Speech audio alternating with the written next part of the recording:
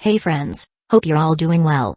We're doing okay too, just really tired since we've been working non-stop. We wanted to answer a question many of you ask: how does our publishing process work?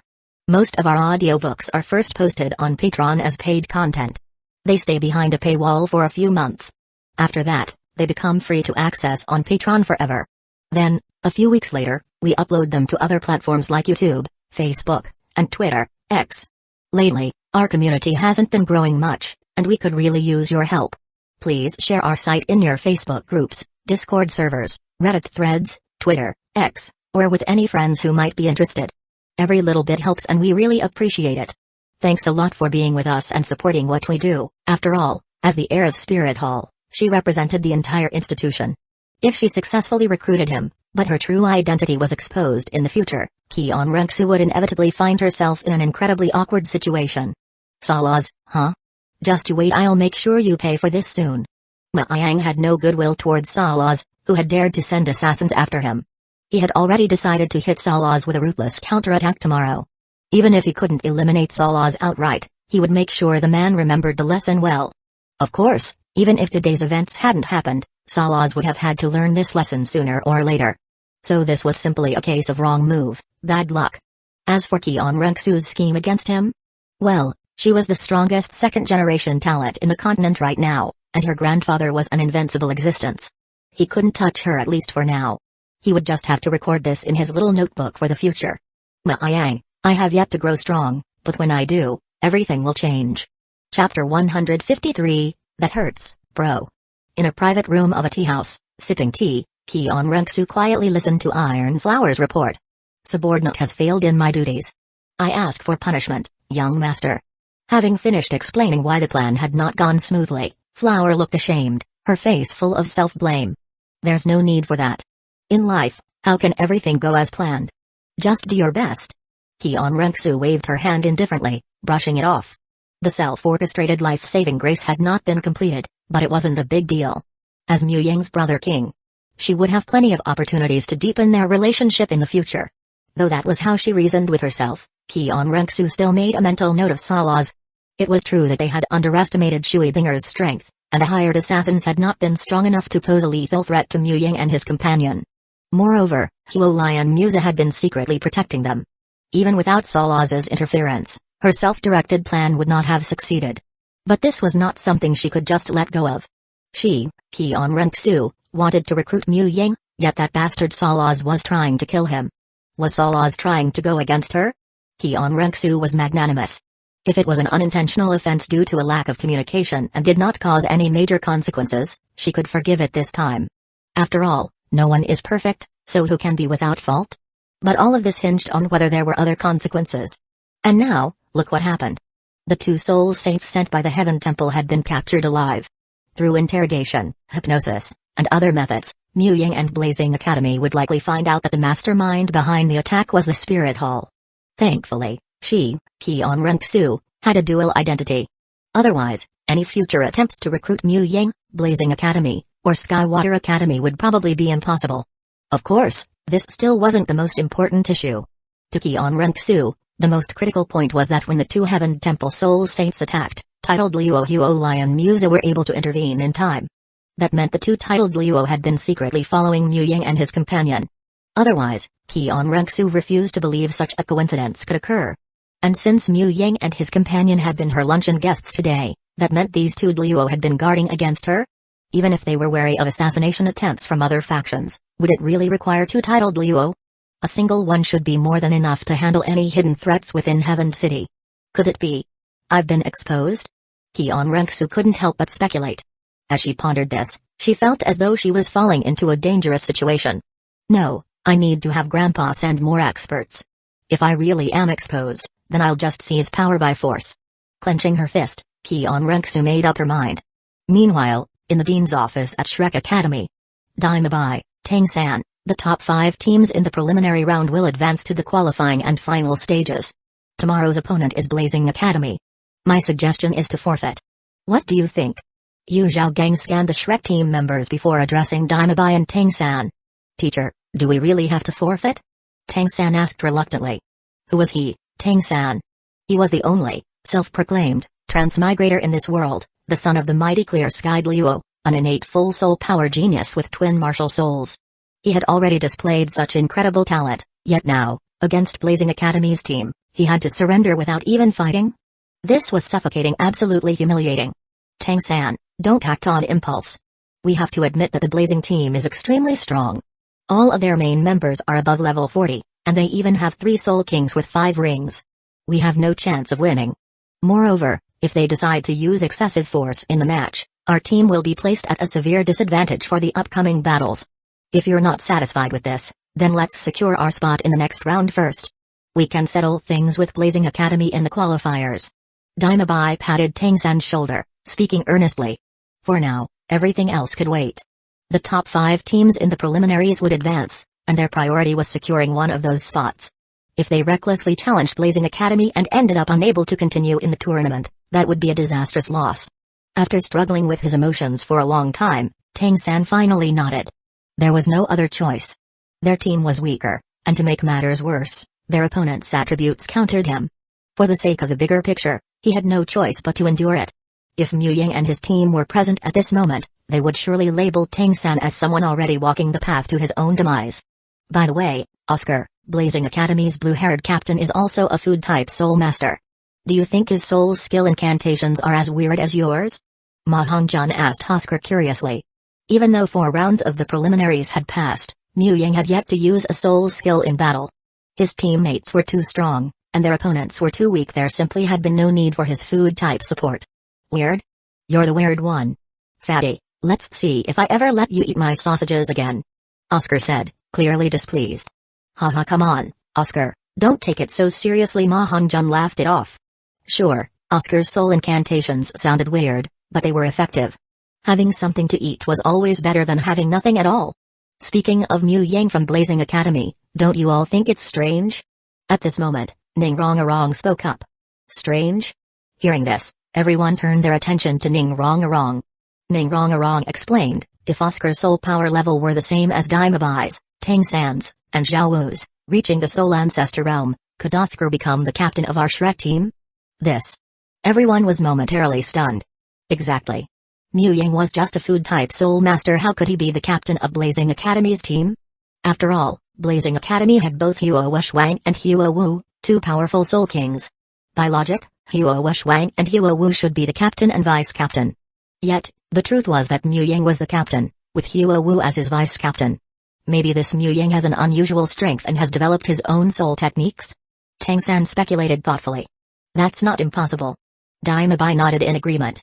Perhaps he can create special soul power-infused food that allows a food-type soul master to fight like a battle soul master. Oscar guessed. Seeing her teammates discussing Mu Ying's strength, the ever-honest Zhao Wu delivered a brutal truth. What does it matter to us? Just based on Blazing Academy's main members' levels and soul ring configurations, even if their captain has little combat ability, we still aren't their match. Shrek team. That hurts, bro. Chapter 154, a slightly altered plan. The next morning, the sun was shining brightly, and the sky was clear. Not bad, it's a good day. Standing at the entrance of the Heaven Grand Hotel, Mu Ying nodded in satisfaction. Such good weather, it called for action. And not just any action, but something big. Before long, under the bright sunlight, a group of people arrived at the Grand Soul Arena. In the resting area, Mu Ying was carefully pondering his next course of action, making sure he hadn't overlooked any details. Today, he planned to take down Tang-san. The commotion that would follow would undoubtedly be huge. This plan had to be as flawless as possible. Flaws could exist, but under no circumstances could they be traced back to him. Otherwise, he would face retaliation from Tang Hao and even the entire Clear Sky set. At that moment, a tournament staff member walked over, bowed slightly to Huo Lion Muzu, and said, Deans, for today's match between Blazing Academy and Shrek Academy has forfeited. Blazing Academy wins by default. What? Shrek forfeited? Mu Ying's eyes widened in shock. Good one, Tang Buddha. The plan hasn't even started yet, and you've already chickened out?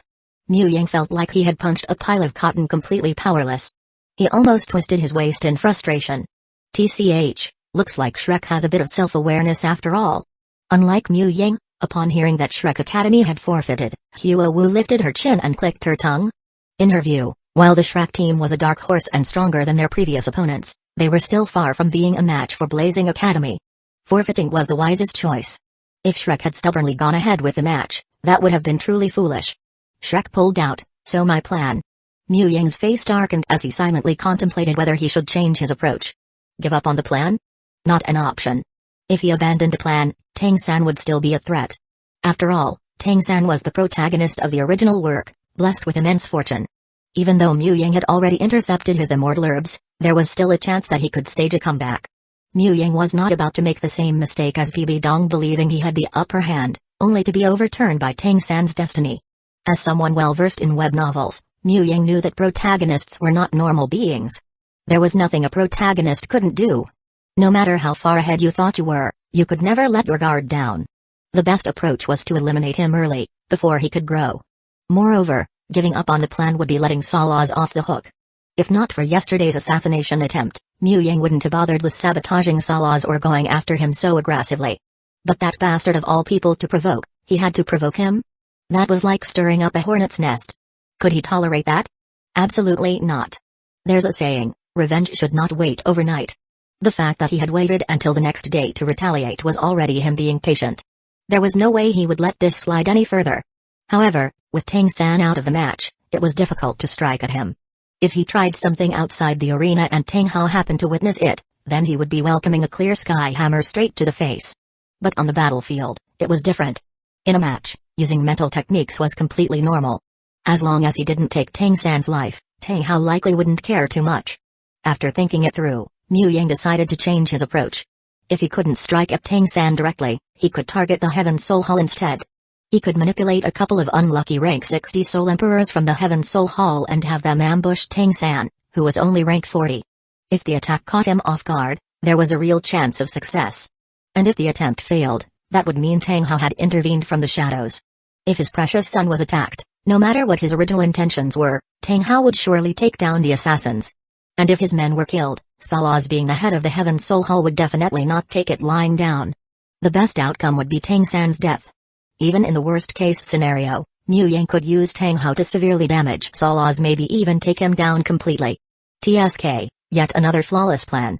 Glancing at the Shrek team still in the resting area, Mu Ying's eyes lingered on Tang-san for a moment before he found an excuse to leave the Grand Soul Arena. There were too many experts inside the arena, making it risky to use his soul capture technique to manipulate targets without being noticed by other powerful spiritual beings. To play it safe, Mu Ying avoided the Soul Hall members who had already arrived at the arena and instead decided to scout outside. Perhaps due to bad luck, even after walking all the way to the Heaven Soul Hall, Mu Ying still hadn't found a rank 60 Soul Emperor from the Soul Hall. After some thought, his gaze landed on a man dressed in a purple robe in the distance. The man was walking toward the Grand Soul Arena, seemingly to watch the match. He was a rank 50 purple robe bishop of the Heaven Soul Hall. Fishing, huh? This was his specialty. From dozens of meters away, Mu Ying discreetly cast his soul capture technique on the burly, fierce-looking purple robe bishop. Go, bring me a black robe bishop. After turning the purple robe bishop into his temporary puppet, Mu Ying gave his command through a spiritual transmission. Half an hour later, just as Mu Ying returned to the Grand Soul Arena, two red robe bishops who originally had no plans to watch the match walked into the arena. At first, Mu Ying had only planned to lure out a couple of rank 60 black robe bishops to serve as disposable pawns. But then he reconsidered Soul Emperors might not be strong enough. So, he went a step further and reeled in two red robe bishops, both soul sages below rank 75. After all, these were Soul Hall experts. Using them for a suicide mission didn't bother him in the slightest. And with two rank 70 soul sages launching a sudden ambush, there was no way Tang-san could react in time. If the hidden Tang Hao failed to intervene immediately, then Tang-san was as good as dead. As for the rank 50 purple robe bishop he first controlled, as well as the rank 60 black robe bishop he used as bait, both of their corpses were currently stored inside the red robe bishop's spatial soul tools.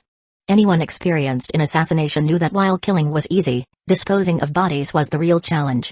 When it was inconvenient to deal with the remains, storing them in a spatial soul tool was the simplest solution. As for exposure, by the time the plan was in motion, it wouldn't matter if Tang Hao or Salaz realized there was a mastermind behind the scenes. On the continent of Douluo, strength ruled reason didn't matter. Once something was done, regardless of the circumstances, someone had to take responsibility for it. Otherwise, in the absence of a clear culprit, who would bear the losses? There was no way either side would simply accept their misfortune. Besides, there was already deep hatred between them, like a powder keg waiting to explode. All it needed was a spark. Chapter 155, 7-in-1 Soul Skill Fusion Technique. When Mu Yang returned to the Great Soul Arena, the 8 teams of the first group for the 5th round of today's preliminary matches had already taken the stage. There were 5 competition arenas. The reason why there were 8 teams instead of 10 in the first group was that 2 teams were absent: Blazing Fire Team and Shrek Team.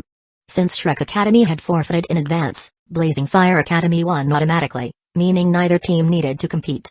Seated in the stands prepared especially for the contestants, Mu Yang's gaze fell upon the northern arena, one of the 5 competition platforms: east, south, west, north, and center. On the northern platform, 2 teams were sizing each other up. One side was the Elephant Armored Academy team, one of the 5 elemental academies, while the other was the Kangui Academy team. The contestants from both sides, salute, release your martial souls, and the match will officially begin in 1 minute. The referee announced loudly. The next moment, Mu Yang saw the 7 members of Kangui team form a peculiar formation. 6 team members arranged themselves in a hexagonal shape, encircling the only 4-ringed soul ancestor level captain at the center. Then, the 7 of them released their soul rings, and their gemstone martial souls materialized in their hands. Interesting. Seeing that all 7 members of Kangui team possessed gemstone martial souls, Mu Yang became intrigued. If nothing unexpected happened, Kangui team was preparing to use their trump card to take down the Elephant Armored Academy team. Among the 28 participating teams in the Heaven Division's preliminary round, based purely on paper strength, the top 6 teams were ranked as follows: Blazing Fire, Skywater, Divine Wind, Thunderclap, Elephant Armored, and Shrek. However, this ranking was based only on the soul power levels of each team's main players. In terms of true strength, Shrek could rank 5th, while Elephant Armored ranked 6th. The reason was simple: Shrek had a 4-ringed Daimabai and a 3-ringed Shuzuking. When they performed their martial soul fusion skill, Netherworld White Tiger, their combined power could temporarily rival that of an early-stage 5-ringed Soul King. Moreover, Tangsan and Zhao Wu were also 4-ringed soul ancestors, and they had Ning Rong, a soul elder of the 7 Treasures Glazed Tile Pagoda, providing support. This made Shrek team strong enough to surpass Elephant Armored team, which had 4 soul ancestors. As for Thunderclap team, their captain, Yu Tankson, hailed from the Blue Lightning Tyrant Dragon clan. With a soul power level of 45, he possessed the powerful Blue Lightning Tyrant Dragon martial soul and his clan's inherited dragonization secret technique. His strength wasn't weak. He could match an early-stage 5-ringed Soul King with poor soul ring configurations. Combined with the support of 4 other 4-ring teammates, Thunderclap team could have ranked even higher than Shrek. Due to the strengthening effect of whale glue on a soul master's physical attributes, both Elephant Armored team and Thunderclap team had members with over-limit soul rings. This allowed them to gain more soul power when advancing, leading to more 4-ringed players than in the original story. Only 5 teams could qualify from the preliminary rounds. This meant that if Kangui Academy wanted to advance to the qualifying and final rounds, they had to defeat at least 2 of the top 6 teams. Since it was easier to target the weaker ones, Kangui team naturally didn't aim for the top 3 teams: Blazing Fire, Skywater, or Divine Wind, each of which had a 5-ringed Soul King. Instead, they set their sights on Thunderclap, Shrek, and Elephant Armored. Although it was only the 5th round of the preliminaries, not even a 5th of the tournament had passed, it was reasonable for them to reveal their trump card to defeat Elephant Armored team. If they missed the chance to defeat the relatively weaker Elephant Armored team, even if they managed to take down Shrek team later, they wouldn't necessarily be able to overcome Thunderclap team. After all, Thunderclap team had consistently ranked either 1st or 2nd in past preliminaries and had built quite a reputation. "Hey, little brother, do you see anything unusual?" Beside him, Hueco asked curiously. Hearing this, Mu Yang pointed at a member of Kangui team on the arena with a soul ring configuration of yellow and said, "Kangui Academy is at least a legitimate advanced soul master academy. Even if they can't compare to our elemental academy, they shouldn't struggle to find 10 contestants with optimal soul ring configurations. Since they sent this person onto the field, there must be a reason. Also, did you notice? All 7 members of Kangui team have gemstone-type martial souls. Indeed, in other academy teams, most contestants had overlimit soul rings that exceeded the conventional optimal configurations.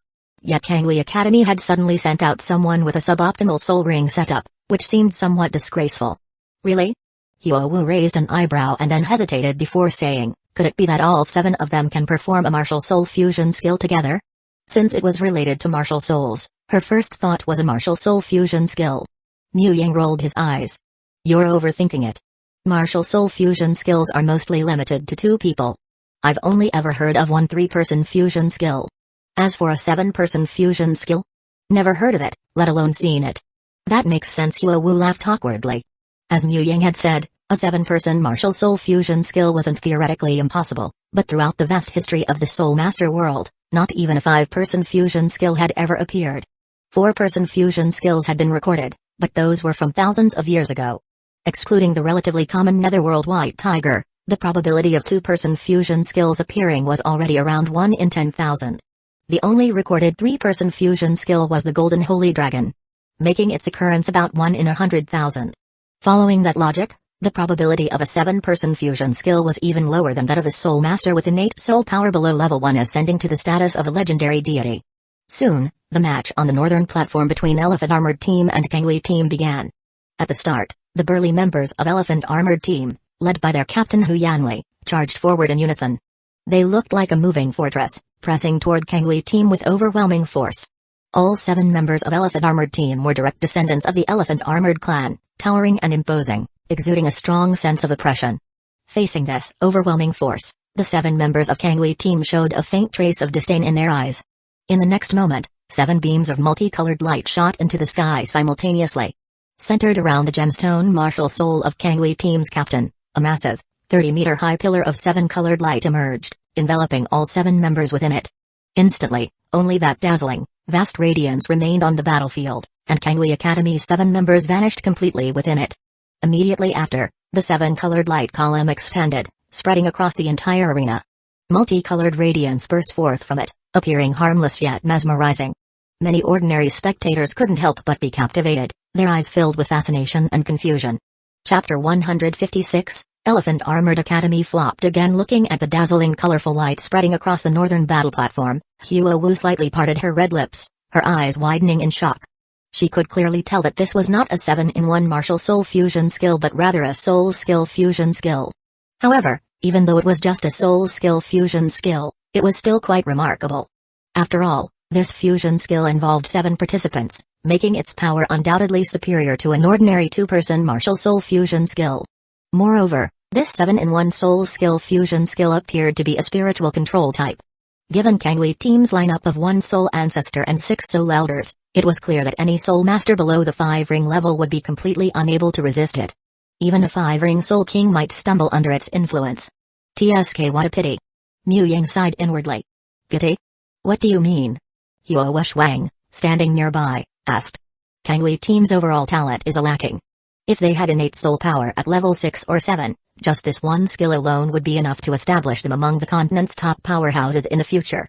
Mu Ying said, shaking his head. He had forgotten the exact name of this 7-in-1 soul skill fusion skill, but he knew its power was nothing to underestimate. Unfortunately, due to the overall weak cultivation talent of these 7, its potential was ultimately limited. Moreover, a soul skill fusion skill was fundamentally different from a martial soul fusion skill. The former merely fused soul skills, while the latter involved the direct fusion of martial souls. Right now, Kangui Team was executing this fusion skill using their captain's 4th soul skill, combined with the 3rd soul skills of the other 6 members. This was undoubtedly pushing the power of a soul skill fusion skill to its absolute peak.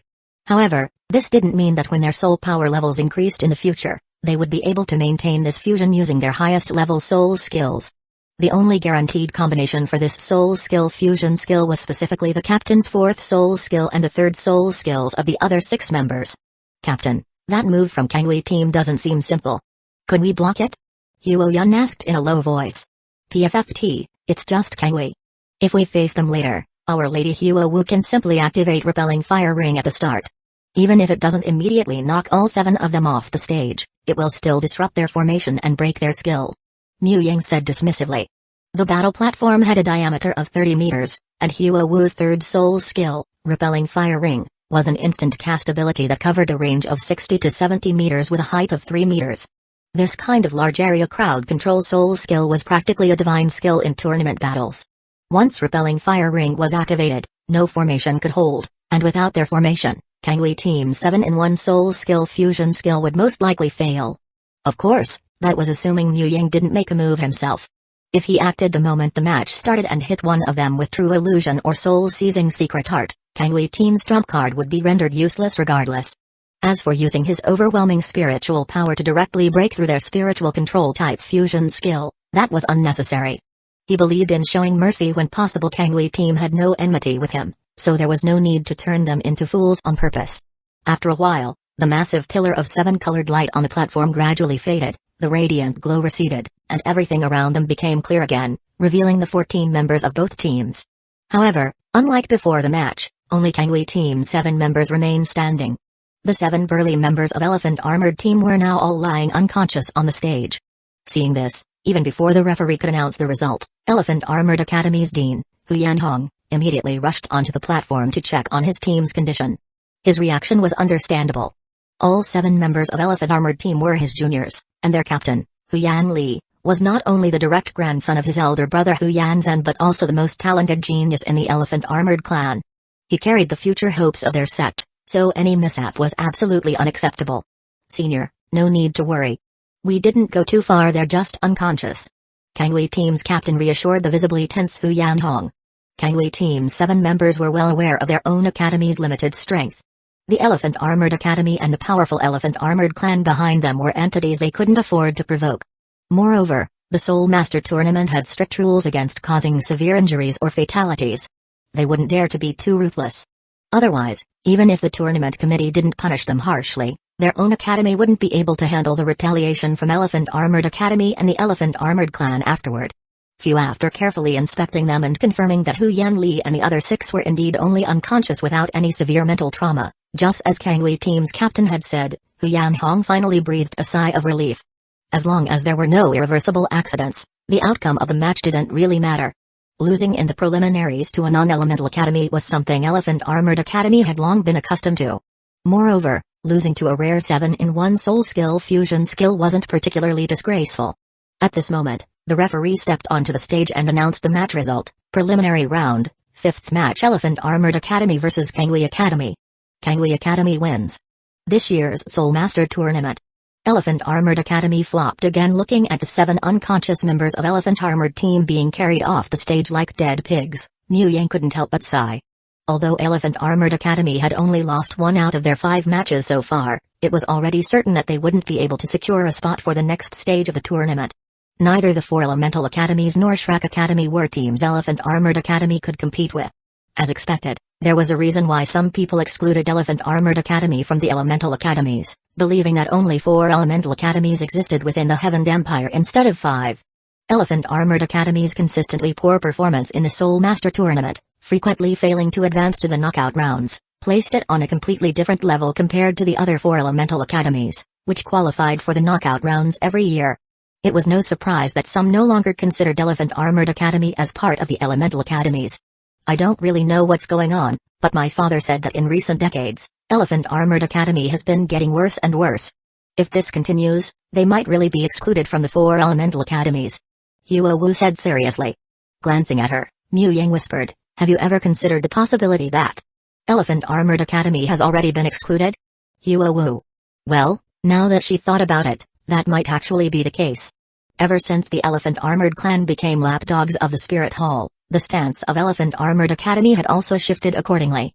Not to mention Thunderclap Academy, which was affiliated with the Blue Lightning Tyrant Dragon Clan, Even Fire, Skywater, and Divine Wind Academies, which had always maintained neutrality, had started subtly distancing themselves from Elephant Armored Academy. Different paths meant no common cause. With their diverging stances and Elephant Armored Academy's declining performance, it was only natural for them to be excluded from the Elemental Academies. Chapter 157, Salas gets sworn. An hour later, the 3 matches concluded, marking the end of the 5th round of the preliminaries. As the battles on each stage wrapped up, the announcer on the main podium held a sound-amplifying soul tool and spoke loudly. The 5th round of the preliminaries has now ended, but we ask all esteemed guests and spectators to remain seated. Up next, His Majesty the Emperor will deliver a speech. Immediately, tens of thousands of spectators who had begun to rise from their seats to leave sat back down. Judging by the atmosphere, it seemed like something major was about to be revealed. Before long, amidst the applause, Emperor Zhu Yi, who was seated at the center of the first row in the VIP section, slowly stood up. His deep voice spread throughout the arena through the soul tool. As everyone knows, the Advanced Spirit Master Academy Elite Tournament is the grandest event on the continent, held once every 5 years. At the same time, this tournament is also the stage where the younger generation of Spirit Masters showcase their abilities. However, just yesterday, within the capital city of Heaven, a truly disgraceful event took place. Pausing for a moment, Emperor Zuyi shot a cold glance at Salaz, who was seated nearby, before continuing. Someone, or some force, had the audacity to defy the heavens and send assassins to attack competing participants within Heaven City. Fortunately, the assassins failed, and the targeted participants remain unharmed. But such actions are nothing short of a provocation against the Empire itself. Here and now, I, Emperor Zuyi, on behalf of the Heaven Empire, solemnly warn all individuals and factions, any actions that harm the tournament participants will be treated as a direct challenge to the Empire, and we will ensure they pay the price. Furthermore, regarding yesterday's assassination attempt, the Empire will fully investigate and uncover the mastermind behind it, making them understand that the Empire will not tolerate such provocations. After finishing his speech, Emperor Zuyi sat back down, and immediately, Ning Fengzi, seated beside him, also stood up. As His Majesty stated, the assassination of tournament participants is not only disgraceful but also an extremely vile act. As one of the three great sects on the continent, my Seven Treasure Glaze Tile sect has always strived for the prosperity of the Spirit Master world, and we are willing to contribute to maintaining the order of the tournament. To prevent such a vile incident from happening again, I now announce that from this moment onward, throughout the remainder of the tournament, my sect's sword Douluo will be stationed in Heaven City. Anyone who dares to harm the tournament participants will face sword Douluo's merciless strike, and we will hold the forces behind them accountable. Saying this, Ning Fengzi, just like Emperor Zuyi, cast a cold glance at Salaz. After the failed assassination attempt yesterday, Hueco had handed over the corpses of the two spirit saints to the tournament committee. Although it wasn't explicitly stated that the assassins were from the Heaven Spirit Hall and acted under Salaz's orders, Emperor Zuyi and Ning Fengzi could easily deduce the truth. Frankly, Ning Fengzi couldn't understand Salaz's actions. Did he not realize that Mu Ying and Shui Binger were not just ordinary spirit masters without backing? Daring to send assassins after the two of them, was Salaz not afraid of retaliation? If Mu Ying and Shui Binger had actually died, the three Douluo of Blazing Fire and Skywater Academy would undoubtedly have slaughtered Salaz in revenge. Even if they had to consider the influence of Spirit Hall and couldn't openly kill him, assassination was always an option.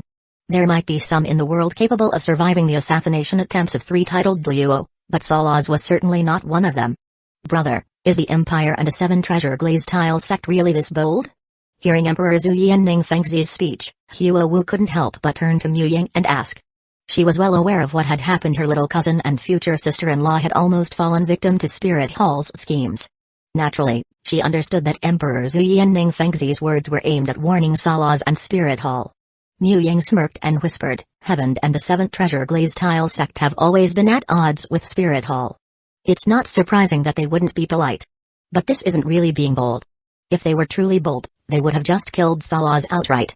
If the situation were reversed, if Spirit Hall were weak and Heaven was strong, then Salaz wouldn't have dared to order an assassination on tournament participants, openly provoking the Heaven Empire. And if he did, Emperor Zuyi wouldn't waste words. He would have killed Salaz on the spot to set an example. Of course, Mu Ying didn't expect the Heaven Empire to avenge him. People often said relying on others was inferior to relying on oneself. Heaven wasn't even considered one of his own, so how could it be a dependable ally? If today's attempt to borrow a knife to kill had failed to drag Salaz down, then if Mu Ying wanted to settle yesterday's score, he had two choices: either wait until he became a divine blacksmith and crafted a 4-word battle armor, or reach the rank of a 9-ring titled Douluo. Until then, unless Salaz pulled another stunt that pushed him over the edge, his life would have to be spared. After all, Salaz wasn't just one of Spirit Hall's 4 great platinum bishops, he was also the Hall Master of the Heaven Spirit Temple, representing the face of Spirit Hall.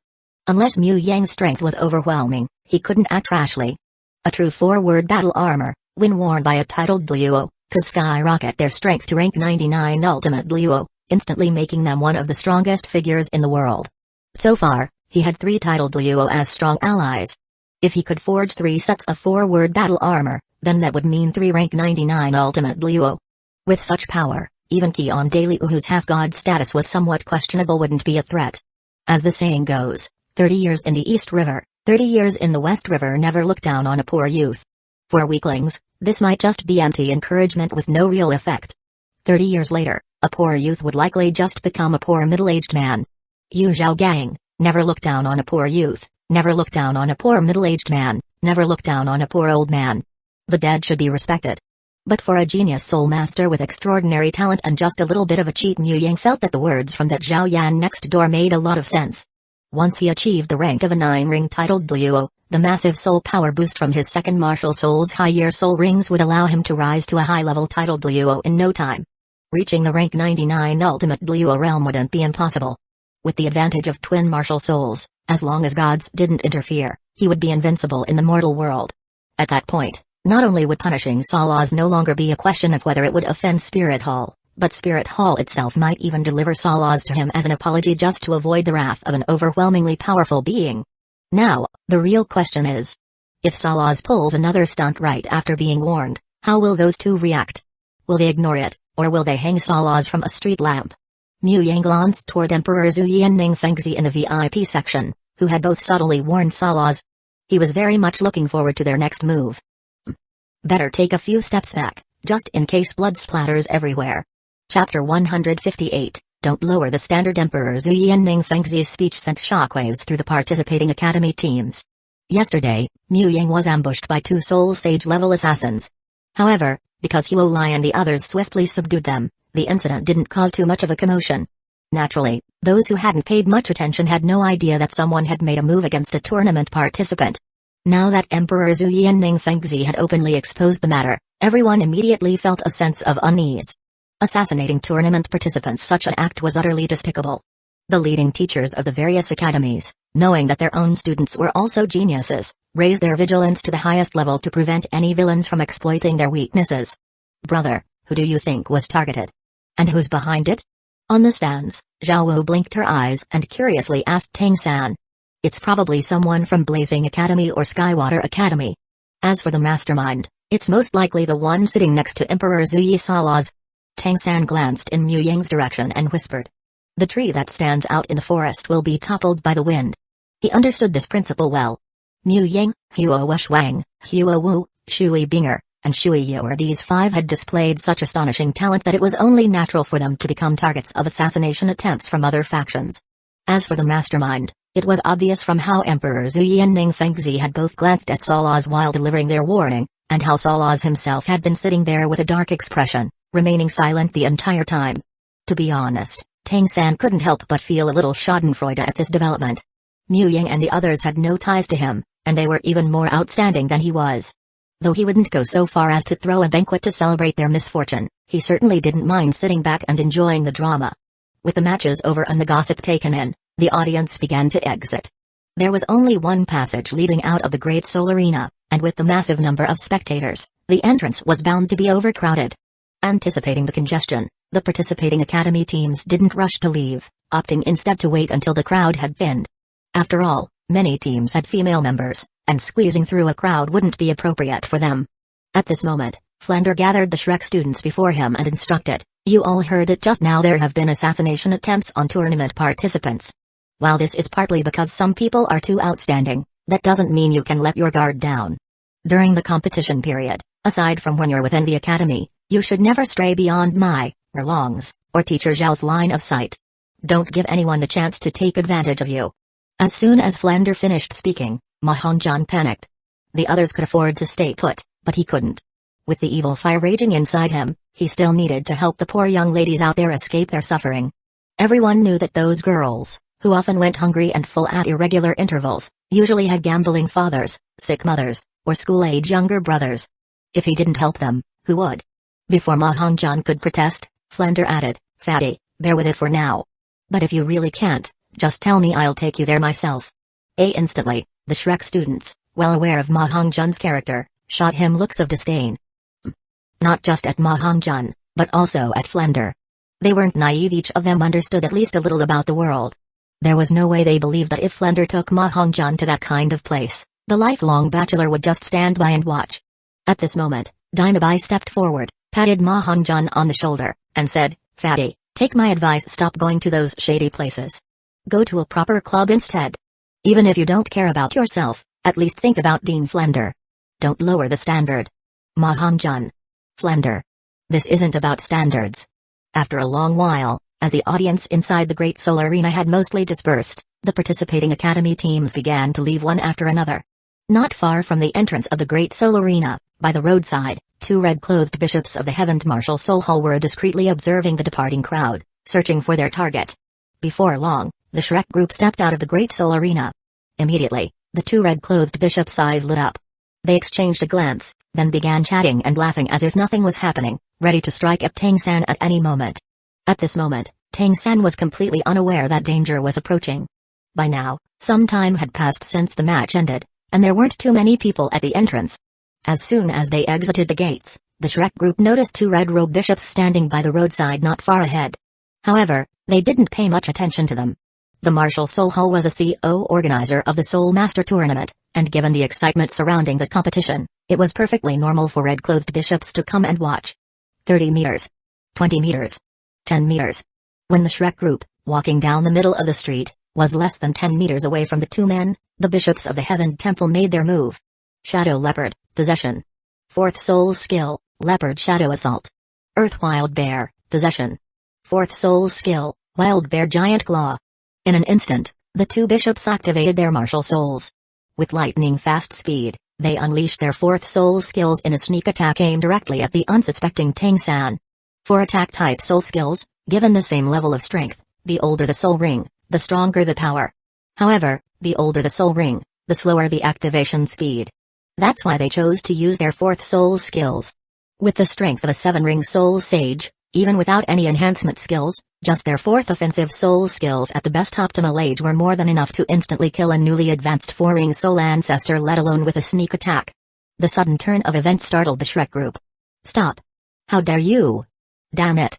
Flender, Long, and Zhao Wuji, all of whom were also 7-ring soul sages, reacted the fastest. The moment the two red-clothed bishops activated their martial souls and launched their ambush, they roared in fury and released their own martial souls. But due to the short distance and the fact that none of them were standing directly in front of the ambush target, Tang-san, it was clear that they wouldn't be able to make an effective counter in time.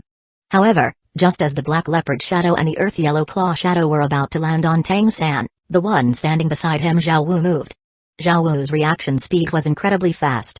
After all, she had lived as a soul beast for many years, and rabbits were naturally among the fastest reacting soul beasts. She had already sensed something amiss the moment the two bishops activated their martial souls. And the instant they unleashed their fourth soul skills in an ambush on Tang-san, Zhao Wu had already completed her martial soul possession.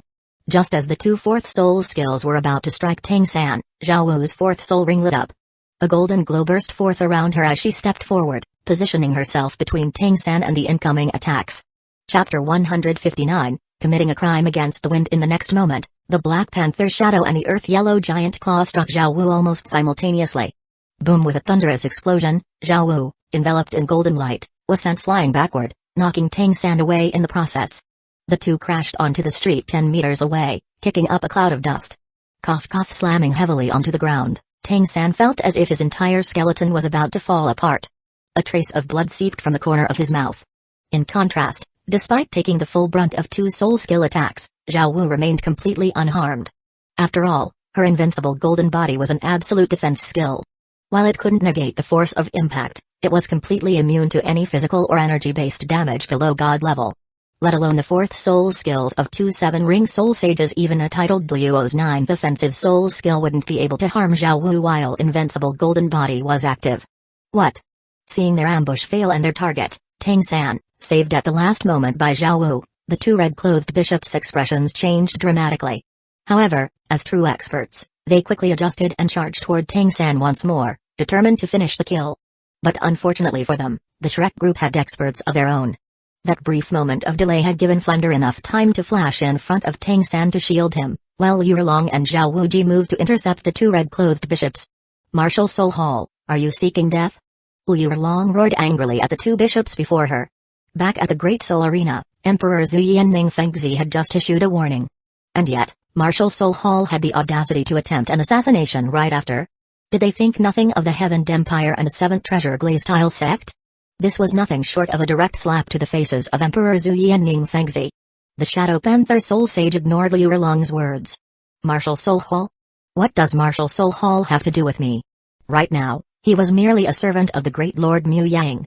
As long as he could kill Tang-san and complete Lord Mu Yang's command, he was willing to sacrifice his life without hesitation. Seventh Soul Skill, Shadow Panther. True. Without hesitation, the Shadow Panther Soul Sage's seventh soul ring lit up as he activated his martial soul avatar.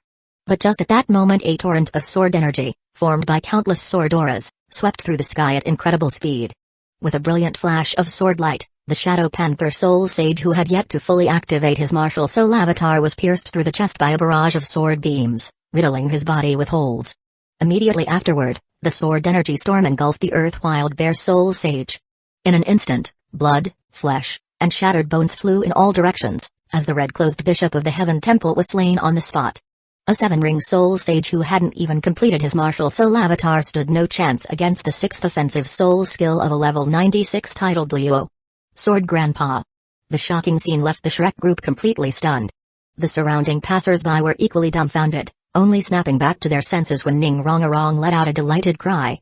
It was only then that they noticed a white-haired figure, wielding a long sword, hovering in the air. Around him, 9 soul rings gleamed brilliantly, yellow, yellow, purple, purple, black, black, black, black, black. Greetings, Sword Douluo. Without hesitation, Flender and the others bowed in salute to the airborne Chenzin. Chenzin gave a slight nod, then descended gracefully, landing beside Ning Rongarong. Rongarong, are you alright? After casting a cold glance at the corpses on the ground, Chenzin's expression softened, his face full of concern as he looked at Ning Rongarong. I was almost scared to death. If it weren't for you, Sword Grandpa, stepping in at the right time. Ning Rongarong huffed in frustration, her face full of anger. How could Marshal Soul Hall be so despicable? Dad and Emperor Zuyi had just warned them, yet they still dared to act so brazenly. Hearing this, Chenzin's face darkened. Lord Ning Fengzi had clearly issued a warning earlier, explicitly stating that he would be stationed in Heaven City to uphold order during the Soul Master Tournament. And yet, Marshal Soul Hall still brazenly ignored this warning and carried out another assassination attempt right in front of the Great Soul Arena's entrance. This was a blatant disregard for him, Sword Douluo Chenzin. If Marshal Soul Hall dared to defy warnings today, then what would stop them from storming the Imperial Palace tomorrow and assassinating Emperor Zuyi? Or from sending assassins to eliminate Sect Master Ning Fengzi himself? Unforgivable. Absolutely unforgivable. Marshal Soul Hall could not be allowed to act so recklessly any longer. They needed to be taught a lesson. Girl, you all should return to the academy first. Dean Flender, leave this matter to me and the Sect Master. Gently patting Ning Rongarong's head, Chenzin turned to Flender and spoke. Then I shall trouble Sword Douluo and Sect Master Ning with this matter. Flender nodded. Marshal Soul Hall's power was overwhelming. Even though this was only the Heavened Marshal Soul Temple, it was far beyond what Shrek Academy could afford to provoke. Since the Seven Treasure Glaze Tile sect was willing to handle the situation, it was a relief for him. However, one thing puzzled Flender: why was Marshal Soul Hall targeting Tang San? Could it be that Zhao San's identity as the son of Lord Haltian has been exposed? Flender silently speculated. As expected of the protagonist, he's still alive after all this. At the entrance of the Great Soul Arena, Mu Ying watched Tang San, who remained relatively unscathed and regretted the failed assassination attempt. Mu Ying, do you think Salaz has gone mad? Glancing at the 2 mutilated red-robed corpses on the street, Shui Binger transmitted her voice to Mu Yang. Yesterday, Heaven Temple had already lost 2 soul sages, and yet today, they dared to commit another assassination attempt only to lose 2 more. Did Heaven Marshal Soul Temple really have so many experts to throw away? Or had Temple Master Salaz completely lost his mind? I'm not sure. But Marshal Soul Hall does have the strength to act so recklessly. Mu Yang responded while secretly pondering Tang Hao's reaction. From the original story, Tang Hao was not the kind of person to swallow his anger. Now that his beloved son had been attacked in broad daylight, he definitely wouldn't let this go. Even though Tang San wasn't killed, Salaz was bound to face serious retaliation. TSK, my fists still aren't strong enough. Otherwise, I'd storm Heaven Temple myself and hang Salaz from the flagpole. True. But Marshal Soul Hall won't be able to stay arrogant for long. Once we become titled Douluo, we'll make them pay, especially that Salaz. Recalling yesterday's assassination attempt, Shui Binger clenched her fists furiously. Night fell. Inside a side hall of Heaven Palace, 6 figures were gathered: Emperor Zuyi, Zhu King, Jugubo, Ning Fengzi, Chenzin, and a specially invited guest, Huo Lai. Everyone, share your thoughts on today's assassination attempt at the Great Soul Arena. Emperor Zuyi looked at the 4 seated individuals and spoke. What's there to discuss? That old dog Salaz is getting too arrogant. Jugubo spoke without hesitation, his tone filled with contempt. Since he dares to act so recklessly, he must be taught a lesson. If we don't put him in his place now, he'll only continue pushing his luck in the future. Chapter 160, The Heaven Spirit Hall Reduced to Ruins, Part 1, Yesterday, upon receiving the news that Salaz had sent people to assassinate Mu Ying, Jugubo nearly jumped in fury. After all, Mu Ying's third soul skill, jade detoxifying ginseng, was directly related to the survival of both him and his granddaughter, Jugu Yan. Salaz dared to send people to assassinate Mu Ying if he succeeded. Where would Jugubo ever find another soul master capable of detoxifying a titled Luo? Just for this reason alone, Jugubo found Salaz particularly displeasing and wished he could smash his head in. That's right, poisoned Luo makes sense. Committing murder in Heaven City twice in a row, this cannot be forgiven. Huo nodded in agreement. He hadn't raised much noise about yesterday's assassination attempt because he was well aware that Spirit Hall had the greater power, and his Blazing Academy was no match for them. He had no choice but to endure. However, Huo never expected that Salaz would be so audacious as to act again the very next day. This was enough for him to realize that his previous endurance was useless. It only made Salaz see Blazing Academy as an easy target, a soft persimmon that Spirit Hall could squeeze at will. Because of this, Huo felt that Blazing Academy had to retaliate, to wake Salaz up and make him think twice before taking action in the future. Poisoned Luo, Tyrant Dragon Luo, there's one thing I haven't had time to tell you. In the storage soul tools of the two red-clothed bishops killed by Sword Luo, we found the corpses of a purple-clothed bishop and a black-clothed bishop. Based on my past impression of Salaz, today's assassination was probably not orchestrated by the Heaven Spirit Hall. Emperor Zuyi said slowly. Of course, what he didn't say was that even considering Tang San's displayed talent, it wasn't enough for Salaz to ignore his and Ning Fengzi's warnings and brazenly take action again. After all, if someone broke the rules for the first time, Heaven Empire and the Seven Treasure Glaze Tile sect might step back considering Spirit Hall's strength. But anyone with a brain would understand that such things cannot be tolerated a second time. Even if Spirit Hall was overwhelmingly powerful, they had to resist. They couldn't afford to retreat twice, otherwise, once they did, there would be a third time, a fourth time, and countless more. What was that saying again? Ah, a cornered dog will jump over the wall. Although the analogy might not be entirely appropriate, the reasoning was sound. Salaz wasn't stupid, he would have understood this. Oh? There's more to this? Raising an eyebrow, Huo was slightly surprised. If it wasn't Spirit Hall, could it have been orchestrated by the Starluo Empire? Maybe these two red-clothed bishops were actually spies planted by Starluo in the Heaven Spirit Hall? They might have planned this assassination to create an irreconcilable conflict between the Empire and Spirit Hall, so they could sit back and watch the show. Hyeon Renksu speculated. Regardless of whether Spirit Hall was behind this or not, as the young master of Spirit Hall, she had to do everything possible to distance them from this incident. King's reasoning is not without merit. Ning Fengzi thought for a moment and found this theory quite plausible. After all, Heaven Empire and the Seven Treasure Glaze Tile sect feared Spirit Hall, but Spirit Hall also didn't want to tear its relationship with them apart. However, Chinzin shook his head and disagreed. This still doesn't make sense.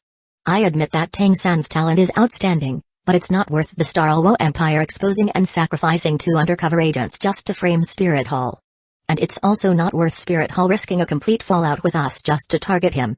If Spirit Hall was truly behind this, then their actual target must be Tyrant Dragon's relative. Since they have already offended him once, Spirit Hall wouldn't mind doing it again. Moreover, the young talents of Blazing Academy and Skywater Academy do indeed have remarkable potential. If the Starluo Empire was behind this, their real goal would have been to make us and Spirit Hall fight to the death. In that case, they wouldn't have chosen Tang San as the target but rather Rong. Compared to Rong, what background does Tang San even have? Tang Hao, are you saying my son has no background? Sword Luo has a point. But if it wasn't Spirit Hall, and it wasn't the Starluo Empire, then who could be behind this? Tapping his fingers against the armrest, Emperor Zuyi asked in confusion. Mu Ying, not to brag, but that would be me. At that moment, Huo spoke up. In my opinion, whether or not Spirit Hall was behind this, Salaz must be the culprit. Since they couldn't determine the real mastermind, they could only pin it on Salaz. After all, Salaz already had a record, and the assassins were red-clothed bishops of Heaven Spirit Hall. It should be noted that within the hierarchy of Heaven Spirit Hall, red-clothed bishops were already high-ranking officials, second only to Salaz, the Platinum Bishop and Hall Master. Moreover, with 2 consecutive assassination attempts, someone had to be held accountable. And Salaz, as the Hall Master of Heaven Spirit Hall, was the perfect scapegoat. Of course, Huo had his own personal reasons too. Salaz sent people to assassinate my nephew. Who else would I go after but him? Here's what we'll do: detain Salaz first. After the Empire communicates with Spirit Hall, we'll decide how to handle him. Emperor Zuyi finally made a decision. After all, Salaz wasn't just anyone, he represented Spirit Hall's authority. Executing him outright wasn't an option. However, Emperor Zuyi could already foresee that once Salaz was blamed for this, Spirit Hall would not allow him to live. To the world at large, Spirit Hall still had a good reputation. If someone like Salaz, who had committed such underhanded acts, continued to hold a high-ranking position, it would only tarnish Spirit Hall's image.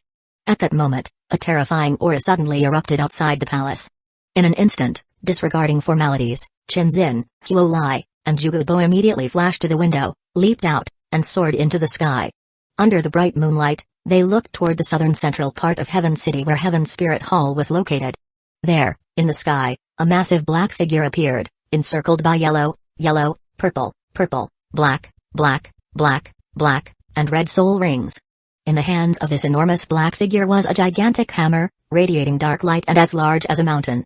That's Clear Sky True Form. 100,000-year ninth soul ring. Tang Hao? Seeing the gigantic Hao Tian true form, Chinzin couldn't help but exclaim in shock. Even though he couldn't see the person's face clearly, Chinzin immediately recognized that this was Tang Hao. After all, in the entire world, the only people with 100,000-year ninth soul ring on a clear sky hammer were either Tang Chen, who had vanished for years, or Tang Hao himself. The next moment, the massive clear sky true form raised its colossal hammer and smashed it down toward Heaven Spirit Hall. Chapter 161, The Heaven Spirit Hall Reduced to Ruins, Part 2, Boom. As the giant hammer descended, a deafening explosion resounded throughout the entire Heaven City. During this time, Chinzin and the other two saw powerful figures leaping out from within the Heaven Spirit Hall, attempting to stop the falling hammer. But without exception, none were able to resist. The experts of the Heaven Spirit Hall were like mantises trying to stop a chariot, all crushed to dust beneath this overwhelmingly domineering power. Boom. Boom. Boom. The black-light giant hammer struck down one after another, making the entire Heaven City feel like it was experiencing a massive earthquake. In the blink of an eye, more than 10 consecutive hammer blows fell. The once majestic main hall of the Heaven Spirit Hall, along with its numerous subsidiary halls and side halls, was completely reduced to ruins. Humphrey. As the Heaven Spirit Hall was reduced to rubble, a disdainful snort echoed through the air. The massive clear sky avatar in midair dissipated, and a tall, black-robed figure soared away into the night. After a long moment, snapping out of their shock, Huolai hesitantly said, Salaz. He should still be inside the Heaven Spirit Hall, right? Most likely. Jugubo, still a bit stunned, nodded. In the past, Tang Hao became a titled Luo and hammered the Spirit Hall's Pope, Qian Xunji, to death. And today, he has smashed the Heaven Spirit Hall into ruins. TSK, truly bold. Clicking his tongue, Chinzin couldn't help but sigh in amazement. If conditions allowed, he would really want to personally give Tang Hao a thumbs up. For no other reason than the fact that in the entire continent, only Tang Hao alone had the courage and audacity to do something like this. Now, the question was what could have driven Tang Hao, who had not been heard of in the Soul Master world for so long, to suddenly destroy the Heaven Spirit Hall. Could it be that Salaz or someone else from the Heaven Spirit Hall had provoked Tang Hao? Uncle Jian, what exactly happened? At this moment, inside the hall, Ning Fengzi and the other two walked to the window, looking at Chinzin hovering outside. Due to their vantage point, even though the commotion outside was loud, Ning Fengzi was still unaware that the Heaven Spirit Hall had already been reduced to ruins. The Heaven Spirit Hall has been smashed into ruins. Ning Fengzi. Zuyi Emperor. Qian Renxu. Elsewhere, at the Heaven Grand Hotel. By the window, under the bright moonlight, Mu Yang stared in shock at the ruins of the Heaven Spirit Hall in the distance. As expected, when it came to audacity, Tang Hao was unmatched. Among all the soul masters in the world, bravery was divided into 8 parts. Tang Hao alone held a full measure, while the rest combined still lacked 2. The illustrious name of the clear-skied Luo was definitely not exaggerated. Tang Hao was truly worthy of his title. Initially, Mu Yang had thought that Tang Hao would, at most, just kill Salaz to avenge his dear son. But he had never expected that Tang Hao would directly wield his hammer, taking on the role of a demolition team leader and forcefully raising the entire Heaven Spirit Hall to the ground. If nothing unexpected happened, the name Clear-Skied Luo would once again resound throughout the entire Soul Master world in no time. After all, the Heaven Spirit Hall was not just some ordinary branch hall or sub-hall found in regular cities. There were only 2 such spirit halls across the entire continent, one in Heaven City and one in Starluo City, both representing the prestige of the Spirit Hall. Now that the Heaven Spirit Hall had been reduced to ruins, this news would be impossible for the Spirit Hall to cover up. In other words, Spirit Hall was doomed to lose face. The only question left was, how many powerful soul masters would Spirit Hall send to hunt down Tang Hao? Unlike in the past when he killed Qian Xunji, Tang Hao had not actually been the true culprit behind the Pope's death. Moreover, Qian Xunji had made the first move by coveting Tang Hao's wife, the Blue Silver Emperor, for her 100,000-year soul ring and soul bone.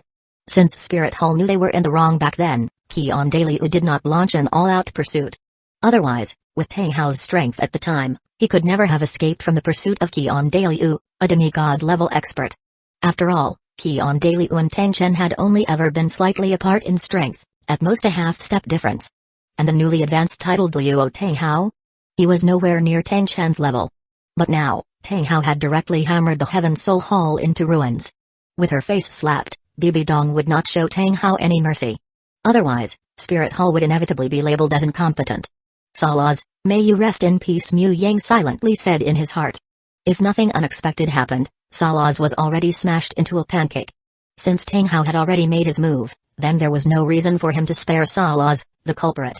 And honestly, although today's borrowing a knife to kill scheme didn't manage to take down Tang San, things still worked out in an unexpected way. At least, Salas was successfully sent away.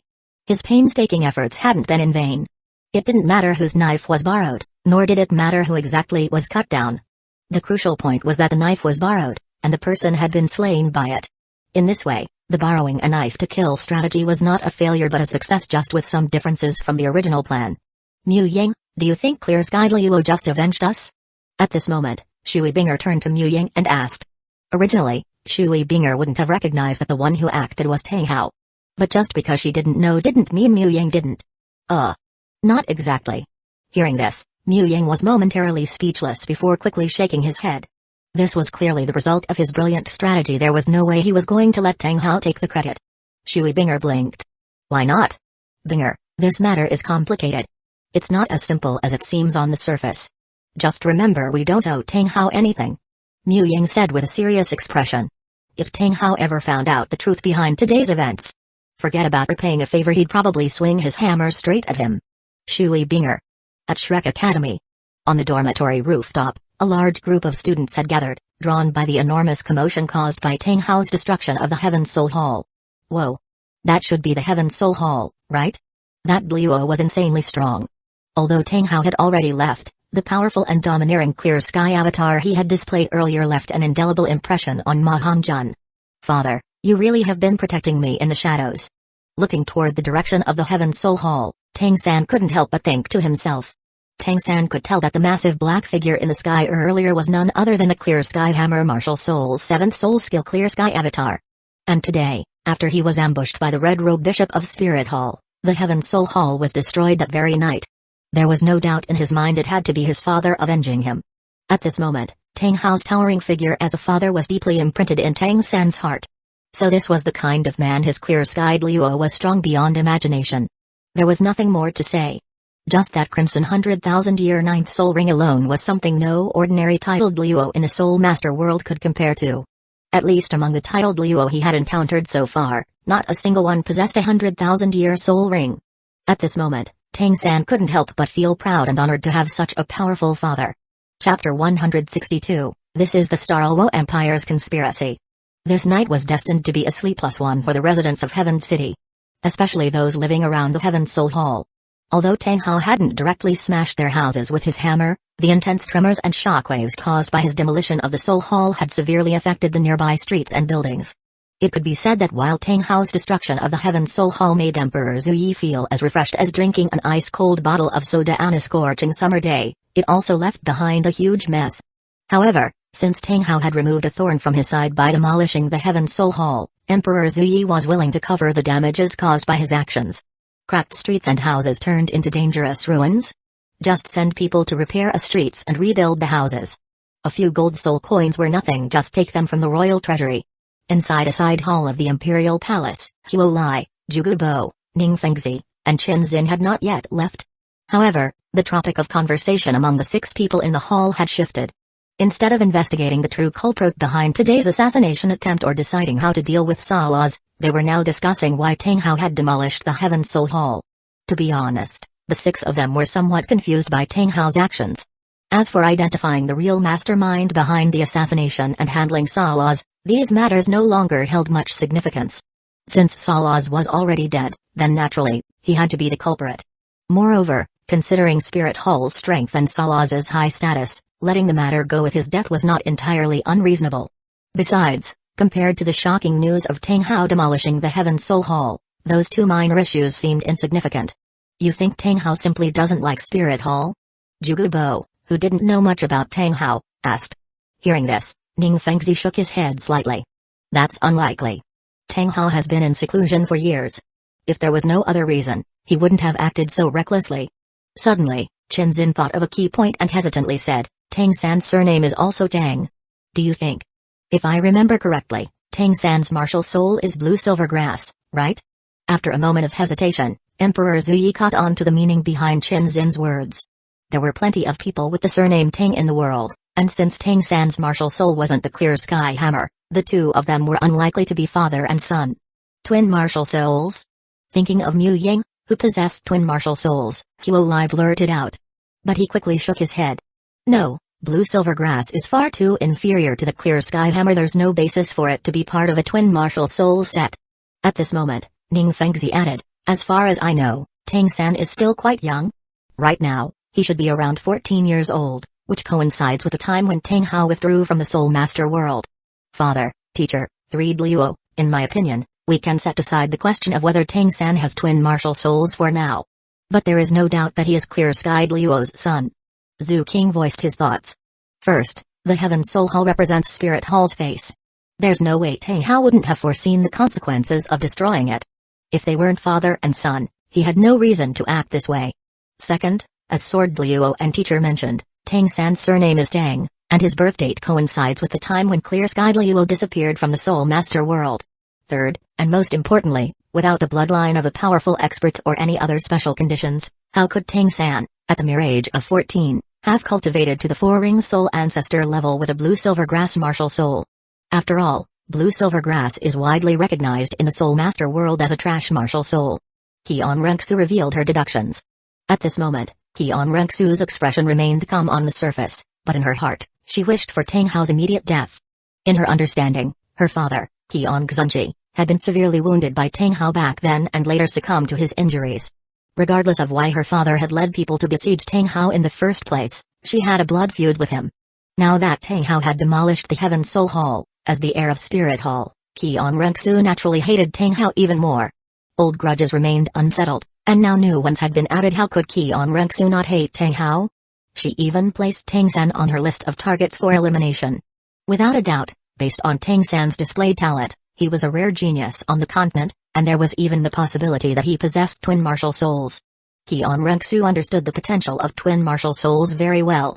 After all, her mother, Bibi Dong, was one of the extremely rare twin martial soul masters on the continent. Before she went to infiltrate the Heavened Empire years ago, her grandfather Qian Dalu had already told her that back when her mother, Bibi Dong, was only in her 30s, she had not only reached the titled Luo level but was also among the most powerful of them. As long as she and her mother joined forces, the continent would eventually be theirs. Thus, with Tang San's potential being so great, perhaps even enough to grow into the second coming of Lan's Invincible, Qian Renxu planned to eliminate him as soon as possible. Are you calling her love-struck? The angelic lady indeed had a hidden tendency for romantic obsession, but it definitely wasn't something that could be triggered by just anyone.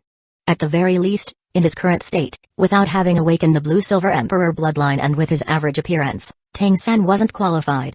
Moreover, pure looks alone weren't enough to trigger Qian Renxu's hidden romantic trait. A pair of the same generation, possessing outstanding appearance, and also being able to defeat her, these were the key conditions required to awaken Qian Renxu's romantic obsession. If Tang San truly is Tang Hao's son, then I can believe that today's assassination attempt had nothing to do with Spirit Hall. After a long silence, Ning Fengzi sighed.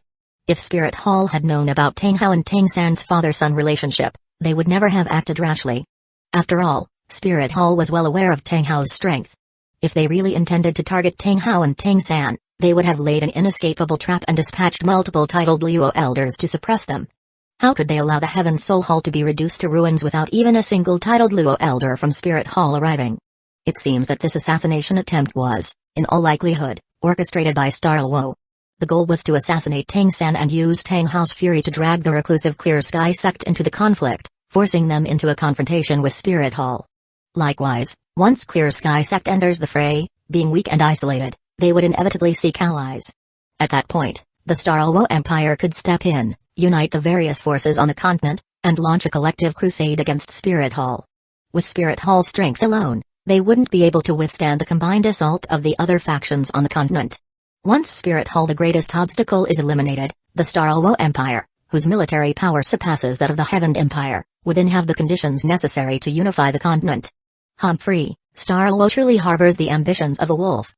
In order to cover their tracks, they even sent high-level spiritual-type soul masters to use mind control techniques on 2 red-robed bishops of the Heaven Soul Hall to carry out the assassination of Tang San. If the assassination had succeeded, Starluo might have really gotten away with it. Emperor Zuyi felt that his analysis, or rather, his mental conjecture, had uncovered the hidden truth behind this assassination attempt. Emperor Zuyi, this is the Starluo Empire's conspiracy. Chapter 163, well, I got exposed. Mind control? Huolai's pupils shrank sharply as he considered a possibility. Then, suppressing the shock in his heart, he asked Emperor Zuyi in a calm tone, Your Majesty, are you saying that the reason those 2 red-robed bishops attempted to assassinate Tang San today was because someone had controlled their minds? I can't guarantee it with absolute certainty, but the likelihood is extremely high. Previously, I mentioned that in the storage soul tools of those 2 red-robed bishops, there were also the corpses of 2 purple-robed bishops and black-robed bishops. These 2 corpses had no physical wounds and died due to mental attacks. After examining the bodies, it was discovered that their time of death was today. If nothing unexpected happened, a powerful expert proficient in mind control infiltrated Heaven City today and, through these 2, successively took control of the 2 red-robed bishops. It is even possible that when the red-robed bishops attempted to assassinate Tang San, that expert was nearby, not far from the scene. Emperor Zuyi spoke with firm conviction. Huolai. Proficient in mind control, 2 corpses that died today, plus a certain someone who had left his sight for a period in the morning. Damn it. Huolai suddenly had a feeling that the reason Tang Hao demolished the Heaven Soul Hall tonight wasn't as complicated as they had imagined. It wasn't some grand conspiracy by the Starluo Empire at all, rather, it was simply because a certain someone was petty and sought revenge for being wronged. Mu Ying, I even waited until the next day to take revenge. How am I petty? With a mix of emotions, Huolai left the Heaven Imperial Palace and returned to his lodging at the Heaven Grand Hotel. Knock, knock, knock. As soon as he arrived, Huolai knocked on Mu Ying's door. Coming. A voice answered from inside. Shortly after, Mu Ying opened the door. Once inside, after closing the door, Huolai set up a barrier of soul power to isolate their conversation from the outside world. Then, he said in a tone full of irritation, Zhao Yang, tell me exactly what you did today. Hearing this, Mu Ying's heart trembled, and he looked at Huolai in shock. No way? I made my moves so discreetly, and he still managed to figure it out? Do titled Luo have such sharp eyes? Mu Ying, well. I got exposed. Wait. No, this probably isn't about sharp eyes. If Huolai were an outsider, he naturally wouldn't have been able to make the connection. But Huolai wasn't an outsider. He knew that Mu Ying possessed a secret soul-controlling technique capable of affecting even an ordinary 7-ring soul sage. Combining that with the fact that Salaz had sent assassins after him yesterday, Mu Ying both had the motive and the ability. It wasn't impossible for Huolai to deduce that the 2 red-robed bishops' assassination attempt on Tang San was orchestrated by him. Shrugging his shoulders, Mu Ying sighed helplessly. Alright then, since you're not an outsider, there's no need to hide it from you. Originally, I just wanted to teach Salaz a lesson. I didn't expect things to escalate this much, to the point where even the Heaven Soul Hall got destroyed. To be honest, even Mu Ying hadn't anticipated that Tang Hao would go as far as to completely demolish the Heaven Soul Hall. So it really was you, brat. At this moment, Huolai only felt his head buzzing. Aside from himself and Mu Ying, probably no one else in the world would ever guess that the reason Clear Sky Luo demolished the Heaven Soul Hall was all because the Hall Master of Heaven Soul Hall, Salaz, had tried to assassinate a mere 5-ring Soul King and suffered retaliation. And the most absurd part? This entire sequence of events was orchestrated by this little 5-ring Soul King himself, without relying on his elders. Running into a ruthless little monster like Mu Ying, Salaz must have been hit with the worst luck of his lifetime. Not only did he get smashed into a pancake himself, but he also dragged the entire Heaven Soul Hall down with him. If Salaz somehow survived tonight, he would probably die of sheer frustration. After a long silence, Huolai finally snapped out of his shock. His expression turned serious as he said, "You've got some guts, huh? You even dared to mess with the Heaven Soul Hall. Listen carefully, don't let a single word of this leak out, or even I won't be able to protect you. Also, don't ever use that mind control technique in front of outsiders again." I got it." Mu Yang quickly nodded obediently. Huolai rolled his eyes. "I hope you really got it." Having raised Mu Yang since childhood, Huolai knew his nephew had been precocious from an early age, had strong opinions, and was exceptionally talented. Coupled with the favor of a great being, he was destined to become the most dazzling existence in the continent's Soul Master world. But Huolai never expected that Mu Yang had silently pulled off such a big move. He had even managed to entangle both the Heaven Soul Hall and clear-skied Luo in his schemes. That was truly audacious. Suddenly, Huolai recalled an important detail and asked, "Did you know that Tang-san is clear-skied Luo's son?" Tell me, is it possible that as long as someone investigates Tang-san's background, they'll inevitably find out that Tang-san is Tang Hao's son?" "What do you mean?" Huolai was slightly surprised. If it weren't for tonight's events, even Emperor Zuyi and Ning Fengzi wouldn't have known about Tang Hao and Tang-san's father-son relationship. Spreading his hands, Mu Yang said, "Tang-san's father is named Tang Hao. A lot of people know this. It's just that most people assume Tang Hao is just a lousy blacksmith rather than the legendary clear-skied Luo." Huolai. Although Mu Yang hadn't personally investigated Tang-san's background, he knew that anyone who went to Saint Soul Village in Nuoding City to inquire would quickly learn that Tang-san had a blacksmith father named Tang Hao. Speaking of which, in the original work, before Tang-san revealed his Clear Sky Hammer martial soul at the Soul Master Tournament, the Spirit Hall didn't even know he was Tang Hao's son. That was definitely a failure on their part. Take Su Yantao, for example. He didn't even bother to report a child with innate full soul power. And the Nuoding City Spirit Hall didn't report a blue silver grass soul master with innate full soul power. Mu Yang really didn't know how to even begin criticizing them. Additionally, Bibi Dong kept saying she loved Yu Zhaogang, but when he finally took in a personal disciple, she didn't even have people investigate his background properly. That love must have had some serious issues. As for the claim that she didn't know, if she didn't even know her crush had taken in a personal disciple, then what kind of love was that? Yu Zhaogang, no love left, let everything be destroyed. Time shifted slightly backward. Under the night sky, countless figures left Heaven City overnight, spreading the news of the Heaven Soul Hall's destruction to their respective factions. Among them, excluding numerous minor forces, there were the Starluo Empire, the Blue Lightning Tyrant Dragon Clan, and, of course, the Spirit Hall. The destruction of the Heaven Soul Hall meant that every Soul Master inside had perished under the Clear Sky Hammer. However, this didn't mean that all Spirit Hall members in Heaven City were wiped out. There were always those who, for various reasons, hadn't been inside the hall at the time. The Hall Master was dead, the hall itself was destroyed. Such an earth-shattering event naturally had to be reported to the Supreme Pontiff's Palace in Spirit City immediately. Chapter 164, The Unspeakable P Deal. The next day, the preliminaries continued as usual. The Soul Master Tournament was organized by the Heaven and Starluo Empires, with the Spirit Hall merely acting as a CO organizer. The destruction of the Heaven Soul Hall would not significantly impact the tournament. Moreover, the tournament had a set schedule. If the progress of the Heaven Division's preliminaries was delayed, it would greatly affect the subsequent advancement matches and the finals. As long as conditions permitted, the tournament could not be postponed. Now that Solaz was dead, the highest-ranking members left in the Heaven Soul Hall were merely red-robed bishops. Lacking figures of significant weight, they were unqualified to represent the Spirit Hall in the front row of the VIP section. Since even 3 prominent figures couldn't be gathered for the front row of the VIP section, Emperor Zuyi, to demonstrate Heaven Empire's emphasis on the tournament, specially invited 5 titled Luo, Chenxin, Jugubo, Huolai, Muzu, and Shuiyiniu. In the end, Chenxin, Jugubo, and Huolai accepted the invitation and took their seats in the front row of the VIP section, while Muzu and Shuiyiniu politely declined. Emperor Zuyi sat in the center, with Ning Fengzi and Chenxin to his left, and Jugubo and Huolai to his right. By morning, the 6th round of the preliminaries was about to begin. Gazing at the tens of thousands of spectators filling the stands, Emperor Zuyi once again delivered a speech.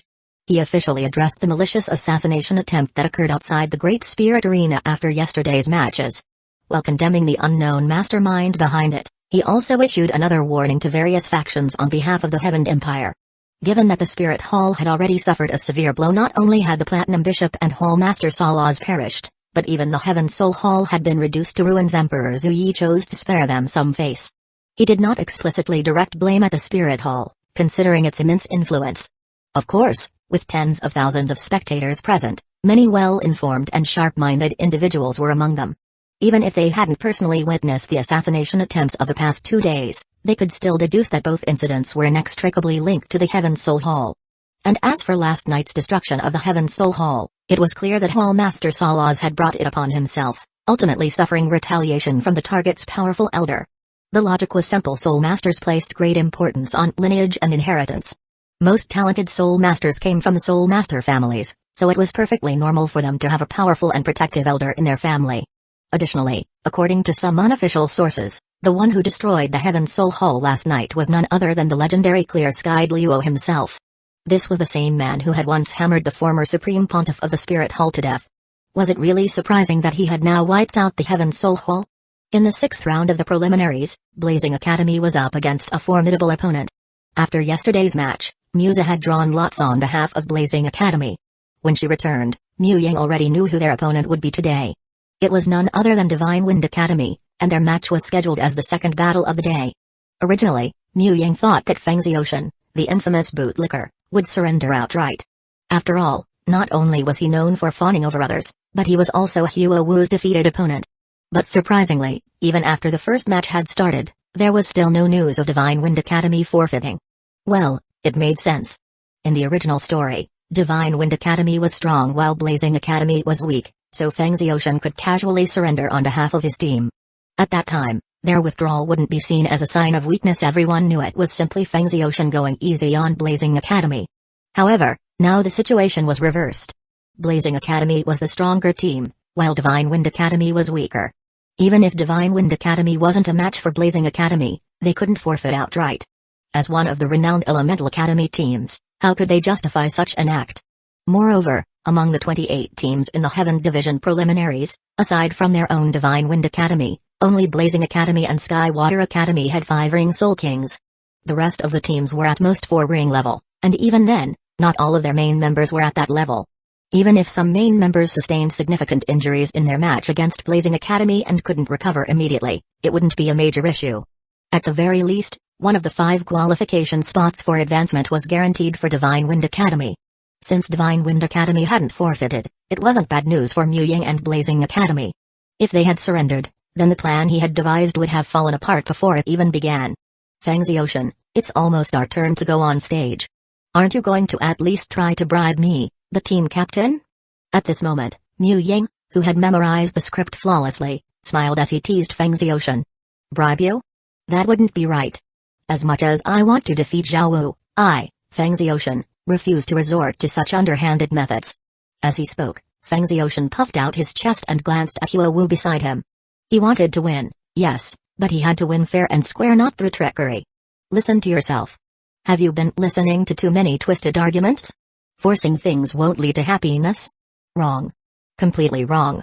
How can you know whether the fruit is sweet or not if you don't take a bite?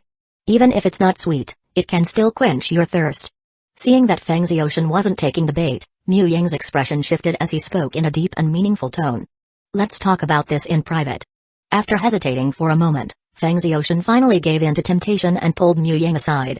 After all, his goddess had promised that as long as he could defeat her, she would give him a chance to pursue her. Hyo saw and heard their conversation and actions, but since she had read the script beforehand, she merely glanced at them with a blank expression before looking away. Brother Mu, how exactly does this work? Once they were alone, Feng Ziyoshan, unable to contain his excitement, eagerly inquired about the bribery deal. His manner had even shifted from calling Mu Ying by his full name to the more familiar Brother Mu. That depends on your sincerity. In Blazing Academy's team, my word is law. Aside from Hua Wu, everyone, including Hua Shuang, listens to me. If your sincerity is enough, then it's not impossible for Hua Shuang and the others to suddenly feel unwell and be unable to fight properly today. Mu Ying spoke with deep implication. Immediately, Feng Ziyoshan's eyes widened. Good heavens, feeling unwell and unable to fight properly? At this rate, his goddess's real opponent wasn't an external threat but internal sabotage. But this was fantastic. He loved it. Brother Mu, my sincerity is absolutely genuine. Just say the word. No matter what it is, I, Feng Ziyoshan, will make sure it's done. Feng Ziyoshan pounded his chest in assurance. Mu Ying waved a hand dismissively and said, no need for anything extravagant, just promise that whenever I need your help, You'll support me unconditionally. For real? Feng Ziyoshin was stunned. This was blatant match fixing in the Soul Master tournament, yet the price was just this. Putting aside everything else, if Mu Yang ever really needed his help, would Feng Ziyoshin even refuse? After all, Divine Wind Academy and Blazing Academy had a great relationship, and Mu Yang, being an extremely talented food-type Soul Master, was someone that anyone would want to befriend as long as there was no bad blood between them. Not to mention, Mu Yang was his goddess's cousin. Yes, his goddess's cousin was practically family. Mu Yang nodded. It's as real as it gets. Deal? Deal. Thus, Mu Yang successfully roped Feng Ziyoshin into his scheme, while Feng Ziyoshin, thinking he had struck a great bargain, unknowingly walked right into a secret and unspeakable deal. Chapter 165, The Arena Battle Divine Skill. It didn't take long before the first match of the morning ended, and the teams for the second match took the stage. Following the entrance passage and stepping into the Soul Tool light beams projected from the Grand Soul Arena's dome, Mu Yang led Blazing Academy's 6 main members onto the central battle stage amid the cheers of the audience. Blazing Academy versus Divine Wind Academy. Both teams had competitors at the 5-ring Soul King level. If their match wasn't placed on the central battle stage, it simply wouldn't make sense. VIP section. Dean Huo, I have a question. Would it be convenient for you to clarify something for me? Glancing at the 7 members of Blazing Academy who had stepped onto the central battle stage, Ning Fengzi turned to Huo Lai, who was seated 2 seats away, and asked. Master Ning, feel free to ask. If it's something I can answer, I certainly won't keep it from you. Huo Lai smiled as he responded. Dean Huo, I'm quite curious considering that they are all 5-ring Soul Masters. Why is the captain of Blazing Academy's team the food type Mu Yang, rather than the power attack type Huo Washwang or the control type Huo Wu? Ning Fengzi asked, puzzled. Hearing this, Chen Xin, Emperor Zhu Yi, Zhuge Bo, and even most of the distinguished guests in the VIP section turned their attention to Huo Lai. Among them, Qian Renxu was particularly intrigued. They were all baffled. Why would Blazing Academy appoint a food-type Soul Master as their team captain? Haha, the position of team captain was elected by the young ones themselves. The academy did not interfere. Huo Lai laughed it off without directly revealing that Mu Yang had earned the captaincy through his own combat strength. After all, none of the people present were his own, and Huo Lai had no intention of exposing Mu Yang's true strength. If word got out, it could attract even more hostility. In fact, if he hadn't recently advanced to rank 95 titled Dalu, and if his profound cultivation method and soul core hadn't pushed his strength to the level of a rank 96 titled Dalu, he might not have even allowed Mu Yang, Huo Wu, and Huo Washwang to participate in the Soul Master tournament. Similarly, Shui and Yu had once shared this concern. After all, even if they performed outstandingly in the Soul Master tournament, it wouldn't bring much tangible benefit to the elemental academies. Talented Soul Masters who were willing to join the elemental academies wouldn't be dissuaded just because the academy failed to achieve a high ranking, while those who had no intention of joining wouldn't suddenly change their minds just because the academy performed well. At their level, their position was already at the ceiling. Whether they performed slightly better or worse wouldn't change much. On the contrary, if Mu Yang and the others participated, they would inevitably attract malice from various forces. The assassination attempt plotted by the Heaven Soul Hall the other day was a prime example. However, since it had been a long time since the Academy last won the Soul Master Tournament Championship, and since the young ones enjoyed the excitement while also possessing strong capabilities, Huo Lai and Shui Yin-Yu ultimately decided to let Mu Yang, Shui Binger, and the others compete in this year's Soul Master Tournament. 3 titled Luo. Moreover, ones who maintained a neutral stance were present. As long as they remained cautious and did not leave any openings, they would at least be able to protect a few juniors without any issues. It was not uncommon for geniuses in the Soul Master world to die from assassinations. However, most of those who perished were talented Soul Masters of civilian origin. For geniuses with strong backgrounds, those who wished to strike at them had to first consider whether they could withstand the consequences of retaliation. In this regard, the now deceased Salaz had set a great example for the world. With Salaz as a warning, the early demise rate of talented Soul Masters on a continent should decrease over the next few years. As for why Salaz dared to order the assassination despite knowing that Mu Yang had 3 titled Luo backing him? Perhaps in Salaz's view, as long as the job was clean and no evidence was left behind, Blazing Academy and Skywater Academy would not dare to openly challenge the Spirit Hall. Central Battle Stage. With both teams ready, the referee announced loudly, preliminary round, 6th match Blazing Academy vs Divine Wind Academy. Both teams, salute and release your martial souls. The match will officially begin in 1 minute. After both teams saluted, soul power flared up. Beast souls possessed their hosts, weapon souls manifested, and the arena shone with yellow, purple, and black soul rings. Just by looking at the number and colors of the soul rings, the audience could already gauge the strength of the two teams. Blazing Academy had 3 Soul Kings and 4 Soul Ancestors, totaling 31 soul rings. Divine Wind Academy had 1 Soul King and 6 Soul Ancestors, totaling 29 soul rings. Not only was Divine Wind Academy at a disadvantage in terms of total soul rings, but their soul ring ages were also clearly inferior.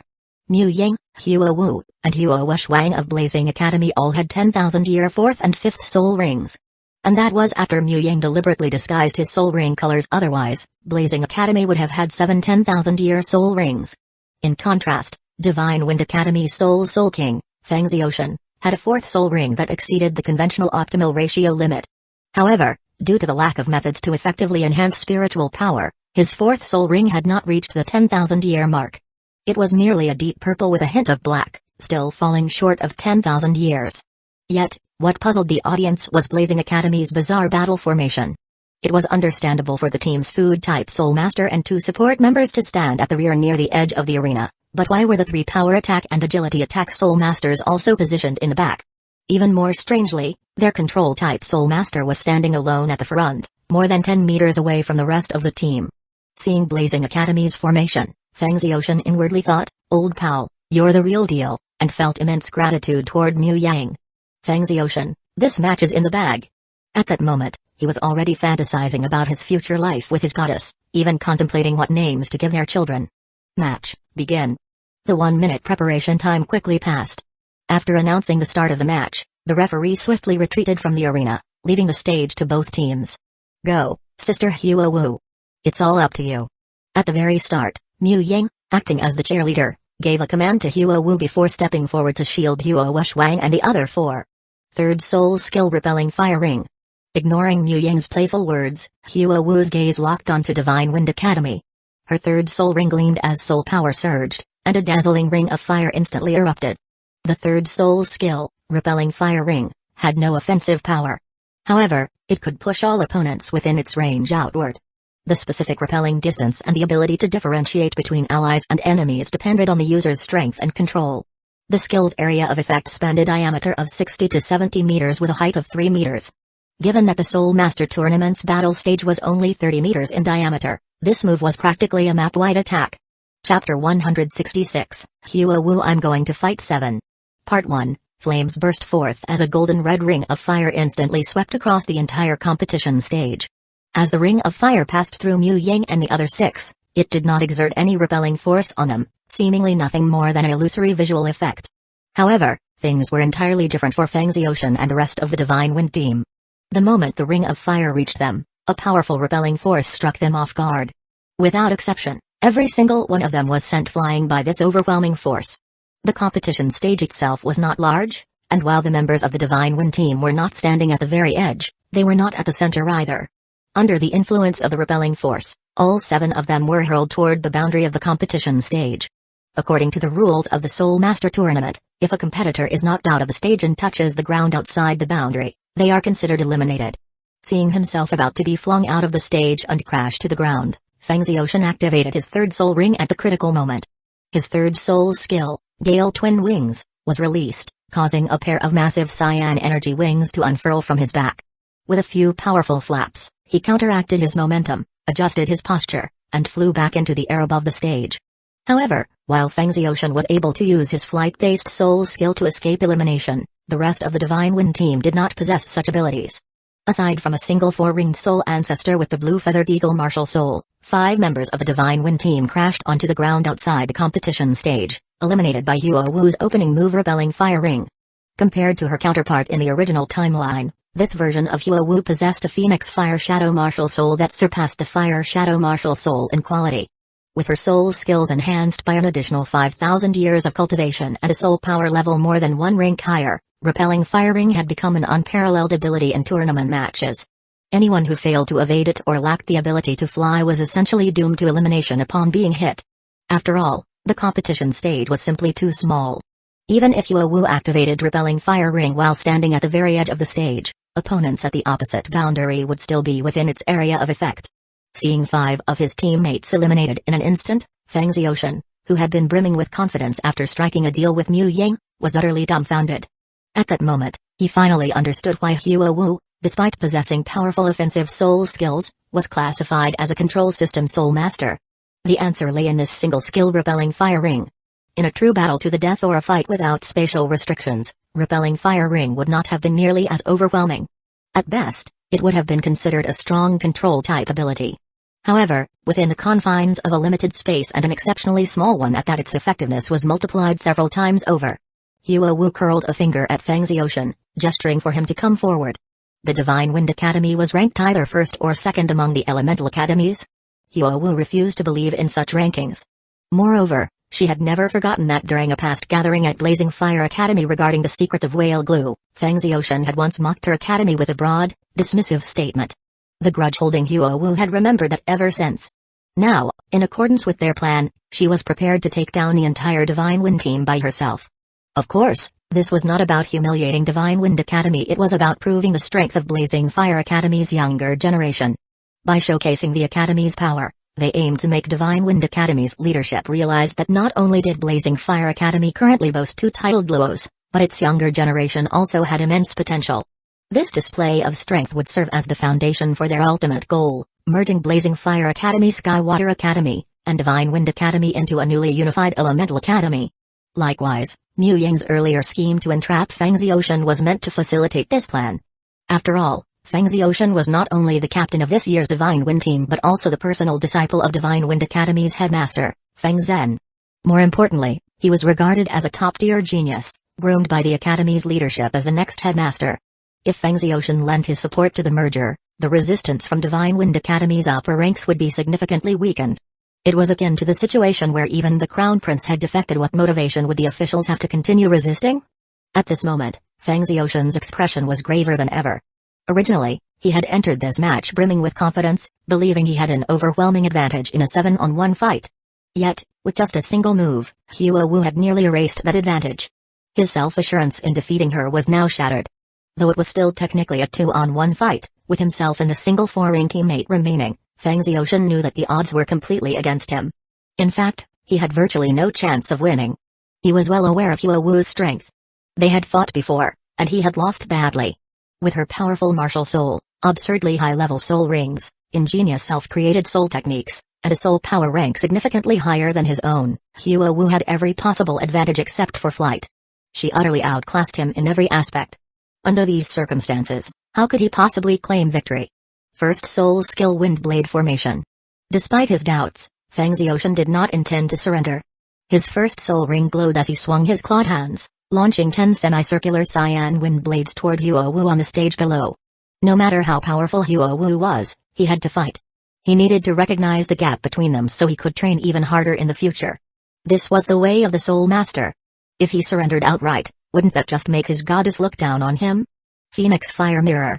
Seeing the wind blades approach, Hueco's golden red aura shone brightly. 6 crimson gold, foot-long circular mirrors manifested around her before swiftly intercepting the incoming wind blades. Just like how Mu Yang mastered the Ice Flame secret art, Hueco had also learned a variant Phoenix Fire secret art, a fire-based adaptation. While she wasn't as skilled in it as Mu Yang, she was more than capable. Boom. Boom. Boom.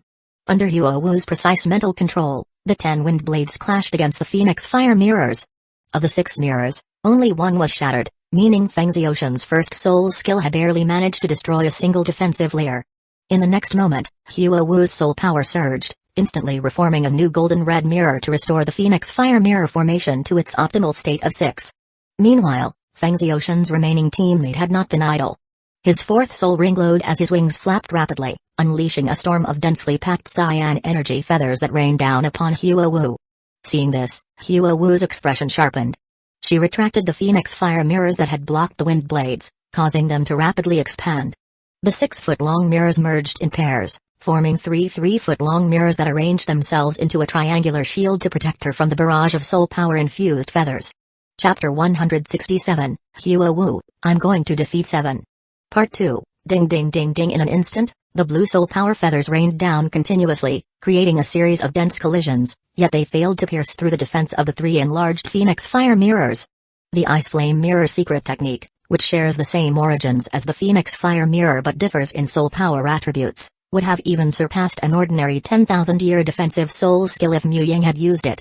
Even though Huo-Wu's mastery of the secret technique wasn't as refined as Mu Yang's, it was still comparable to a 10,000-year defensive soul skill. Moreover, with her strength as a rank 58 Soul King, which rivaled that of many newly advanced Soul Emperors, the Phoenix Fire Mirror was not something a 4-ring Soul Ancestors group attack soul skill could break. Seeing Huo-Wu effortlessly block his 4th soul skill, the Blue Feather Eagle Soul Master hovering in the air felt an overwhelming sense of powerlessness. Even his most powerful offensive soul skill had no effect, proving that Huo-Wu's strength was on an entirely different level, one that he could not hope to match. Clang at that moment, as a strong soul power fluctuation erupted, a resounding phoenix cry echoed across the stage. A divine bird, engulfed in golden red flames, soared into the sky. Originally, the ultimate moves of the Ice Flame secret technique and its elemental variants all formed dragons, such as the Ice Flame Dragon, the Extreme Ice Dragon, and the Extreme Fire Dragon. However, to help its users better unleash its full power, Mu Yang had spent some time developing a Phoenix version. Since then, Shui Binger's Extreme Ice secret technique ultimate move had changed from Extreme Ice Dragon to Extreme Ice Phoenix, and Huo-Wu's Phoenix Fire secret technique had transformed from Extreme Fire Dragon to Extreme Fire Phoenix. For Shui Binger, who possessed the Ice Phoenix Martial Soul, and for Huo-Wu, whose Phoenix Fire Shadow Martial Soul could manifest Phoenix Flames, the Phoenix version of the technique was a much better fit than the Dragon version. Watching the golden red Extreme Fire Phoenix rise into the sky, the various academy teams seated around the arena were all visibly stunned. Among them, the most shocked were the members of the Shrek team. Although they weren't the ones facing the Extreme Fire Phoenix, and they weren't entirely sure how powerful Huo-Wu's secret technique was, just the aura emanating from it made them realize it was beyond anything they could contend with. "Fatty, did you see that? Now that's a real Fire Phoenix." Recovering from his shock, Oscar patted Ma Hongjun on the shoulder and teased him. Of course, there was another half of his sentence that he left unsaid just to spare his friend some dignity. "Oscar, what you have is just a fire-breathing chicken. Humphrey Evil Fire Phoenix is still a phoenix. She's a peerless genius, of course, I can't compare to her. Just like you can't compare to Mu Yang from the Blazing Fire Battle Team." Hearing the underlying mockery in Oscar's words, Ma Hongjun shot back without hesitation. "Come on, we're all in the same boat here. My Evil Fire Phoenix may not be as impressive as the Phoenix Huo-Wu summoned through her secret technique, and it may not be on the same level as Shui Binger's Ice Phoenix Martial Soul either, but you, Oscar, aren't any better. At least I'm not as awkward as you and your soul incantations. Oscar." On the battlefield, the golden red Extreme Fire Phoenix soared high into the air. Its dazzling phoenix wings flapped as it charged toward Feng's Ocean. Second soul skill, Shadow of Fire Bath. Fourth soul skill, Radiant Sunk. Immediately afterward, Huo-Wu's second and fourth soul rings lit up consecutively. The 3 enlarged Phoenix Fire mirrors that had been protecting her dispersed and returned to 6 golden red mirrors orbiting around her. In that instant, her Phoenix Fire Shadow Martial Soul behind her ignited with a layer of golden red flames. Under the enhancement of her Amplification Soul skill, her aura surged dramatically. At the same time, Huo-Wu brought her hands together in front of her chest, where golden red phoenix flames began to gather. As she poured an immense amount of soul power into it, within moments, a blazing golden fireball took shape. Go! Locking onto the Blue Feather Eagle Soul Master in midair with her spiritual power, Huo-Wu let out a clear shout. The dazzling golden fireball she held high above her head shot out at an incredible speed. She had already eliminated 5 members of the Divine Wind Battle Team at the start with her repelling fire ring. Now, if she could take down this Blue Feather Eagle Soul Ancestor as well, then only Feng's Ocean would remain. And once it was down to just Feng's Ocean Humphrey, Huo-Wu could crush him however she pleased.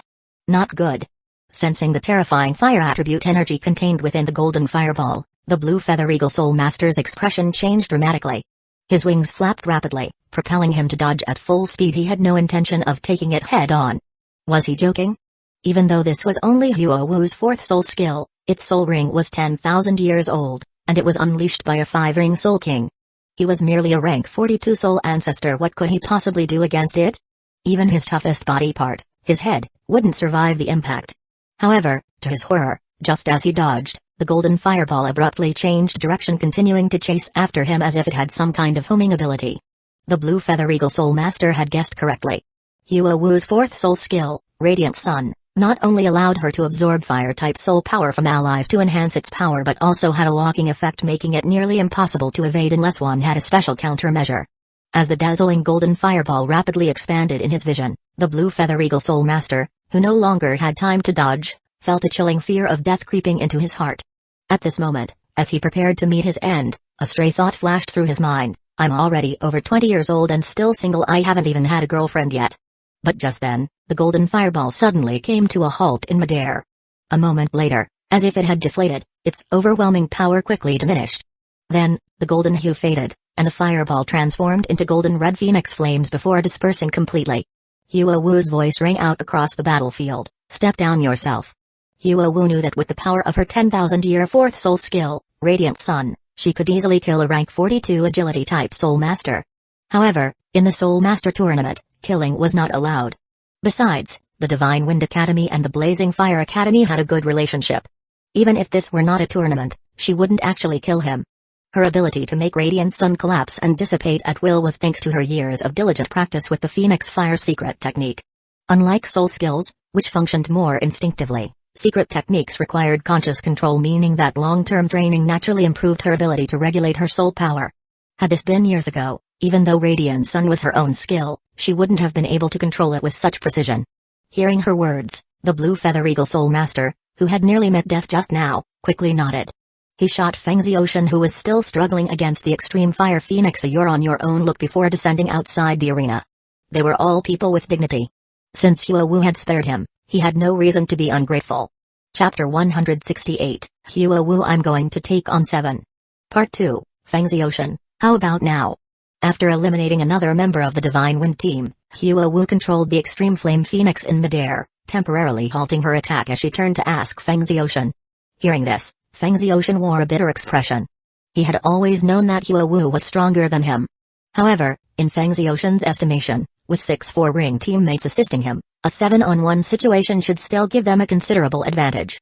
Yet, he never expected that in the opening moments of the battle, 5 of his teammates would be instantly eliminated, causing their initial advantage to vanish completely. Now, he was the only one left. Winning was clearly impossible. Even so, if he had to lose, he couldn't afford to lose too badly. Come on, Zhao Wu. I, Feng Xiaoshan, am a man. Taking a deep breath, Feng Xiaoshan spoke firmly. Tang-san, Zhao Wu. That sounds so weird. Your courage is commendable, but let's not waste time. 5th Soul Skill Phoenix Fire Meteor. As Hueco's words fell, a surge of fiery soul power erupted. 5 blazing golden red meteors coalesced in midair before plummeting toward Feng Xiaoshan like falling stars. 5th Soul Skill Tornado Blade. Seeing the meteors descending, Feng Xiaoshan dared not be careless. His 5th soul ring shone brightly as a surge of azure light burst from his body. Instantly, he transformed into a violent tornado composed of countless razor-sharp wind blades, spiraling toward the incoming golden red meteors. Boom! Boom! As the tornado blade clashed with the falling meteors, bursts of fire erupted, accompanied by deep, rumbling explosions. 2 of the golden red meteors were shattered by the tornado blade. However, after obliterating 2 meteors, the tornado dissipated. Meanwhile, the remaining 3 golden red meteors, though slightly weakened, still carried unstoppable force as they continued their descent toward Feng Xiaoshan. Ultimately, Feng Xiaoshan's strength was inferior to Hueco's. The difference in soul ring years, level, and martial soul quality was significant. Although both were using their 5th soul skill, his tornado blade was unable to fully counter Hueco's Phoenix Fire Meteor. Seeing this, Feng Xiaoshan spread his azure wings and prepared to dodge the incoming meteors. However, at that moment, the Extreme Flame Phoenix flapped its wings and surged forward. Opening its beak slightly, it spewed forth a torrent of scorching phoenix flames, sealing off Feng Xiaoshan's escape route. At the same time, 6 golden red beams streaked through the air, landing at Feng Xiaoshan's front, back, left, right, above, and below. In an instant, 6 phoenix fire mirrors materialized, trapping Feng Xiaoshan in the center and cutting off all his escape routes. In the next second, before Feng Xiaoshan could break through the phoenix fire mirrors, the 3 golden red meteors stopped just 5 or 6 meters away from him. At this moment, Feng Xiaoshan's face fell. After a brief internal struggle, he sighed helplessly and said, I lost. As expected, he was defeated. Worse yet, he had lost in a 7-on-1 match, where his team initially held a massive advantage. Feng Xiaoshan was well aware of the power of Hueco's Phoenix Fire Meteor. Trapped within the 6 Phoenix Fire Mirrors, he couldn't break free in time. If Hueco wished, she could have detonated the 3 meteors, and with no defensive soul skills to protect him, he would have had to rely solely on his soul power to endure the explosion. That was not something his flesh and blood could withstand. Even if he didn't die, he would be gravely injured. Snap! Hearing Feng Xiaoshan's admission of defeat, a smile appeared on Hueco's lips. With a snap of her fingers, the 3 Phoenix Fire Meteors, the Extreme Flame Phoenix, and the 6 Phoenix Fire Mirrors all dissolved into pure fire element soul power, quickly fading into the air. Hueco, 1 versus 7 in a team battle feels amazing. At that moment, the referee stepped onto the stage and announced the results. I declare round 6 of the qualifiers, Blazing Fire Academy versus Divine Wind Academy. Victory goes to Blazing Fire Academy. Take it easy. On the way out of the competition stage, Mu Yang saw Feng Ziotian looking dejected and utterly defeated. He stepped forward, patted him on the shoulder, and offered some words of comfort. Glancing at Mu Yang, Feng Ziotian hesitated for a moment before asking, Mu Yang, did you set me up earlier? At this moment, Feng Ziotian couldn't shake the feeling that Blazing Fire Academy's original strategy had been to let Hueco take on all 7 opponents by herself. If that were the case, then the deal Mu Yang had made with him before the match seemed rather suspicious, as if there had been an ulterior motive behind it. Mu Yang. Did this kid actually figure it out? As expected, when something doesn't involve his goddess, a simp's intelligence is still functional. Set you up? Feng Ziotian, are you seriously doubting my good intentions? What exactly do you have that's worth scheming over? If you lost, it's because you're not strong enough, don't blame me. Mu Yang put on an angry expression as he spoke. That actually makes sense. After some thought, Feng Ziotian realized that, as a humble admirer of a goddess, he truly had nothing that could be of value to her influential cousin. Sigh. To think that I, Feng Ziotian, am a rare prodigy with innate full soul power, and yet I'm failing so miserably at life. I'm sorry, Brother Mu, that was my mistake. Feng Ziotian quickly apologized. I forgive you. But don't look so down. Haven't you noticed that my cousin sees you differently now? Mu Yang waved his hand dismissively before encouraging him. Caring for the physical and mental well-being of employees is something every outstanding capitalist should do. Only those who endlessly exploit their workers without regard for their welfare are second-rate capitalists at best. Though Feng Ziotian was a bit of a simp, Mu Yang still considered him a decent person with strong talent. If he could be convinced to work for him in the future, Mu Yang wouldn't mind selling out his own cousin a little. Oh? What do you mean? Hearing this, Feng Ziotian immediately perked up. You heard it yourself earlier, didn't you? My cousin said you were courageous. She complimented your bravery. Isn't that a good start? Mu Yang countered with a question. Feng Ziotian's eyes widened in an instant. It was as if he had been injected with pure adrenaline, completely shaking off his previous despair. That's right. The goddess said I was courageous, which means that in her eyes, I'm definitely a brave and fearless man. And as a real man, how could I possibly wallow in defeat? I must pull myself together. A bright future is waiting for me. Good brother. Let's grab a drink this evening actually, better make it tonight, since everyone has team meals at noon. Tonight, just the 2 of us, we'll drink to our heart's content. Feng Ziotian threw an arm around Mu Yang's shoulder and invited him enthusiastically. There's no need. Binger and I are planning to try the new candlelight dinner at the hotel tonight. You'll have to find someone else. Mu Yang rejected him outright. It was true that Feng Ziotian was a potential future employee, but an employee could never be more important than a future wife. Feng Ziotian. Damn it, you little brat, was that really necessary? But now that I think about it, if I could one day have a candlelight dinner alone with Goddess Hueco, wouldn't that be pure bliss? Chapter 169, Spirit Hall's response 2 days later. 2 days later. The news that the Heaven Spirit Temple had been reduced to ruins by a titled Douluo wielding the clear sky hammer with 100,000-year 9th soul ring and that many high-ranking officials, including the temple master Salas, had perished was urgently relayed back to the Supreme Pontiff Hall in Spirit City. An hour later, within the Elder Hall, Supreme Pontiff Bibi Dong, the 6 worship elders, and over a dozen titled Douluo elders currently present in Spirit City were gathered. Everyone. The destruction of the Heaven Spirit Temple was caused by an individual with the clear sky hammer martial soul and 100,000-year 9th soul ring. It is undoubtedly the work of Tang Hao. Spirit Hall must apprehend Tang Hao. Which elder will take on this task? Suppressing the fury in her heart, Bibi Dong spoke in a deep voice to the high-ranking members of Spirit Hall in the hall. To be honest, Bibi Dong had never originally considered Tang Hao as an enemy. After all, if Tang Hao hadn't severely injured Qiong Xunji back then, it would have taken her several more years to personally eliminate that despicable beast. In a way, he had done her a great favor. Because of this, even though Tang Hao had caused numerous disturbances over the years, striking here and there in guerrilla attacks against Spirit Hall, Bibi Dong had never truly regarded him as a threat. She had never once dispatched titled Douluo elders to hunt him down, considering it her way of repaying that favor. However, this time, Tang Hao had gone too far. Destroying the Heaven Spirit Temple, a symbol of Spirit Hall's authority, was an outright provocation. As the current Supreme Pontiff, Bibi Dong could no longer tolerate it. In the past, I spared you out of sentiment. But now, you have the audacity to disgrace Spirit Hall so brazenly. Clearly, you don't know your place. Then you can just go to hell. As soon as Bibi Dong's words fell, aside from the 6 worship elders, the other seated titled Luo elders exchanged glances but did not immediately speak up. Are you kidding? As elders of Spirit Hall, how could they not know how terrifying Tang Hao was? Back then, as soon as Tang Hao advanced to the titled Luo realm, he had single-handedly defeated 3 titled Luo, including the former Supreme Pontiff, Qian Xunji. It was important to note that Qian Xunji was no weakling. With a soul power level of 95, his angel martial soul, and the powerful angel domain, his strength was comparable to that of a rank 96 titled Luo. Even someone as formidable as the previous Supreme Pontiff had fallen at Tang Hao's hands was sending them to capture him, not just sending them to their deaths. Not to mention that after all these years, Tang Hao's strength had surely grown far beyond what it was back then. At this moment, the highest ranking and most powerful among the elders, the second worship elder, Golden Crocodile Luo, finally spoke. Supreme Pontiff, sending elders directly to heaven to apprehend Tang Hao would not be wise. First, Tang Hao's whereabouts are unpredictable. Even if we go, there is no guarantee we will find him. Second, there are currently many titled Luo in heaven. If our forces are too few, and Tang Hao allies himself with them, Spirit Hall would suffer additional casualties. If we send too many, it would alarm the various factions on the continent, causing them to unite against Spirit Hall. We must not act recklessly. Bibi Dong narrowed her eyes slightly. According to Elder Golden Crocodile, what should be done? Golden Crocodile Luo spoke slowly.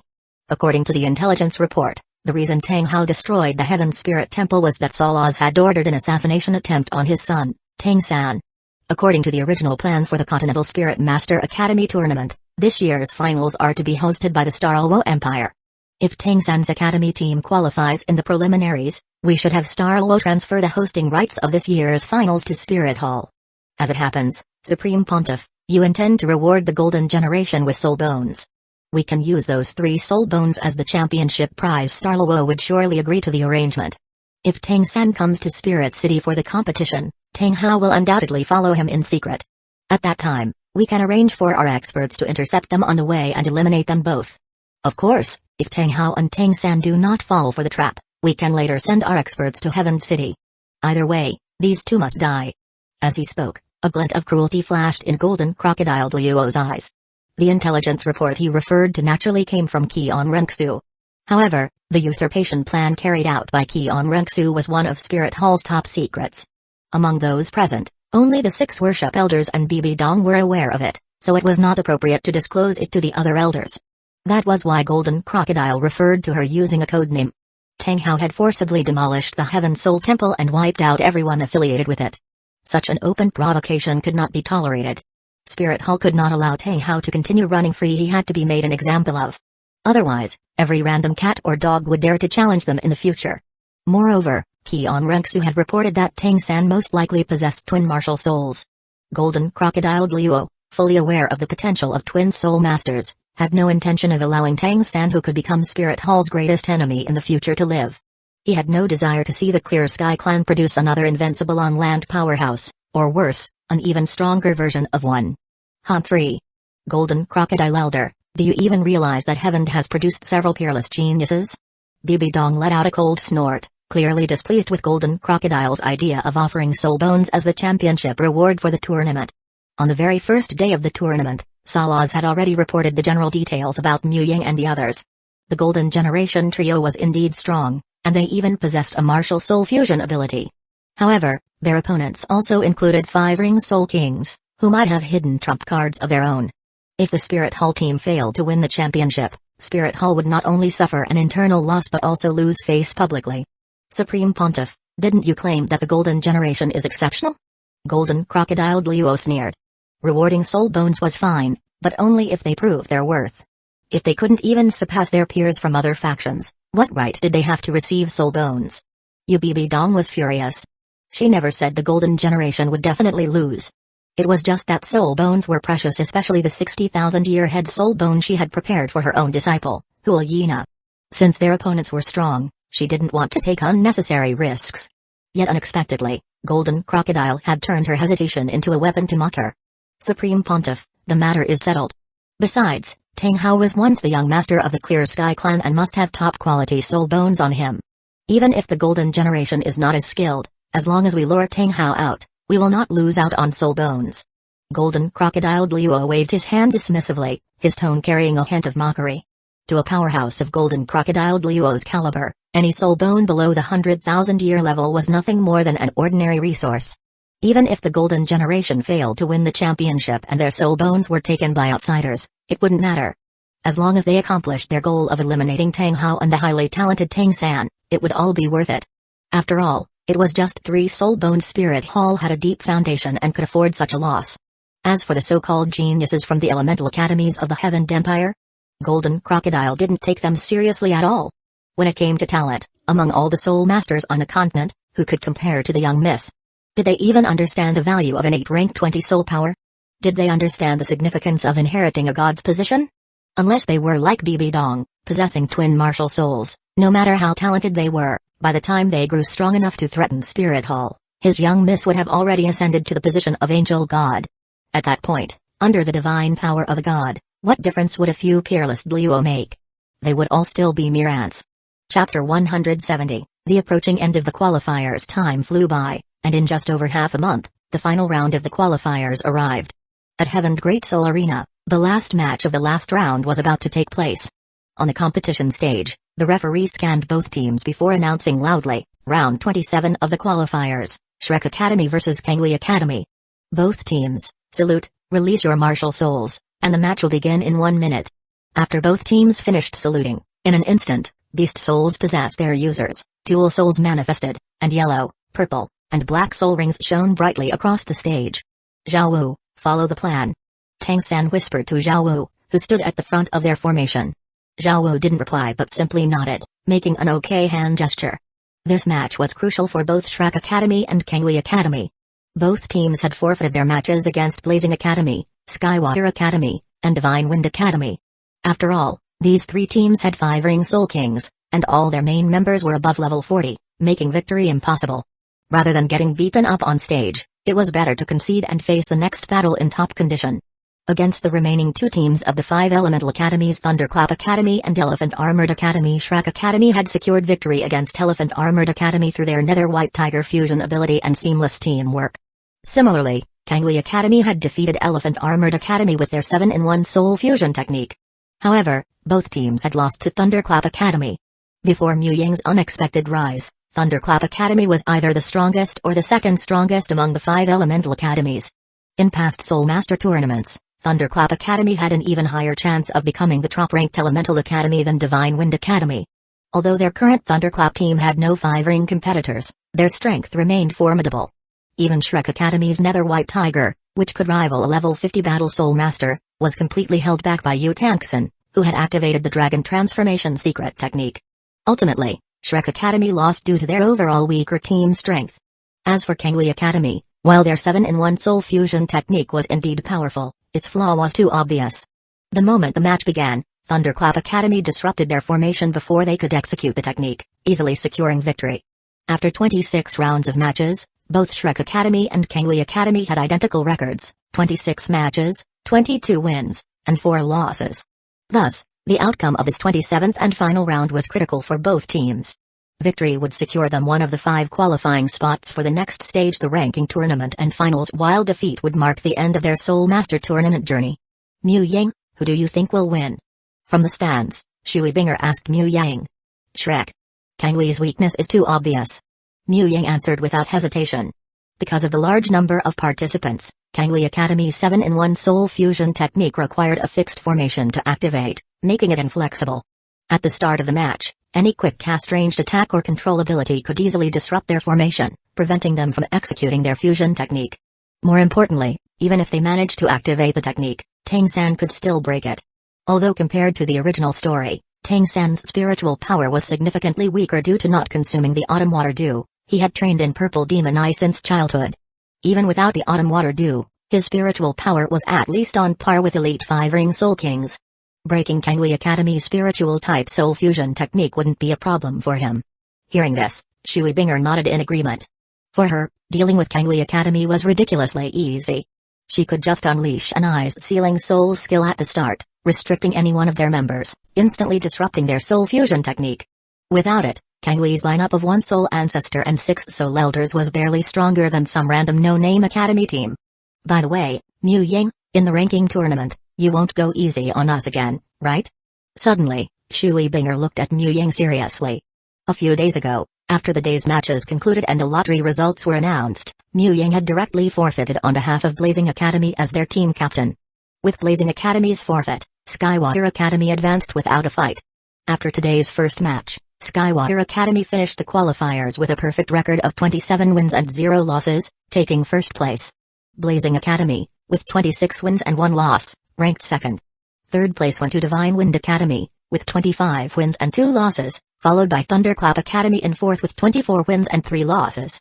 Now, Shrek Academy and Kangwi Academy, both with 22 wins and 4 losses, were competing for the 5th and final qualifying spot. As for Elephant Armored Academy, despite being one of the 5 elemental academies, Elephant Armored Academy had suffered consecutive defeats at the hands of Kangwi and Shrek, ultimately finishing 7th with a record of 27 matches, 21 wins, and 6 losses. In terms of team strength, this year's Elephant Armored team was among the weakest in the academy's history. However, judging by their results alone, this year's Elephant Armored team was also one of the worst in the academy's history. The reason it was one of the worst and not the worst was that Elephant Armored Academy had placed 7th in the Heaven Division's qualifiers before. But 7th was the lowest they had ever ranked. They had never fallen to 8th place. No, as the saying goes, once is happenstance, twice is coincidence, but thrice is unacceptable. When we meet in the finals, let's have a proper battle. Mu Ying said, shaking his head. Since Skywater Academy's team was composed entirely of girls, no one in Blazing Academy had objected when he, as their captain, decided to forfeit. After all, Blazing Academy and Skywater Academy had a good relationship. Moreover, since their opponents were all girls, as long as this concession didn't affect their chances of winning the championship, there was no issue with letting them have the top spot in the qualifiers. Seeing Mu Ying's firm stance and his continued intent to concede matches in the ranking tournament, Shui Binger made a decision. If it were a 7v7 team battle, Skywater Academy still had a chance to win. However, in the ranking tournament, there was absolutely no way for them to win. In a team battle, Shi and Zhu could activate their martial soul fusion technique, Snow Dance in Ice. With their soul power levels, the fusion technique could unleash power rivaling a 7-ring soul sage. If Mu Ying refrained from using his spiritual abilities, Blazing Academy would likely struggle to withstand it. But the ranking tournament followed an individual battle format. This meant that Snow Dance in Ice would be completely useless. Without their fusion technique, even Shui Binger herself couldn't defeat Mu Ying. If they actually fought, Mu Ying alone could single-handedly defeat the entire Skywater team. Since Skywater Academy had a chance of winning a team battle, Shui Binger could accept Blazing Academy forfeiting. However, since they had absolutely no chance of winning the individual battles, she couldn't accept Blazing Academy conceding again. The ones who should be surrendering in the ranking tournament were Skywater Academy, not Blazing Academy. Moreover, repeatedly making Mu Ying's team forfeit wasn't a good thing. Once was enough, there shouldn't be a second time. After all, Blazing Academy wasn't just about Mu Ying alone. Chapter 171, the top 5 of the Heaven Division on the competition stage.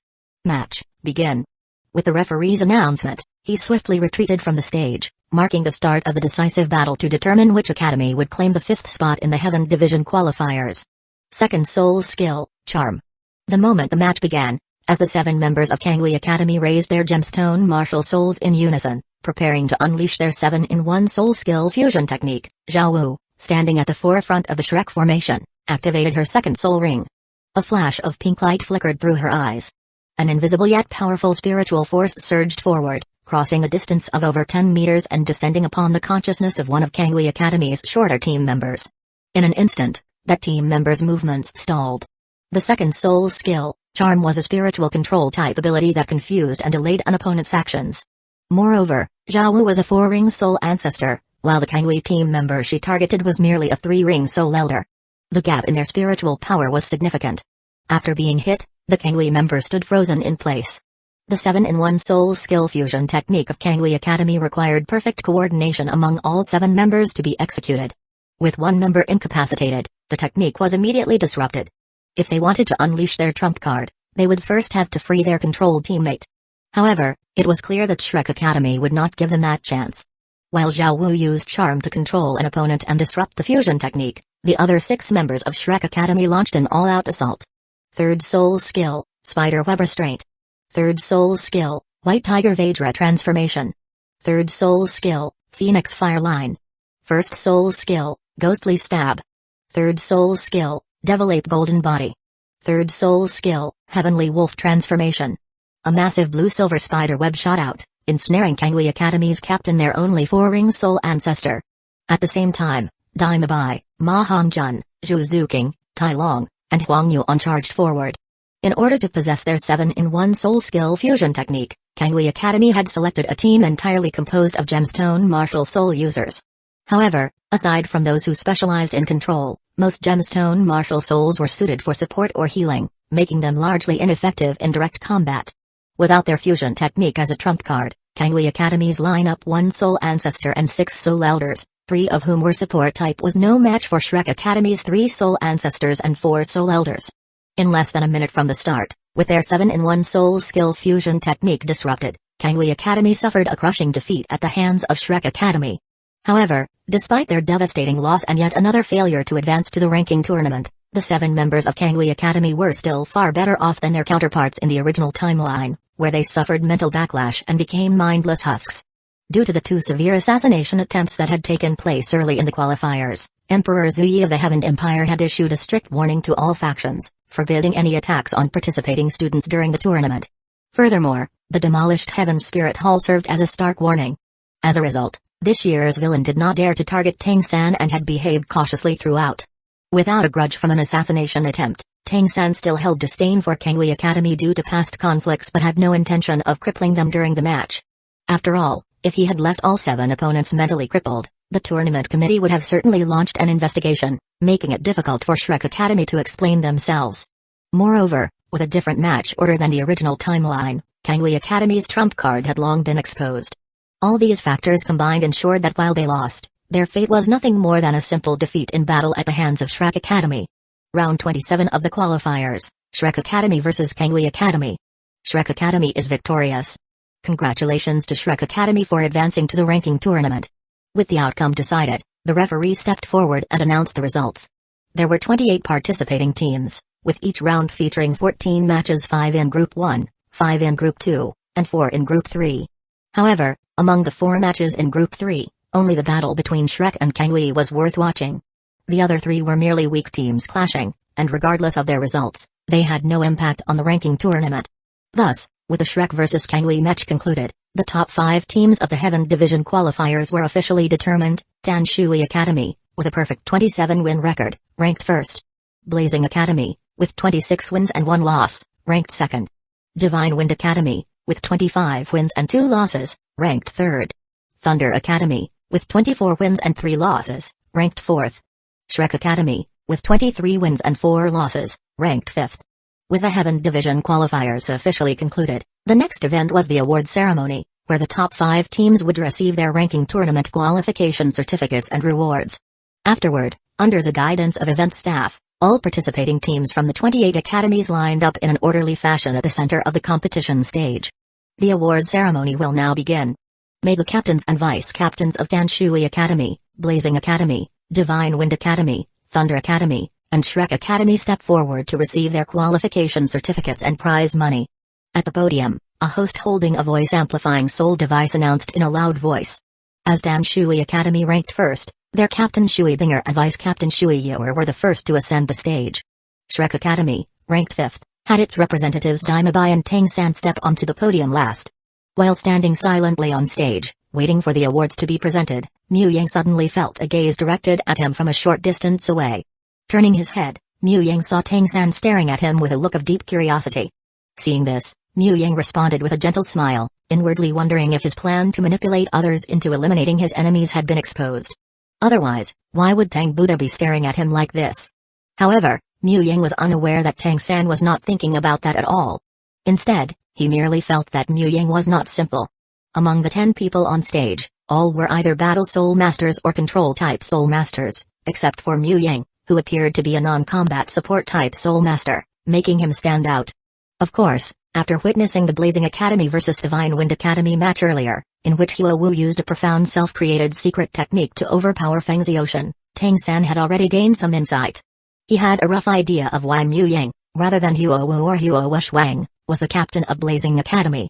Just like himself, Tang-san's true strength did not lie in the four soul skills of his blue-silver grass martial soul, but rather in his endless array of hidden weapons and the chaotic cloak hammer technique using his clear sky hammer martial soul. The Soul Master Tournament prohibited the use of external weapons, so his hidden weapons were unusable. However, the chaotic cloak hammer technique was still perfectly valid. While the chaotic cloak hammer technique required a hammer, Huo's mirror and phoenix secret techniques could be executed purely through soul power, requiring no external tools. In Tang-san's view, the power of Huo's two secret techniques was comparable to actual soul skills. If Mu Yang also possessed such abilities and had an even deeper mastery of them than Huo, then it was not impossible for Mu Yang, a five-ring food-type Soul King, to be the leader of Blazing Academy. If that were the case, then Blazing Academy had not chosen to be different just for the sake of it. Instead, they had followed the rule of the capable leading the way, with Mu Yang earning the captaincy through sheer strength. Chapter 172, Emperor Zuyi, a joyful mood like never before at this moment, seeing that all 10 captains and vice-captains had gathered. The host spoke once again. Next, His Majesty, along with 7 Treasure Glaze Tile Sect Master Ning, Sword Daluo, Jade Phosphor Daluo, and Tyrant Dragon Daluo, will personally present the qualification certificates and rewards to the 5 teams advancing to the ranking tournament. Emperor Zuyi stood in the center, with Ning Fengzi and Jugubo seated on either side of him. Chinzin, Sword Daluo, and Huo Lai, Tyrant Dragon Daluo, sat beside Ning Fengzi and Jugubo. With 5 people present, each was assigned to award 1 team. As Blazing Academy ranked second, the one presenting their award was Ning Fengzi. After a slight bow of thanks, Mu Yang received the qualification certificate and a gold soul coin card from Ning Fengzi, who wore a warm smile and exuded an air of refinement. The qualification certificate was merely a handwritten document, practically useless, much like a kindergarten teacher awarding a red flower sticker. Its symbolic significance far outweighed its actual value. After all, could the tournament committee not know which 5 teams had qualified from the preliminaries? As for the prize money, this came from the Heaven Empire, or more accurately, from the Royal Treasury. It wasn't about anything else, just a simple reward to encourage outstanding participants. 100,000 gold soul coins? Mu Yang was momentarily stunned as he stared at the 100,000 gold soul coin denomination on the card in his hand. In the previous Continental Soul Master Tournament, though he hadn't participated, he had watched the matches. If he remembered correctly, in the preliminaries, regardless of whether a team ranked first or fifth, the reward had only been 10,000 gold soul coins. How had it suddenly jumped to 100,000 gold soul coins this time? Could it be that Emperor Zuyi had found money on the ground today? His Majesty is in a good mood, so all 5 teams benefit. Ning Fengzi chuckled and gave a simple explanation. Instantly, Mu Yang understood. That nuisance Salaz was done for, and the thorn in Emperor Zuyi's side, the Heaven Spirit Hall, had been smashed to pieces by Tang Hao. How could Emperor Zuyi not be overjoyed? Ever since that night, he had been smiling constantly, even walking with a spring in his step. Emperor Zuyi, a joyful mood like never before, starting from the fall of Salaz and the Heaven Spirit Hall. Since the Emperor was pleased, there was no need to discuss a grand amnesty for the Empire. It was common for him to casually bestow some rewards.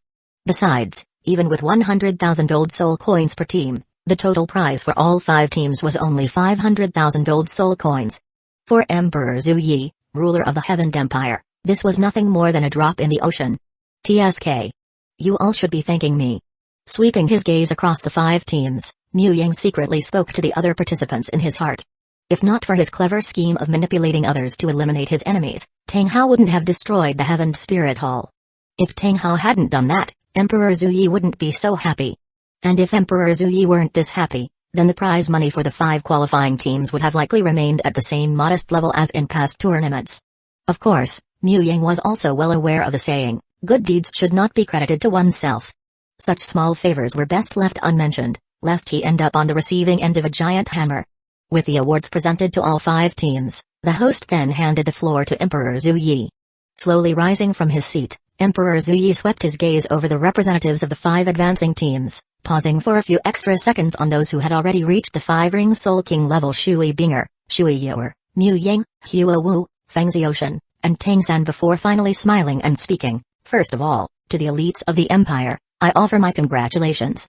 You have successfully qualified for the advancement stage of this Continental Advanced Soul Master Academy Elite Tournament.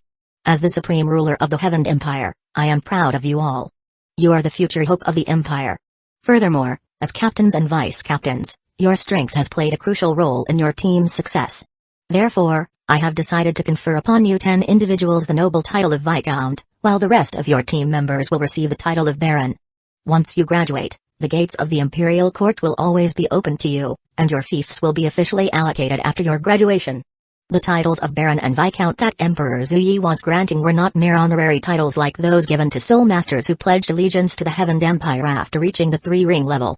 These were true noble ranks that came with land and authority. Generally speaking, a Baron's fief consisted of a town and its surrounding villages, while a Viscount's fief included a small city along with its subordinate towns and villages. For example, the remote city of Nuoding, along with Saint Soul Village and other nearby settlements, belonged to a certain Lord Zhao, who held a noble title and governed the area as his feudal domain. As Emperor Zuyi finished speaking, Mu Ying and the others did not immediately respond. After all, those standing here were the top elites of their generation in the Soul Master world, each with a bright future ahead. While noble titles were tempting, they were not necessarily what everyone desired. Fortunately, Emperor Zuyi could more or less guess their thoughts, so he did not demand an immediate response. Instead, he continued, in addition to this, I have another promise for you all. If any one of your teams manages to win the championship and claim victory in this tournament, the entire team's noble titles will be elevated by 1 rank. Moreover, your academy will receive substantial financial support from the Empire. A rank increase in noble titles meant that if one of these 5 teams won, their captains and vice-captains would be promoted to earls, while the rest of the team members including substitutes would be granted Viscount titles. Of course, there was no such thing as a free lunch, and noble titles in the Heaven Empire were not given away so easily. If the recipients chose not to join the Empire, their noble titles would remain in a suspended state, only becoming official once they pledged allegiance. Otherwise, the Empire would be drained dry by opportunists. After discussing rewards and benefits, Emperor Zuyi briefly introduced details about the upcoming ranking tournament. The next stage of the competition will still be held within the Empire, but the venue will change from the Heaven Great Soul Arena to the Royal Hunting Grounds. At that time, 10 teams from the 5 kingdoms and duchies under the Empire's rule who have also qualified through their own preliminary rounds will compete against you in the ranking tournament. I hope that your 5 academies will secure top positions in the stage and gain an advantage in the finals. The ranking tournament is also an excellent platform for showcasing your personal strength. The 3 students with the most victories in this round will be granted a soul beast of their choice for their next title advancement. Any soul beast under 30,000 years of cultivation regardless of type, the Empire will provide it. After delivering his impassioned speech, Emperor Zuyi finally reached the conclusion of his address. The ranking tournament will take place 1 month from now. I hope you will use this time to improve further and achieve even greater success. Victory shall belong to the Heaven Empire. Long live the Empire. Long live His Majesty. The deafening cheers erupted from the audience, echoing throughout the entire Great Soul Arena. Chapter 173, Visiting Jugubo, Part 1, with the preliminaries concluded and the ranking tournament set to begin in a month. The 5 qualifying teams had a full month to adjust and train.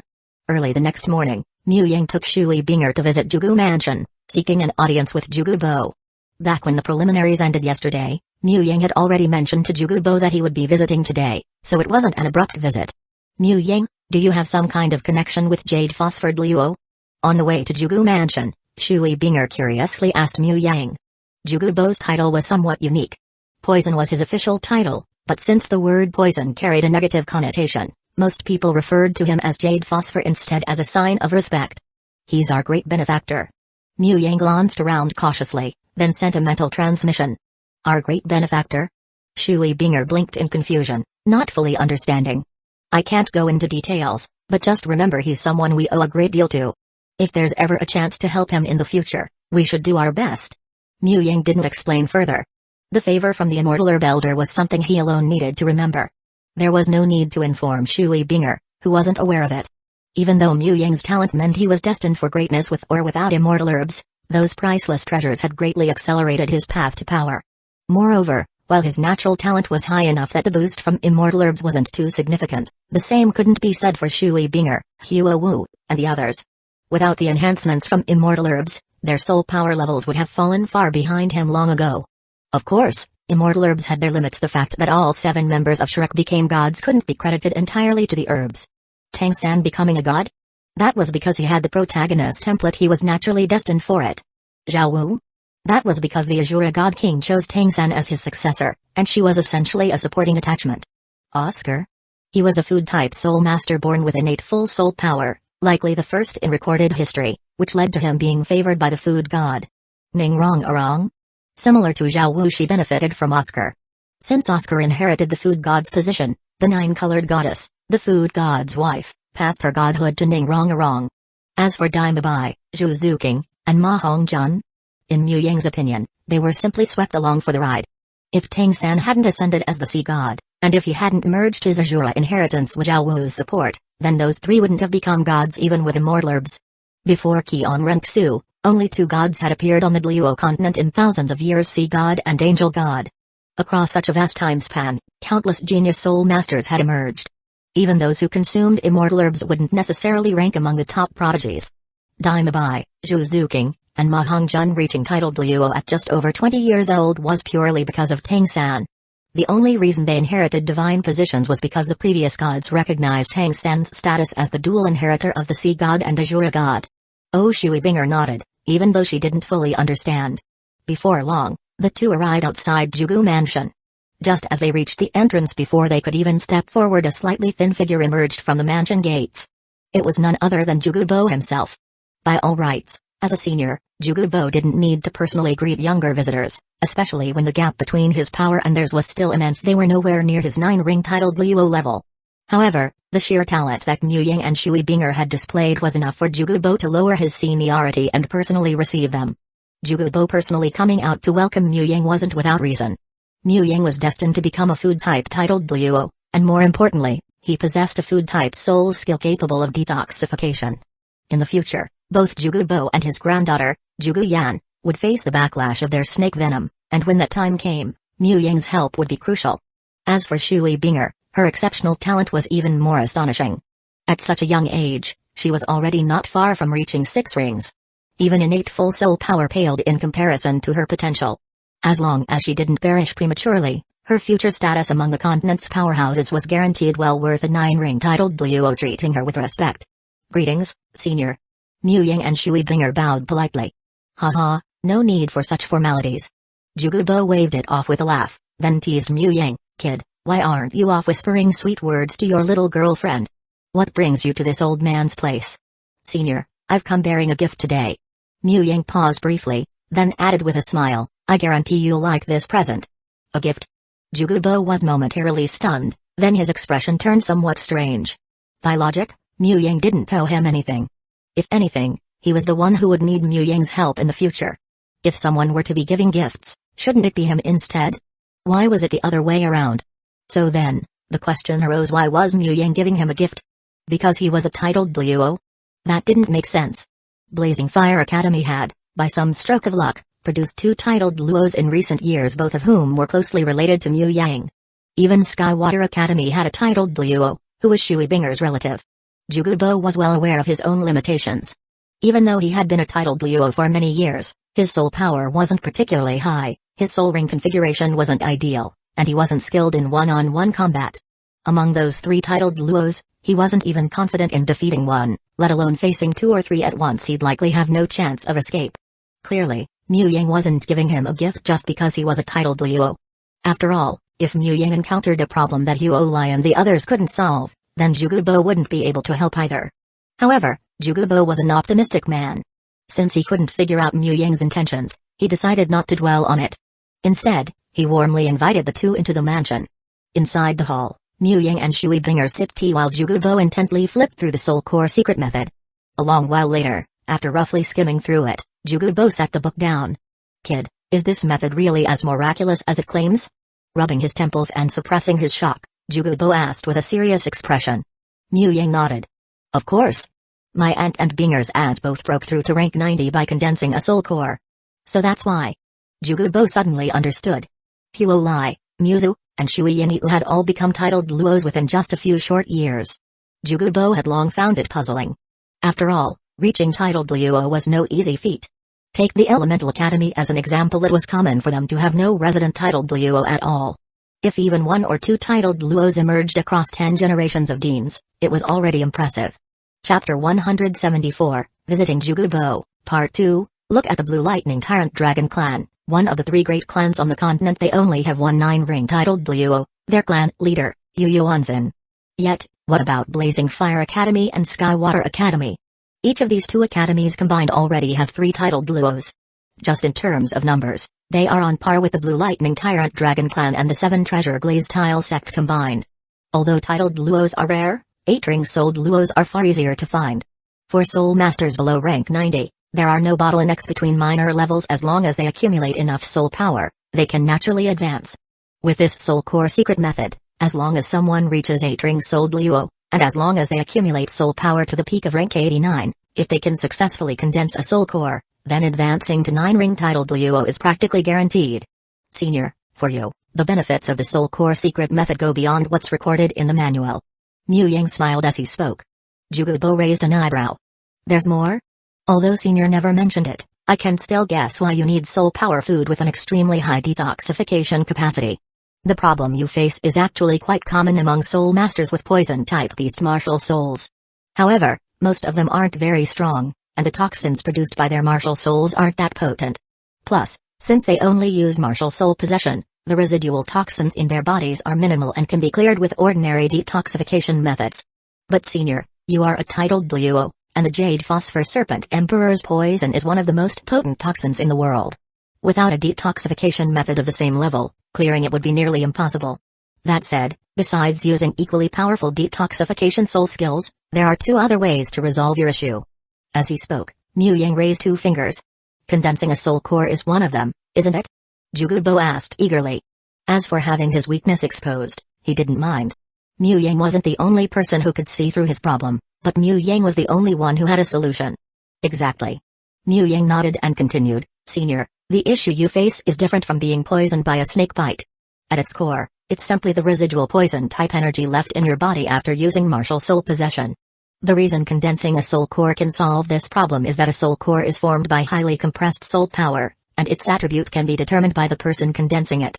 In the future, whenever residual poison-type energy remains in your body, you can directly transfer it into your condensed poison-attributed soul core. Hiss. What a brilliant solution. After carefully pondering it, Jugubo became even more convinced that this method was feasible. Right, and what about the second method? Jugubo asked again. Senior, you are a titled Douluo, so you can resolve your snake venom issue by condensing a soul core. But as for Sister Jugu, she will need a different method. This method also involves transferring the toxin, but instead of storing it in a soul core, it is stored in a soul bone. However, this method comes with certain risks. The exact capacity of a soul bone for storing toxins is unknown. If the accumulated poison were to suddenly erupt all at once, the consequences would be unimaginable. Of course, if it's an external soul bone, the problem can be solved by shattering the toxin storing section of the soul bone. Since external soul bones can regenerate, it wouldn't be a permanent loss. The soul core storage method was suitable for Jugubo, a titled Douluo capable of condensing a soul core. The soul bone storage method, on the other hand, was ideal for Jugu Yan, whose current level wasn't high enough to condense a soul core yet. Perfect? A soul bone? This is ingenious. While sighing in admiration, Jugubo's sharp gaze remained fixed on Mu Yang. This young man not only had remarkable talent, but his intelligence was equally outstanding. What a pity. He wasn't his granddaughter's husband. And even worse, he already had a girlfriend far more talented than his granddaughter. The more Jugubo thought about it, the more displeased he felt with Yutan. Yutan? At this moment, Mu Yang spoke up. Senior, may I ask for a favor? Boy, just say the word. I'll handle it for you. Jugubo agreed instantly. The soul core secret method is an exclusive technique of the academy, so I ask Senior to keep it confidential. Moreover, this method carries significant risks. If you wish to pass it on to Sister Jugu, please wait until she reaches rank 89 to ensure her safety. Mu Yang spoke with a solemn expression. The favor of receiving the immortal herbs was no small matter, so he was willing to return it. Since Jugu Yan was Jugubo's only living relative, there was no issue in passing the soul core secret method to her. However, reaching rank 89 as a soul Douluo would take at least several decades. By the time, even if the soul core secret method became widely known across the continent, it wouldn't matter. If, by then, Mu Yang had ascended to godhood, he wouldn't concern himself with whether mortals could condense soul cores. After all, even a limit Douluo who condensed 3 soul cores would never be a match for a true god. And as for 3 soul cores, it wasn't that Mu Yang looked down on the soul masters of the continent, but outside of a protagonist-level genius blessed by fate, how many people could truly achieve such a feat? Without a proper method for cultivating spiritual power, ordinary titled Luos would likely never condense even a second soul core in their lifetime. And if, decades later, he failed to inherit a god position, he might instead pave the path to divinity through faith. In that case, allowing the inevitable spread of the soul core secret method would actually help him gather faith more effectively. Rest assured, boy, I will keep it a secret. Without hesitation, Jugubo agreed immediately. There was no doubt people were self-interested by nature. Without any personal connection, who would willingly share such a profound secret method? Jugubo himself certainly wouldn't. As for his granddaughter, Jugu Yan, even without Mu Yang's warning, he never would have taught her the technique too early. Without sufficient strength as a foundation, blindly attempting to condense a soul core would be suicidal. Moreover, since a soul core could help break through bottlenecks, it had to be used wisely at the most critical moment. With Jugu Yan's innate rank 7 soul power, if she worked hard enough, she would eventually reach rank 89 as a soul Luo. At that point, she could condense a soul core, allowing her to step into the ranks of titled Luo just like him. And that was something Jugubo had never dared to imagine before. It was well known that most of the titled Luos in the Soul Master world had been born with innate full soul power or at least innate rank 9 soul power. Although it wasn't entirely impossible for someone with innate rank 8 or rank 7 soul power to become a titled Luo, the chances were undeniably low, almost negligible. After all, over the past century, at least 20 soul masters with innate full soul power had emerged. And with each step down in innate soul power, the number of soul masters increased exponentially. Yet, the total number of titled Luos on the continent remained extremely limited, a clear testament to how difficult it was to reach that level. But now, with the soul core secret method, everything had changed. Without a doubt, as long as Jugu Yan followed the path Jugubo had planned for her, the likelihood of her becoming a titled Luo was at least 80 to 90%. Chapter 175, What Should the Elemental Academy Do? More than an hour later, Mu Yang and Shui Binger bid farewell, and Jugubo personally escorted the two out of his residence. Could those herbs this boy took back then really be so miraculous? Watching Mu Yang and Shui Binger's departing figures, Jugubo couldn't help but wonder. He had long realized that the herbs Mu Yang had taken were extraordinary. Take, for example, the singular velvet sky chrysanthemum, which was identical to Chrysanthemum Luo's martial soul. He could recognize that one for sure. Not to mention the extreme cold 8-petal ice crystal herb and the extreme heat blazing delicate apricot. Even someone completely ignorant of medicinal properties could tell they were unusual. And the changes in Mu Yang, Jugubo had seen them with his own eyes. From red hair turning blue to an unbelievably fast cultivation speed, this was far beyond what an ordinary innately full soul power genius could achieve, especially since Mu Yang was a food-type soul master, who normally cultivated much more slowly.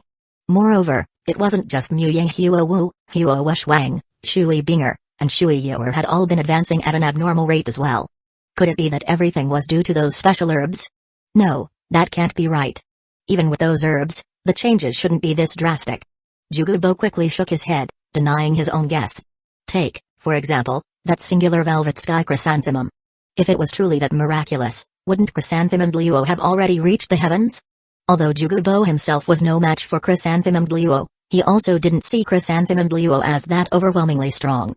Otherwise, Chrysanthemum Luo would have been listed among the worship elders of the Spirit Hall. After pondering for a while, Jugubo suddenly thought of the mystical soul core secret method and let out a chuckle. Regardless of whether Mu Yang and the others' transformations were due to those herbs or not, Jugubo was at least relieved that Mu Yang wasn't ungrateful. Otherwise, what could he do? Demand the herbs back? That was impossible. If those herbs were truly miraculous, then Mu Yang and the others had already consumed them long ago. And if they weren't anything special, then why bother taking back some mere plants? Besides, times had changed. Blazing Academy was no longer what it used to be. With two titled Luos guarding it, even the Spirit Hall would have to show some respect. Jugubo couldn't figure out what that old dog Salaz was thinking back then, sending people to assassinate the nephews of two titled Luos. In Jugubo's opinion, Salaz was lucky to have died the next day. Otherwise, whether the assassination succeeded or not, if Salaz ever left Heaven City, he would have likely vanished without a trace. Although Blazing Academy wasn't strong enough to challenge the Spirit Hall, as long as the assassination was clean with no evidence left behind, Spirit Hall wouldn't risk a direct confrontation with two titled Luos just for Salaz. After all, there was a saying, pick the soft persimmon to squeeze. If the Spirit Hall really clashed with two titled Luos, and their own titled elders suffered casualties, who would bear the loss? And who would take responsibility? It wasn't as if they could sacrifice a spirit hall elder, who was stronger and held a higher status than Salaz, just to avenge him. A dead genius was no longer a genius, and a dead Salaz was naturally no longer the Platinum Bishop of Spirit Hall. Leaving Jugubo's residence, Mu Ying and Shui Binger strolled through the bustling streets of Heaven City until noon, before finally returning to the Heaven Hotel. In the afternoon, Huolai and Muzu invited Shui Yinyu, under the pretense of discussing important matters, to a tea house called Kinksuan, not far from the hotel. Accompanying them were Mu Yang, Shui Binger, and Feng Ziotian. Mu Yang represented the next generation of Blazing Academy. Shui Binger represented the next generation of Dan Shui Academy. And Feng Ziotian represented the next generation of Divine Wind Academy. Inside a private tea room, after the waiter served the tea, Huolai flashed his soul power, setting up a barrier to isolate their conversation from the outside world. Old Huo, being this cautious, could it be something major? Seeing Huolai's actions, Feng Zan couldn't help but ask curiously. Huolai smiled and asked, Brother Feng, how do you think the relationship between our three academies is? It's pretty good, isn't it? Not understanding Huolai's intent, Feng Zan simply went along with the conversation. Brother Feng, what do you think of the current situation on the continent? Huolai asked again. It's fine. The Spirit Hall has ambition, but they haven't made any big moves yet. The two great empires haven't had a large-scale war in years. Overall, everything seems peaceful. But it looks like the calm before the storm. Before Feng Zan could finish, Huolai spoke. Hearing this, Feng Zan nodded. As the principal of Divine Wind Academy, he naturally wasn't blind to this reality. Whether it was Spirit Hall or the two great empires, Heaven and Starluo, both were continuously building up their strength. And that was exactly where the problem lay. The two great empires had national tax revenues to support them. As long as a great war didn't break out, maintaining an army of 1 million elite soldiers, tens of thousands of soul masters, and a few high-level powerhouses wouldn't be an issue at all. But Spirit Hall was different. Spirit Hall's territory was small, and its sources of income were limited. Yet, its soul masters accounted for more than half of all soul masters on the continent. Even with Spirit Hall's strong foundation, there would inevitably come a day when it could no longer sustain itself. One could say that Spirit Hall had two paths before it. The first was downsizing, reducing the size of the Soul Master Legion, cutting expenses, and achieving financial balance. The second was expansion, seizing territory, establishing governance, implementing a tax system like the two great empires, and eliminating the financial deficit. If Spirit Hall were weak, downsizing would be a great choice. But the problem was that Spirit Hall was acknowledged as the supreme force in the Soul Master world, with countless strong individuals under its command. Downsize? Not a chance. The continent respected strength. If one had the bigger fist, why shouldn't they have more land than the weak? However, Spirit Hall's expansion was something the two great empires would never allow. Feeding a wolf with their own flesh was out of the question, and once Spirit Hall eliminated its financial shortcomings, it was possible that in the near future, the two great empires would be swept into the dustbin of history. To avoid being crushed under its own weight, Spirit Hall would inevitably strike against the two great empires. And to avoid being erased from history, the two great empires would resist with all their might. Therefore, sooner or later, chaos would descend upon the continent. War was inevitable. Brother Feng, with war on the horizon, what do you think our three elemental academies should do? Huolai asked, looking at Feng Zan. This. Feng Zan hesitated. As an advanced Soul Master Academy, staying neutral was undoubtedly the safest choice for Divine Wind Academy. After all, Divine Wind Academy had no deep-seated hatred against Spirit Hall, Heaven, or Starluo. But neutrality also required strength. Without sufficient strength, there were plenty of ways others could force them to choose a side. If they ended up on the victorious side, that would be fine. But if they ended up on the losing side, then Divine Wind Academy might vanish into history. Chapter 176, A Complete Shift in Attitude. Brother Feng, I have a proposal. Why don't you consider it? At this moment, Shui Yinyu, who was acting as a mediator, spoke up. Feng Zan nodded. Dean Shui, feel free to speak your mind. With just one of our academies alone, we don't count as a major force on the continent. But if our three academies join forces, even Spirit Hall would have to think twice before making a move. I won't say much, but with our combined strength, we would definitely be able to maintain neutrality. If war truly breaks out, neither side would want to push us into their enemy's camp. Hearing this, Feng Zan suddenly understood. He looked at Shui Yinyu, then at Huolai, and straightened his posture before saying, now I get it. Old Huo, you're up to no good. Dean Shui, what price did old Huo pay to have you act as his mediator? Brother Feng, don't put it like that. My Blazing Fire Academy isn't trying to annex Skywater Academy or Divine Wind Academy. Instead, we plan to unite our 3 academies and establish a new Elemental Academy. There will be no hierarchy between us, we'll all be one family. Huo said with a smile. Feng Zhen curled his lips and muttered, that sounds nice, but you're making it seem like you won't end up as the headmaster of the new academy. According to the traditions of our 3 academies, the position of headmaster goes to the most capable. I won't claim to be exceptionally talented, but I believe I qualify as a capable leader. So naturally, the headmaster position should be mine. Huo chuckled, unfazed by Feng Zhen's remark. This is a major decision. I'll need to discuss it with my academy's leadership before making a final choice. After thinking for a moment, Feng Zhen didn't immediately agree. Huo and Shui Yinyu's arguments made sense, and he was indeed tempted. After all, once their 3 academies merged, the newly formed Elemental Academy would undoubtedly become one of the strongest factions on the continent. As long as they remained firmly neutral, no one would dare to force them to choose a side. But Divine Wind Academy wasn't his alone. Such a significant decision required approval from the majority of the Academy's leadership. Brother Feng, have you ever wondered how Xuandine Shui managed to reach the rank of titled Luo? Seeing that Feng Zhen was tempted, Huo decided to sweeten the deal. As soon as he finished speaking, Feng Zhen was stunned. From the sound of it, Blazing Fire Academy had a shortcut to becoming a titled Luo? And it could help him reach that level too? Not bothering to hide it any longer, Huo lifted the concealment over the soul core in his lower danshan. Immediately, under Feng Zhen's spiritual perception, a soul power vortex appeared in Huo's abdomen, constantly absorbing the surrounding heaven and earth energy. At the same time, Muzo and Shui Yinyu did the same, no longer suppressing their soul cores, allowing Feng Zhen to sense the vortexes of soul power within them. What is this? Feng Zhen asked curiously. This is the result of a secret technique called the soul core method. The soul core compresses and purifies soul power, increasing both its quality and quantity. It accelerates cultivation, speeds up recovery, and even helps break through bottlenecks. Not long ago, Xuandine Shui were still at rank 89 souled Luo, but after condensing their soul cores, they immediately advanced to rank 90. Huo explained. His Feng Zhen immediately took a sharp breath.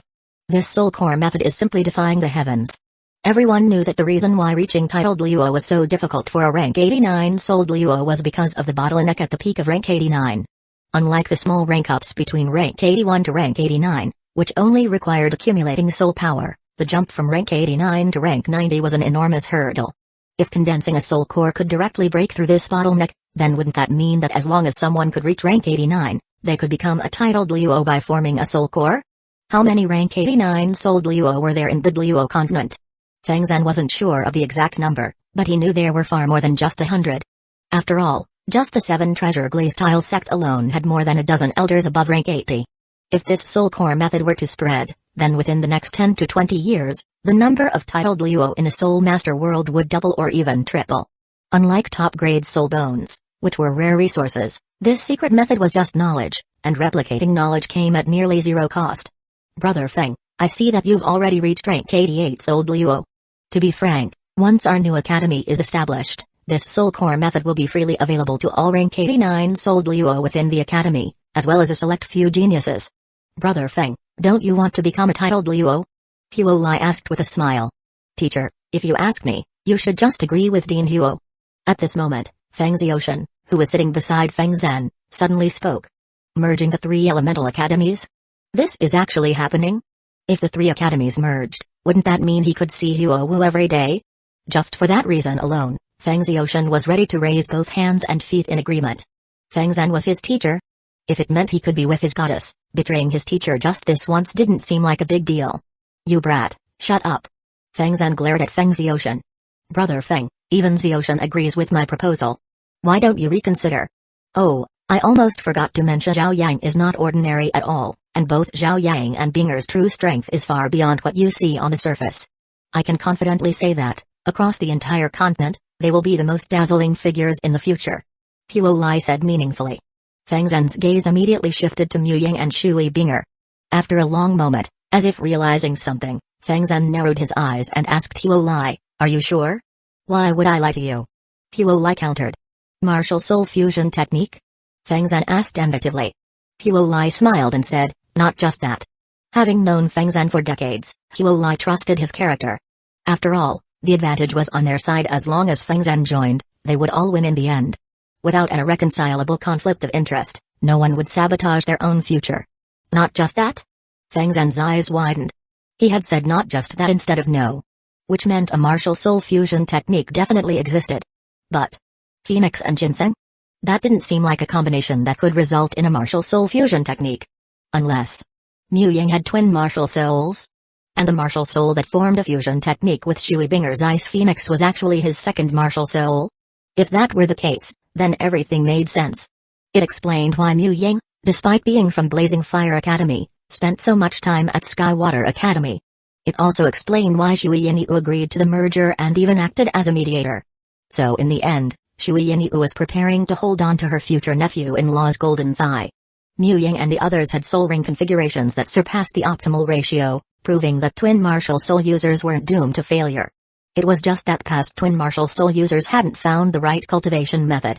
If they cultivated their first martial soul to rank 90, then used methods like absorbing soul bones or consuming whale glue to strengthen their bodies, they could attach 9 high-year soul rings to their second martial soul. A second martial soul with 9 high-year soul rings would provide enough vast soul power to break through bottlenecks repeatedly. For twin martial soul users, reaching rank 99 limit Duo would be as smooth as a straight road. And Shui Binger's cultivation talent was also exceptional. She would undoubtedly reach rank 96 or higher in the future. If a rank 99 limit Duo and a rank 96 plus title Duo unleashed a martial soul fusion technique, then unless a god appeared, Feng Zhen couldn't imagine anyone being able to defeat Mu Ying and Shui Binger. Not even Qian Dalu, the Sky Invincible of Spirit Hall, or Tang Shen, the Land Invincible of the former Clear Sky sect, would stand a chance. This was a supreme, golden thigh one that had to be tightly hugged. And on top of that, there was also the Soul Core method, which could help him become a titled Luo. Feng Zhen's eyes burned with excitement as he turned to Mu Yang. He couldn't hold back any longer and asked eagerly, "Old Huo, has the location for the new academy been decided? Any issues with funding? When are we moving? Oh, and forget about the headmaster position, but being a vice-dean isn't too much to ask for, right?" True, a complete 180-degree change in attitude. Feng Ziotian. Was this really my teacher, the man who once said neither wealth nor power could move him? Why does he seem even more eager than me? Chapter 177, Future Planning, Part 1. Time passed quickly, and a month later. The promotion matches of the All-Continent Advanced Soul Master Academy Elite Tournament were not as lively as the preliminary rounds. To protect the privacy and safety of the participating students, spectators were not allowed to watch, except for a few distinguished guests. The promotion matches were still divided into the 2 major empires. The 30 teams that passed the preliminary rounds competed in their respective empires' matches, while the teams that had received direct promotion Spirit Hall Team, Heaven Imperial Academy Team, and Starlo Imperial Academy Team did not participate in the promotion matches. Under the jurisdiction of the Heaven Empire, there were 10 teams from the 5 kingdoms and duchies participating in the promotion matches. Adding the 5 teams that advanced from the Heaven City preliminary rounds, a total of 15 teams had already completed their registration and headed to the designated venue for the promotion matches. The competition venue for the Heaven Division's promotion matches was located 50 kilometers southwest of Heaven City, within the Royal Hunting Grounds. The terrain of the hunting grounds was varied and expansive, serving as a place for royal members to hunt and train. On regular days, commoners were not allowed to approach the Heaven Royal Hunting Grounds. The area was patrolled and guarded by a force of 10,000 royal knights, who also trained there. The knights rotated every 3 months to maintain their combat effectiveness. Aside from the Royal Guest Elder Group, composed of experts at level 80 and above, the Royal Knights were undoubtedly the strongest force under the direct control of the Heaven Royal family. Although the Heaven Royal Knights consisted of only 50,000 troops, all officers at the rank of Centurion and above were Soul Masters. Their strength surpassed any elite 100,000-strong army within the Heaven Empire's military. Even if 2 elite armies of 100,000 soldiers each were sent against them, victory was far from guaranteed. At the entrance of the Royal Hunting Grounds, after presenting their promotion credentials, the members of Blazing Academy, Skywater Academy, and Divine Wind Academy were escorted into a military camp within the hunting grounds by a battalion of the Royal Knights. The promotion matches, which would last for half a month, would be held within this military camp. Soon, Blazing Academy's team was assigned a courtyard to rest in, while Skywater Academy and Divine Wind Academy were housed in neighboring courtyards. The courtyard was not particularly large, containing only 5 barracks. Huo Lion Musa shared a room, the noble Huo Wu had a room to herself, Huo Shuang shared a room with Huo Yun and Huo Yu, while Mu Yang shared a room with Huo Jun. The remaining 3 substitute members shared the last room. Well, if possible, Mu Ying would have preferred to stay in the next courtyard with Shui Binger. After settling in, Huo Lai gathered the Blazing Academy team members in the courtyard. The promotion matches follow an individual elimination format. With your strength, there shouldn't be any problems. Zhao Yang, you're the captain, so I'll leave the arrangements to you. Huo Lai swept his gaze over the team before speaking to Mu Ying. Compared to the beginning of the preliminary rounds, the team had improved significantly over the past 2 months. Only a few days after the preliminary rounds ended, Mu Ying had broken through to level 59. Huo Wu and Huo Shuang's progress was slightly slower, but even Huo Shuang had reached level 59 3 days ago. Besides the three of them, Huo Yun and 2 of the substitutes had also advanced in soul power. As for Huo Yu, Huo Hammer, Huo Jun, and substitute Huo Lai, they had not yet broken through due to the short time frame. In that case, Huo Yu will start, followed by Huo Hammer, Huo Jun, Huo Lai, Huo Yun, and Huo Yu. Huo Shuang and Huo Wu will rotate as our final fighters. I won't be participating. Without much deliberation, Mu Ying decided on the lineup. The rules for the promotion matches were simple. Each side sent 7 contestants, and each contestant fought until they were defeated. If victorious, they would continue fighting the next opponent until one team's 7 members were all eliminated. Mu Ying's choice of lineup was mainly to prepare for the finals. As substitutes, Huo Yu and Huo Lai would likely not have a chance to participate in the finals, making the promotion matches their last stage. They deserved a chance to shine rather than just being benchwarmers. As for the other substitute, Huo Lin, he was a healing-type soul master and unsuitable for the promotion matches.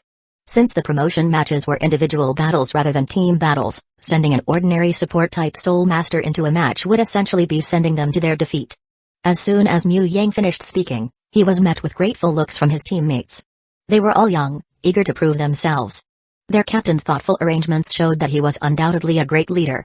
By arranging their lineup in order of strength, with Huo Danzō or Huo Shuang as the final fighters instead of starting the match, Mu Ying ensured that his teammates could showcase their skills without affecting their team's overall ranking in the promotion matches. Under the sparse moonlight, on a grassy hillside, 2 figures sat together, whispering softly. Mu Ying, what are your plans after the Soul Master tournament ends? Resting her head on Mu Ying's shoulder, Shui Binger asked. Plans? Of course. I need to have my aunt go to Binger's house to propose marriage. Mu Ying said with a smile. Oh, come on, I'm asking a serious question. Shui Binger's face reddened as she playfully scolded him. Isn't this a serious matter? Mu Ying blinked innocently. The next second, a slender jade hand reached for his waist, pinching a small portion of soft flesh and giving it a 90-degree twist. Hiss ouch, ouch, ouch. Binger, let go. Mu Ying hurriedly grabbed the mischievous girl's hand. Binger, having my aunt propose is a must. But after the Soul Master tournament, we still need to train hard. Once the time is right, I plan to take you to a rather dangerous place for training. Mu Ying said seriously. A rather dangerous place for training? Where is it? Shui Binger asked curiously. I haven't been there either, so I'll tell you when the time comes. But one thing is certain, it is a place filled with bloodshed. For the weak, it is hell. At the same time, it is also a place that could allow us to soar to the heavens in one step. Mu Ying's expression turned solemn. The so-called training ground was naturally the Slaughter City, a place known for having no return. Looking at the original story, there were 3 confirmed locations with divine inheritance. One was the Angel God's inheritance in Spirit City, the second was the Sea God's inheritance on Sea God Island, and the third was the Azure God's inheritance in the Slaughter City. The Angel God's inheritance was out of the question that belonged to Keon Renxu. It was a family legacy, impossible to be passed to an outsider. In fact, from the moment Keon Renxu awakened her martial soul, the successor of the Angel God's inheritance had already been determined. After all, Keon Renxu's innate rank 20 soul power was unheard of in history. Mu Ying didn't believe it had nothing to do with the Angel God. Most likely, Keon Renxu was originally just born with innate full soul power, but due to a divine blessing from the Angel God, she became the first person with innate rank 20 soul power. Chapter 178, Future Planning, Part 2. As for what Tang San said in the original work that Yu Zhaogang told him any soul master who awakened the 6-winged angel martial soul would have innate rank 20 soul power, that's something to take with a grain of salt, not to be taken seriously. If every member of the angel clan truly had innate rank 20 soul power, then the Douluo continent would have long been ruled by the Keon family. Moreover, if Keon Xunji had such talent back when he was over 60 years old, how could he have been hammered down by Tang Hao? Yu Zhaogang didn't even know that some 10,000-year soul rings contained the remnant consciousness of soul beasts. What did Yu Zhaogang know?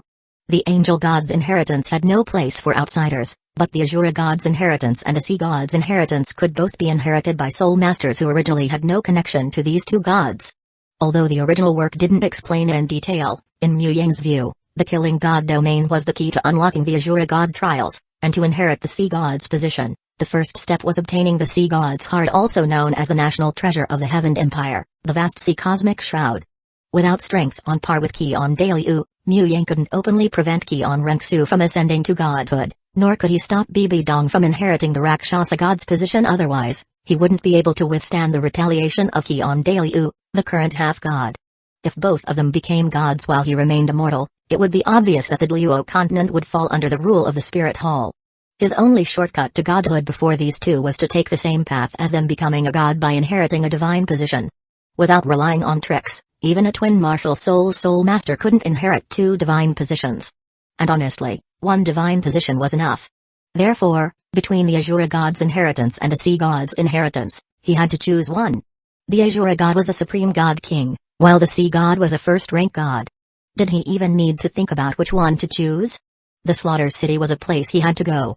At the same time, securing the position early would prevent Tang Buddha from taking advantage of it. As long as Tang San's transmigration wasn't something orchestrated by the Azure God King, and there was no special connection between them if the Azure God's successor hadn't already been predetermined like the Angel Gods, then Mu Yang was set on claiming the Azure God's position. However, heading to the Slaughter City and obtaining the Killing God domain came with certain risks. The real danger wasn't passing through the Hell Road or earning 100 consecutive victories in the Hell Slaughter Arena, which was a prerequisite for entering the Hell Road. It was the King of Slaughter himself. Without a doubt, the King of Slaughter, who regarded the Slaughter City as his personal domain, wouldn't want soul masters gaining the Killing God domain, allowing them to enter and leave the Slaughter City freely while being unaffected by the domain's suppression. Mu Yang wasn't sure how Tang Hao and Bibi Dong dealt with this issue in the past, but he knew that if Tang San and Huliina hadn't had a Killing God backing them in the original story, they might not have safely obtained the Killing God domain. They would have at least faced additional obstacles. Even if the Slaughter City had rules set by the Azure God King that the King of Slaughter couldn't violate, meaning he had to act according to the rules and couldn't attack directly, what about outside the Slaughter City? Would it still count as breaking the rules then? Without a Killing God backing him, Mu Yang figured that as soon as he stepped into the Hell Road, the King of Slaughter might set up an ambush outside.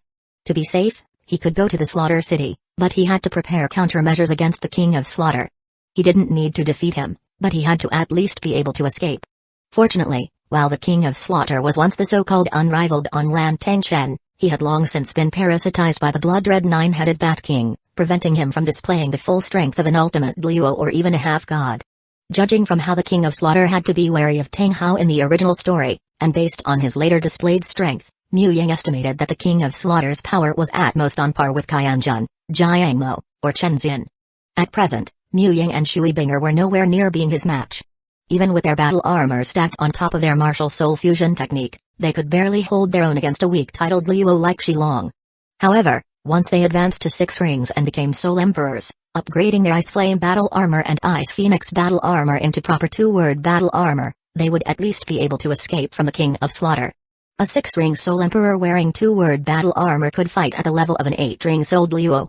With their foundations and profound techniques, even as newly advanced Soul Emperors, their combat strength would be top tier among non-titled Daluos. Moreover, martial soul fusion techniques weren't soul skills, meaning they wouldn't be suppressed by the King of Slaughter's domain, which restricted soul skill usage. With that as their base, adding the boost from their fusion technique, they would have at least the combat power of a rank 95 titled Daluo. With that level of strength, the King of Slaughter definitely wouldn't be able to keep them there. As for the Sea God's inheritance, Mu Yang glanced at Shui Binger, who was resting her head on his shoulder. Although ice was not the same as water, the two were closely related. With Shui Binger's talent and potential, she should be able to catch Poseidon's attention. He would inherit Asia, and Shui Binger would inherit the Sea God, perfectly cutting off Tang Buddha's path to godhood. Unlike the preliminary round, where multiple arenas hosted matches simultaneously, the advancement round had only one competition venue, the Royal Knights Grand Training Field. The Grand Training Field had been remodeled, with a circular competition area drawn at the center, spanning 100 meters in diameter. Compared to the preliminary rounds arenas, this space was much larger, allowing participants to better showcase their strength. After all, team battles were chaotic, and in smaller arenas, many details were hard to observe.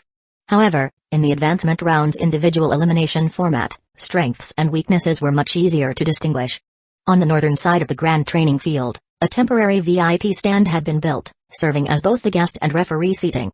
However, there were far fewer VIPs watching the advancement round compared to the preliminaries. Looking over the first row of the VIP stand, apart from Emperor Zhu Yi, Ning Fengzi, Qin Xin, Zhuge Bo, and Huo Lai, most of the seats behind them were occupied by high-ranking generals of the Heaven Empire, along with a few heavyweight figures such as Crown Prince Zhu King, Prince Zhu Xing, and several red-clothed bishops from Spirit Hall. The high-ranking officials of the Heaven Spirit Temple had been nearly wiped out by Tang Hao, with only a few survivors who had not been present at the temple at the time. To prevent Tang Hao from launching another attack, Spirit Hall had temporarily refrained from sending personnel to rebuild it, opting to wait until the situation settled. As a result, in this year's tournament, the number of Spirit Hall representatives among the VIP spectators for the advancement round was significantly lower than in previous years. Of course, even if there were only a handful of Spirit Hall members left in Heaven City, they still had to be brought in as judges. This was not merely because of Spirit Hall's influence but also due to its role as a CO organizer of the tournament. As an official CO host, Spirit Hall had the right to participate in judging, ensuring fairness and impartiality in the competition. With more than half an hour remaining until the scheduled start time, the participating teams arrived at the arena one after another. Chapter 179, Promotional Tournament. There were 15 teams participating in the promotion round, with 7 matches per day and 1 team getting a bye each round, making a total of 14 rounds of competition. The matchups for the first round had already been determined the previous night through a draw. The Blazing Fire team had not drawn the bye, and their opponent was one of the 2 teams from the Sylvis Kingdom, the Exotic Beast Academy team.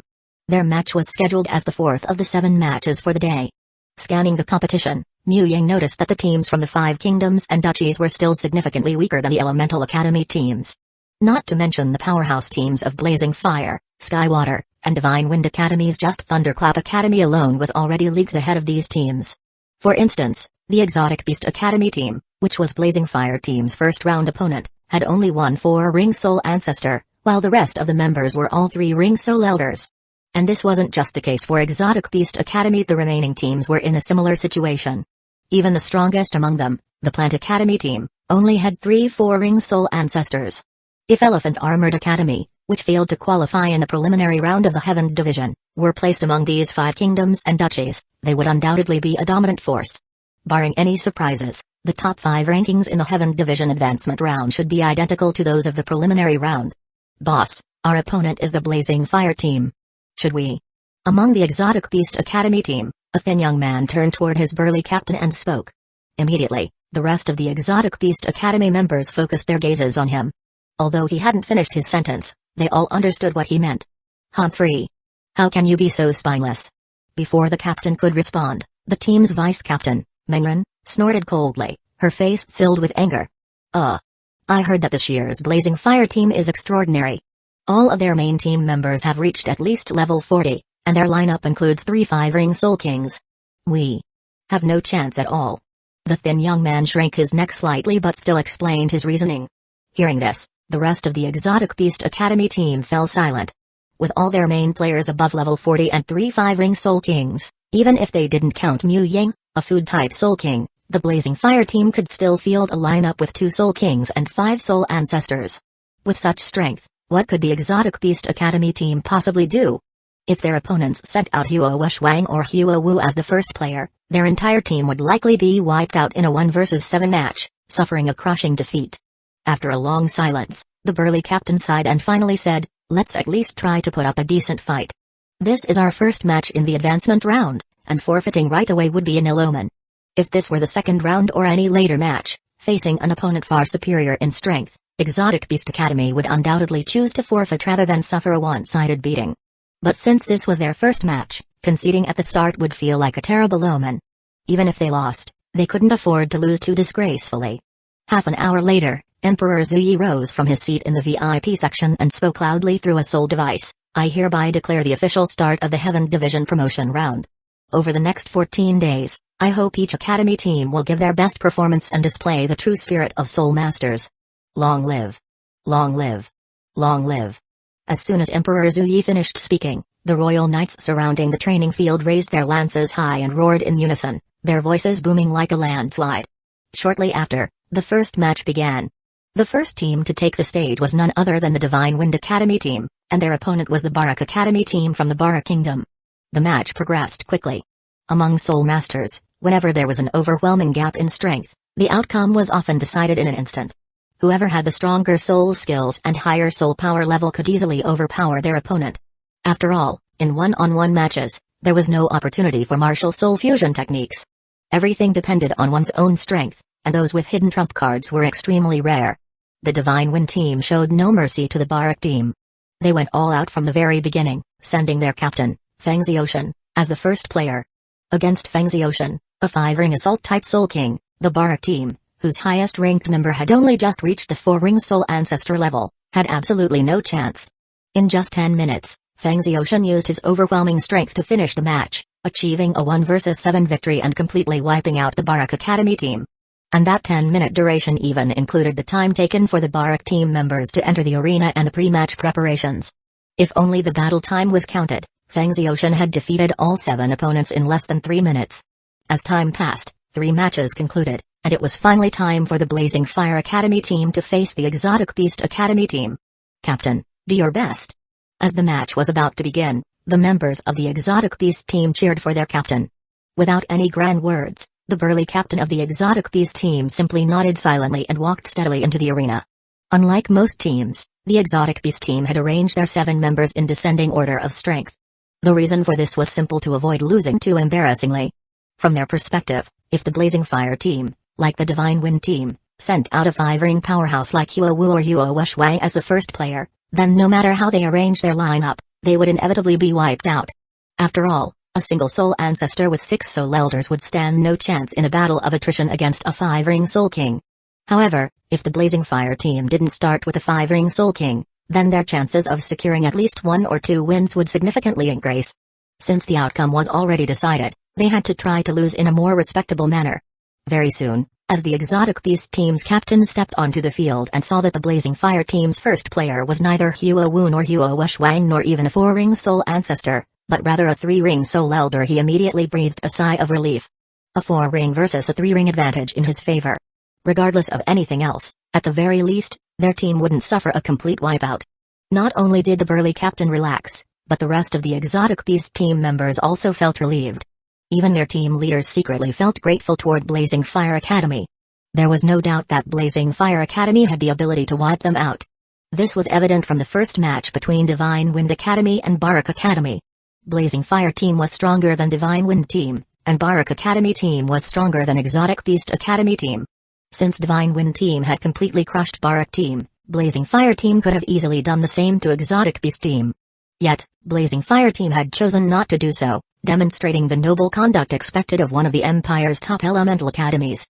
TSK having strength but not being overbearing, they truly deserved their reputation as one of the top-ranked advanced Soul Master academies on the continent. Chapter 180, Brother King, please teach me? Thanks to Blazing Fire team's sportsmanship, their first player was the defense-type Soul Elder, Huo Yu, followed by the support-type Battle Soul Masters Huo Ku and Huo Jun. Only after them did the true Battle Soul Masters take the stage. As a result, although the Exotic Beast team lost, they didn't lose too disgracefully. The 4-ring captain of the Exotic Beast team defeated Huo Yu and tied with Huo Ku. Then, the 6 3-ring team members took turns entering the match, defeating the exhausted Huo Jun before being defeated by Huo Lai. In the end, their final record was eliminating 3 members of the Blazing Fire team. For the Exotic Beast Academy to achieve such a result, whether or not Blazing Fire Academy had deliberately held back, it was still commendable, especially considering that another academy had already been completely wiped out by an Elemental Academy team. After securing victory against the Exotic Beast team, the Blazing Fire team's bench player, Huo Lin, finally had a chance to be useful. In a soul battle, injuries were inevitable. Back when he was only at rank 35, Huo Lin was able to become a member of the Blazing Fire team solely because he was a healing-type Soul Master. Otherwise, in terms of strength and rank, there were many students in Blazing Fire Academy stronger than him. Of course, Mu Yang could also act as a healing-type Soul Master using his second soul skill, Orange Jade Blood Replenishing Ginseng, but he had to give his teammates some opportunities to shine, didn't he? In less than 2 hours, all 7 matches of the first round of the advancement tournament were completed. Except for Thunderclap Academy, who had the luck of drawing a bye and didn't need to compete today, all the teams that had qualified from the preliminary round won their first matches without any surprises. Especially Divine Wind Team, they claimed the honor of securing the first complete wipeout of this Soul Master Tournament's advancement round. Barak Academy. Honestly, among the three phases of the tournament, the preliminary round, the advancement round, and the finals, the advancement round was the stage where conflicts between teams were most likely to arise. The reason was simple. Take the match between Divine Wind Academy and Barak Academy as an example. Due to the significant gap in strength, Divine Wind Team completely wiped out their opponents. This was a glorious moment for Divine Wind Academy, but for Barak Academy, it was a nightmare. If the members of Barak Academy were narrow-minded, it wouldn't be surprising if they ended up holding a grudge against Divine Wind Academy because of this. Of course, Divine Wind Academy didn't care at all. The resentment of the weak was meaningless.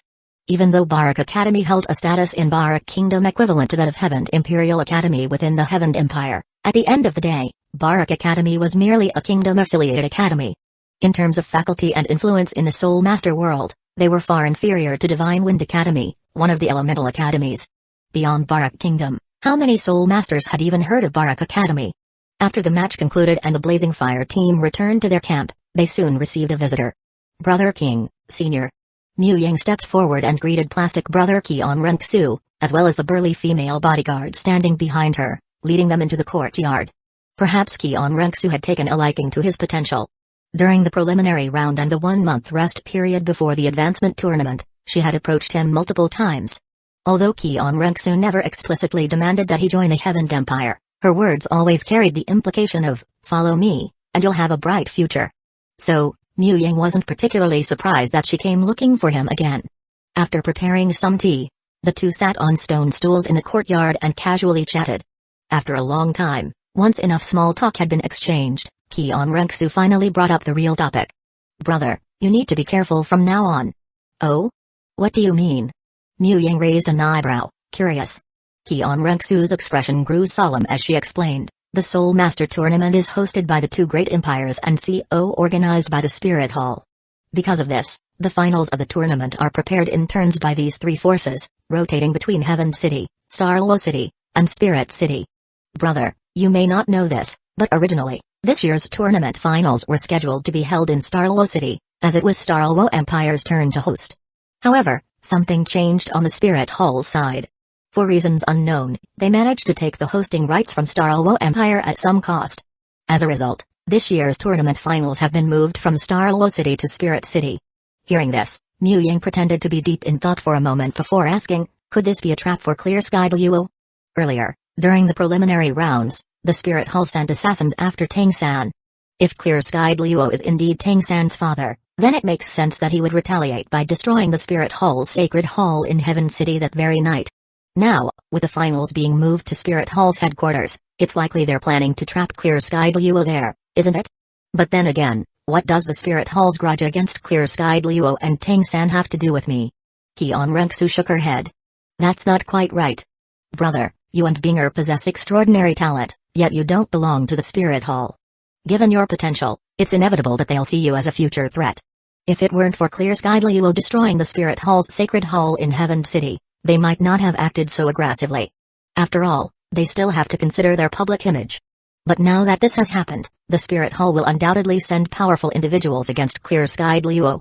When that happens, they may also take the opportunity to eliminate you and the others as well. Then, Brother King, I ask for your guidance." After a brief hesitation, Mu Yang sincerely sought advice. Keon Renksu's words weren't without merit. Tang Hao was no weakling.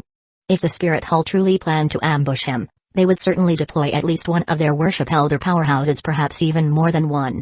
If that happened, with his current backing, even his three strongest allies might not be able to guarantee his safety. That said, this problem wasn't without solutions. The first option was to withdraw from the Soul Master Tournament and skip the finals entirely. But if the Spirit Hall truly considered him, Shui Binger, and the others as threats, then not competing wouldn't change anything. Unless they chose to go into hiding and train in seclusion, only emerging once they had reached the pinnacle of strength and stood unrivaled in the world, they would always be in danger. As for the second option, since Keon Renksu had came to him and said all this, it meant that at the very least, she herself didn't see him as a threat. If Mu Yang became close to Keon Renksu, the daughter of the Spirit Hall's Supreme Pontiff Bibi Dong, the granddaughter of the Grand Worship Elder Keon Dalu, the sole heir of the Angel Clan, and the young master of the Spirit Hall, then it would be unreasonable for the Spirit Hall to continue treating him as an enemy, wouldn't it? Conveniently, Keon Rensu had a dual identity. In the eyes of Bibi Dong and Keon Dalu, if he got close to Keon Rensu, then he would undoubtedly be considered an ally of the Spirit Hall. As an ally, they wouldn't need to worry about eliminating him. In the eyes of Emperor Zhu Yi, if he stayed close to Zhu King, then he would naturally be seen as a friend of the Heaven Empire. And as far as Mu Yang himself was concerned, as long as the Spirit Hall didn't treat him as an enemy, there was no harm in being friendly with the Heaven Empire as well. If, in the future, he grew strong enough to no longer fear the Spirit Hall, and if Keon Rensu's identity as the Spirit Hall's young master was eventually exposed, revealing that Brother King had deceived his feelings, then it would only be natural for him to distance himself from both the Spirit Hall and the Heaven Empire. Chapter 181, Battle Against Shrek. Brother, you don't need to worry too much. While it's true that Spirit Hall is powerful in terms of Soul Master strength, that doesn't mean they can act recklessly without consequences. Once the promotion matches are over, I will also head to Spirit City to participate as a judge in the finals on behalf of the Heaven Empire. With both of us there, Spirit Hall won't dare to act rashly. Keon Rensu spoke in a relaxed tone. With her as his good big brother, how could she not protect her good little brother? The elders of the worship hall all knew that Zhu King was actually her. When the time came, she could scare Mu Yang a little first, then at the most critical moment, step forward as his protector, just the right opportunity to earn some goodwill. After all, on the surface, the elders of Spirit Hall had to consider the consequences of their actions. It was reasonable to assume that they wouldn't dare make a move against her, the Crown Prince of the Heaven Empire. That's great news. Mu Yang deliberately put on an expression of joy, as if he had truly found a powerful backer. After chatting for a long time, Keon Rensu eventually took her leave. Zhao Yang, the Heaven Empire and Spirit Hall seem to be at odds. Are you planning to side with the Heaven Empire in the future? After Keon Rensu left, Hua Wu asked Mu Yang. Sis, you don't understand. Mu Yang smiled and shook his head. If it were the real Zhu King, he wouldn't even bother acknowledging him. But Keon Rensu was different. She was destined to inherit the angel god's position, whereas he wasn't certain whether he could pass a god's trials and inherit a god's position before she ascended. Because of that, forming a good relationship with Keon Rensu in advance was crucial. He didn't have any deep grudges against Spirit Hall. Even though there had been some conflict due to Salaz, he had already exacted his revenge, and the real culprit had been dealt with. There was no need to dwell on the past. If his god trials didn't go smoothly and Spirit Hall, under Keon Rensu's leadership after inheriting the angel god's position, unified the continent before he could become a god, then with their existing relationship, protecting himself and his academy wouldn't be a problem. In other words, maintaining a friendly relationship with Zhu King, who was actually Keon Rensu in disguise, was like securing a safety net in advance. I don't understand. You're getting close to the Heaven Empire, and Spirit Hall might not take it lightly. You should be careful. Hua Wu had initially wanted to warn Mu Yang that siding with the Heaven Empire could have serious consequences. However, she quickly realized that if even she could think of this, Mu Yang must have already considered it as well, so she didn't say much more. I know what I'm doing. Mu Yang nodded. Blazing Academy was lucky. In the second round of the promotion matches, they drew a bye. As a result, on the second day of the promotion matches, the Blazing team didn't need to compete. Once the second round concluded and the representatives of each academy drew lots, the matchups for the third round were announced. Blazing Academy's opponent for this round was none other than Shrek Academy. When the drawing results were revealed, Mu Yang noticed that Shrek team didn't seem to have any intention of forfeiting. In fact, Tang San's gaze toward Hua Wu and Hua Shuang was filled with intense battle intent. A team with 3 soul ancestors and 4 soul elders. I'd really like to see where you're getting your confidence from, Tang San. Mu Yang couldn't help but think to himself. It wasn't that he was overly confident, just stating the facts. Shrek team's strongest lineup only had 3 soul ancestors and 4 soul elders. With that level of strength, how could they possibly be a match for the Blazing team? If Blazing Academy sent Hua Wu or Hua Shuang as their lead fighters, there was even a chance they could completely wipe out Shrek team. After all, whether it was Hua Shuang or Hua Wu, neither of them were ordinary 5-ring soul kings. Not only did they have soul power reaching level 59, but their overall abilities also far surpassed other soul masters of the same level. With their powerful martial souls, extraordinary soul ring configurations, and various secret techniques, Hua Shuang's strength was comparable to an ordinary newly advanced 6-ring assault-type soul emperor. Hua Wu was even more formidable, her strength surpassing Hua Shuang's. With her unique innate ability, Fusion Ring, her attack-type soul skills could unleash power equivalent to that of a 7-ring soul sage. With such strength, what could Shrek team use to stop them? Even with the protagonist's fortune on his side, Tang San wouldn't be able to overcome this challenge. Just the natural suppression of fire-type soul masters against plant-type soul masters would be enough to put Tang San at a severe disadvantage. With martial soul and level disadvantages, no matter how rich Tang San's combat experience was or how proficient he was in Tang Set techniques, he couldn't make up for the vast difference in strength between the two sides. The next morning, Grand Arena, the first two matchups quickly concluded, and it was time for the third match, Blazing Academy vs Shrek Academy. The referee announced loudly, "Third round of the promotion matches, Blazing Academy vs Shrek Academy. Both academies, please send out your first contestant." Hearing this, Blazing Team's Hueco and a young man from Shrek Team, who emitted a slightly eerie aura, stepped onto the battlefield. Although their opponents were the protagonists group from the original story, Mu Yang didn't change Blazing Team's lineup order. He still followed the strategy of sending out fighters from weakest to strongest. That was because today, the ace of Blazing Team wasn't Huo Shuang, it was the even stronger Huo Wu. From Mu Yang's perspective, the first battle between Huo and Shrek's Jingling was a match between two weaklings. The former's martial soul was the Flame Demon Rhinoceros, a defense-type soul elder, while the latter's martial soul was the skeleton, specializing in agility attacks. As the saying goes, a long defense leads to defeat. In a battle between defense and agility, the defender should theoretically be at a disadvantage. However, reality proved otherwise. Huo's Flame Demon Rhinoceros martial soul was of a higher quality than Jingling's, his soul power level was a few levels higher, and even his soul ring configuration was superior. With all these factors combined, Huo used his defensive advantage to suppress his opponent. 3 minutes later, Huo seized an opening and used his first soul skill, a charge-type ability, to knock Jingling out of the white boundary, securing victory in the first match. For the second match, Shrek Team sent out Tai Long, a thick-skinned rhinoceros versus a power-type gorilla, both at level 39 soul elder rank. This battle turned into a brutal exchange of blows. Fists met flesh, and the fight was intense. However, since Huo had already fought one match and was running low on soul power, he ultimately lost to Tai Long. But as soon as Blazing Team's second contestant stepped onto the field, Shrek Team suffered back-to-back defeats. Despite being designated as a support member, the second Blazing Team fighter, Hueco, wasn't a typical auxiliary-type soul master. His soul skills had both support effects and considerable combat capabilities. With his soul power having reached the 4-ring level, he had achieved a qualitative breakthrough over his opponent.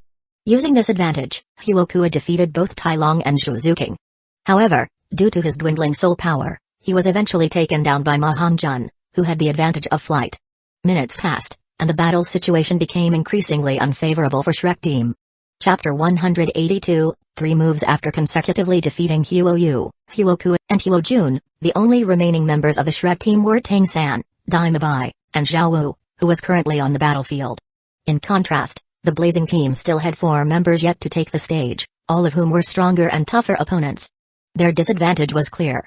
Whether it was Tang San and Dai Mabai, who had yet to fight, or Zhao Wu, who was already in the ring, all of them wore solemn expressions. Following the referee's signal, the Blazing Team sent out their 4th participant. Soul Possession, Fire Leopard. With a low shout, Huo's body flashed with a crimson glow. His beast-type martial soul, Fire Leopard, possessed him. His muscles swelled, his hands transformed into leopard claws, and 4 soul rings, yellow, purple, and purple, shimmered around him. The match begins. At the referee's command, the battle resumed. Third soul skill, 7-star flame burst. Right as the match started, Huo, aiming for a swift victory, activated his third soul skill to seize the initiative. However, while Huo was fast, Zhao Wu was even faster. Second soul skill, charm. At the same moment that Huo activated his 1000-year third soul skill, Zhao Wu's second soul ring lit up, and a pink glow flashed through her eyes. An invisible wave of spiritual power surged forth, instantly invading Huo's mind. Both were 4-ring soul ancestors, but one was activating a 1000-year soul skill, while the other was using a 100-year soul skill. Naturally, Zhao Wu's skill was faster. After all, the stronger the offensive soul skill, the longer its activation time. For example, among 9th soul skills, practically no titled Luo in the world could instantly unleash a 9th-rank offensive skill. It always required some casting time. As spiritual power flooded his mind, Huo's body stiffened, his face paled, and he stood frozen on the spot. Being forcibly interrupted mid-skill, he suffered a minor backlash. However, for Huo, the real problem wasn't the slight backlash, it was the fact that in a one-on-one battle, he had been completely restrained by Zhao Wu's spiritual control skill.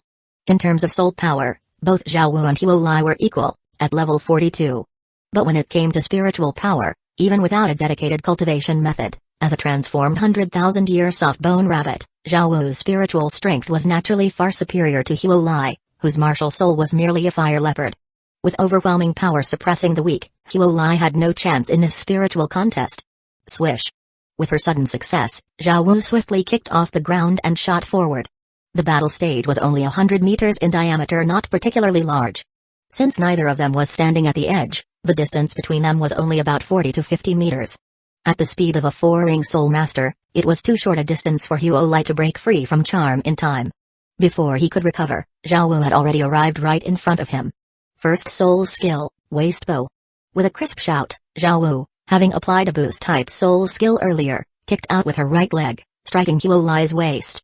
Then, she unleashed her signature move, the 8-stage throw, demonstrating to the audience the brutal elegance of a seemingly delicate yet explosively violent combat style. By the time Huo Lai snapped out of the control effect, he found himself airborne. The roar of the wind filled his ears, and he felt something tightly wrapped around his neck. In the next instant, boom!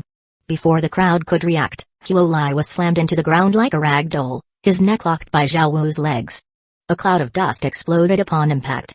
The unexpected throw left Huo Lai dazed, his vision spinning with stars, his entire body aching as if his bones had shattered. Temporarily, he lost the ability to resist.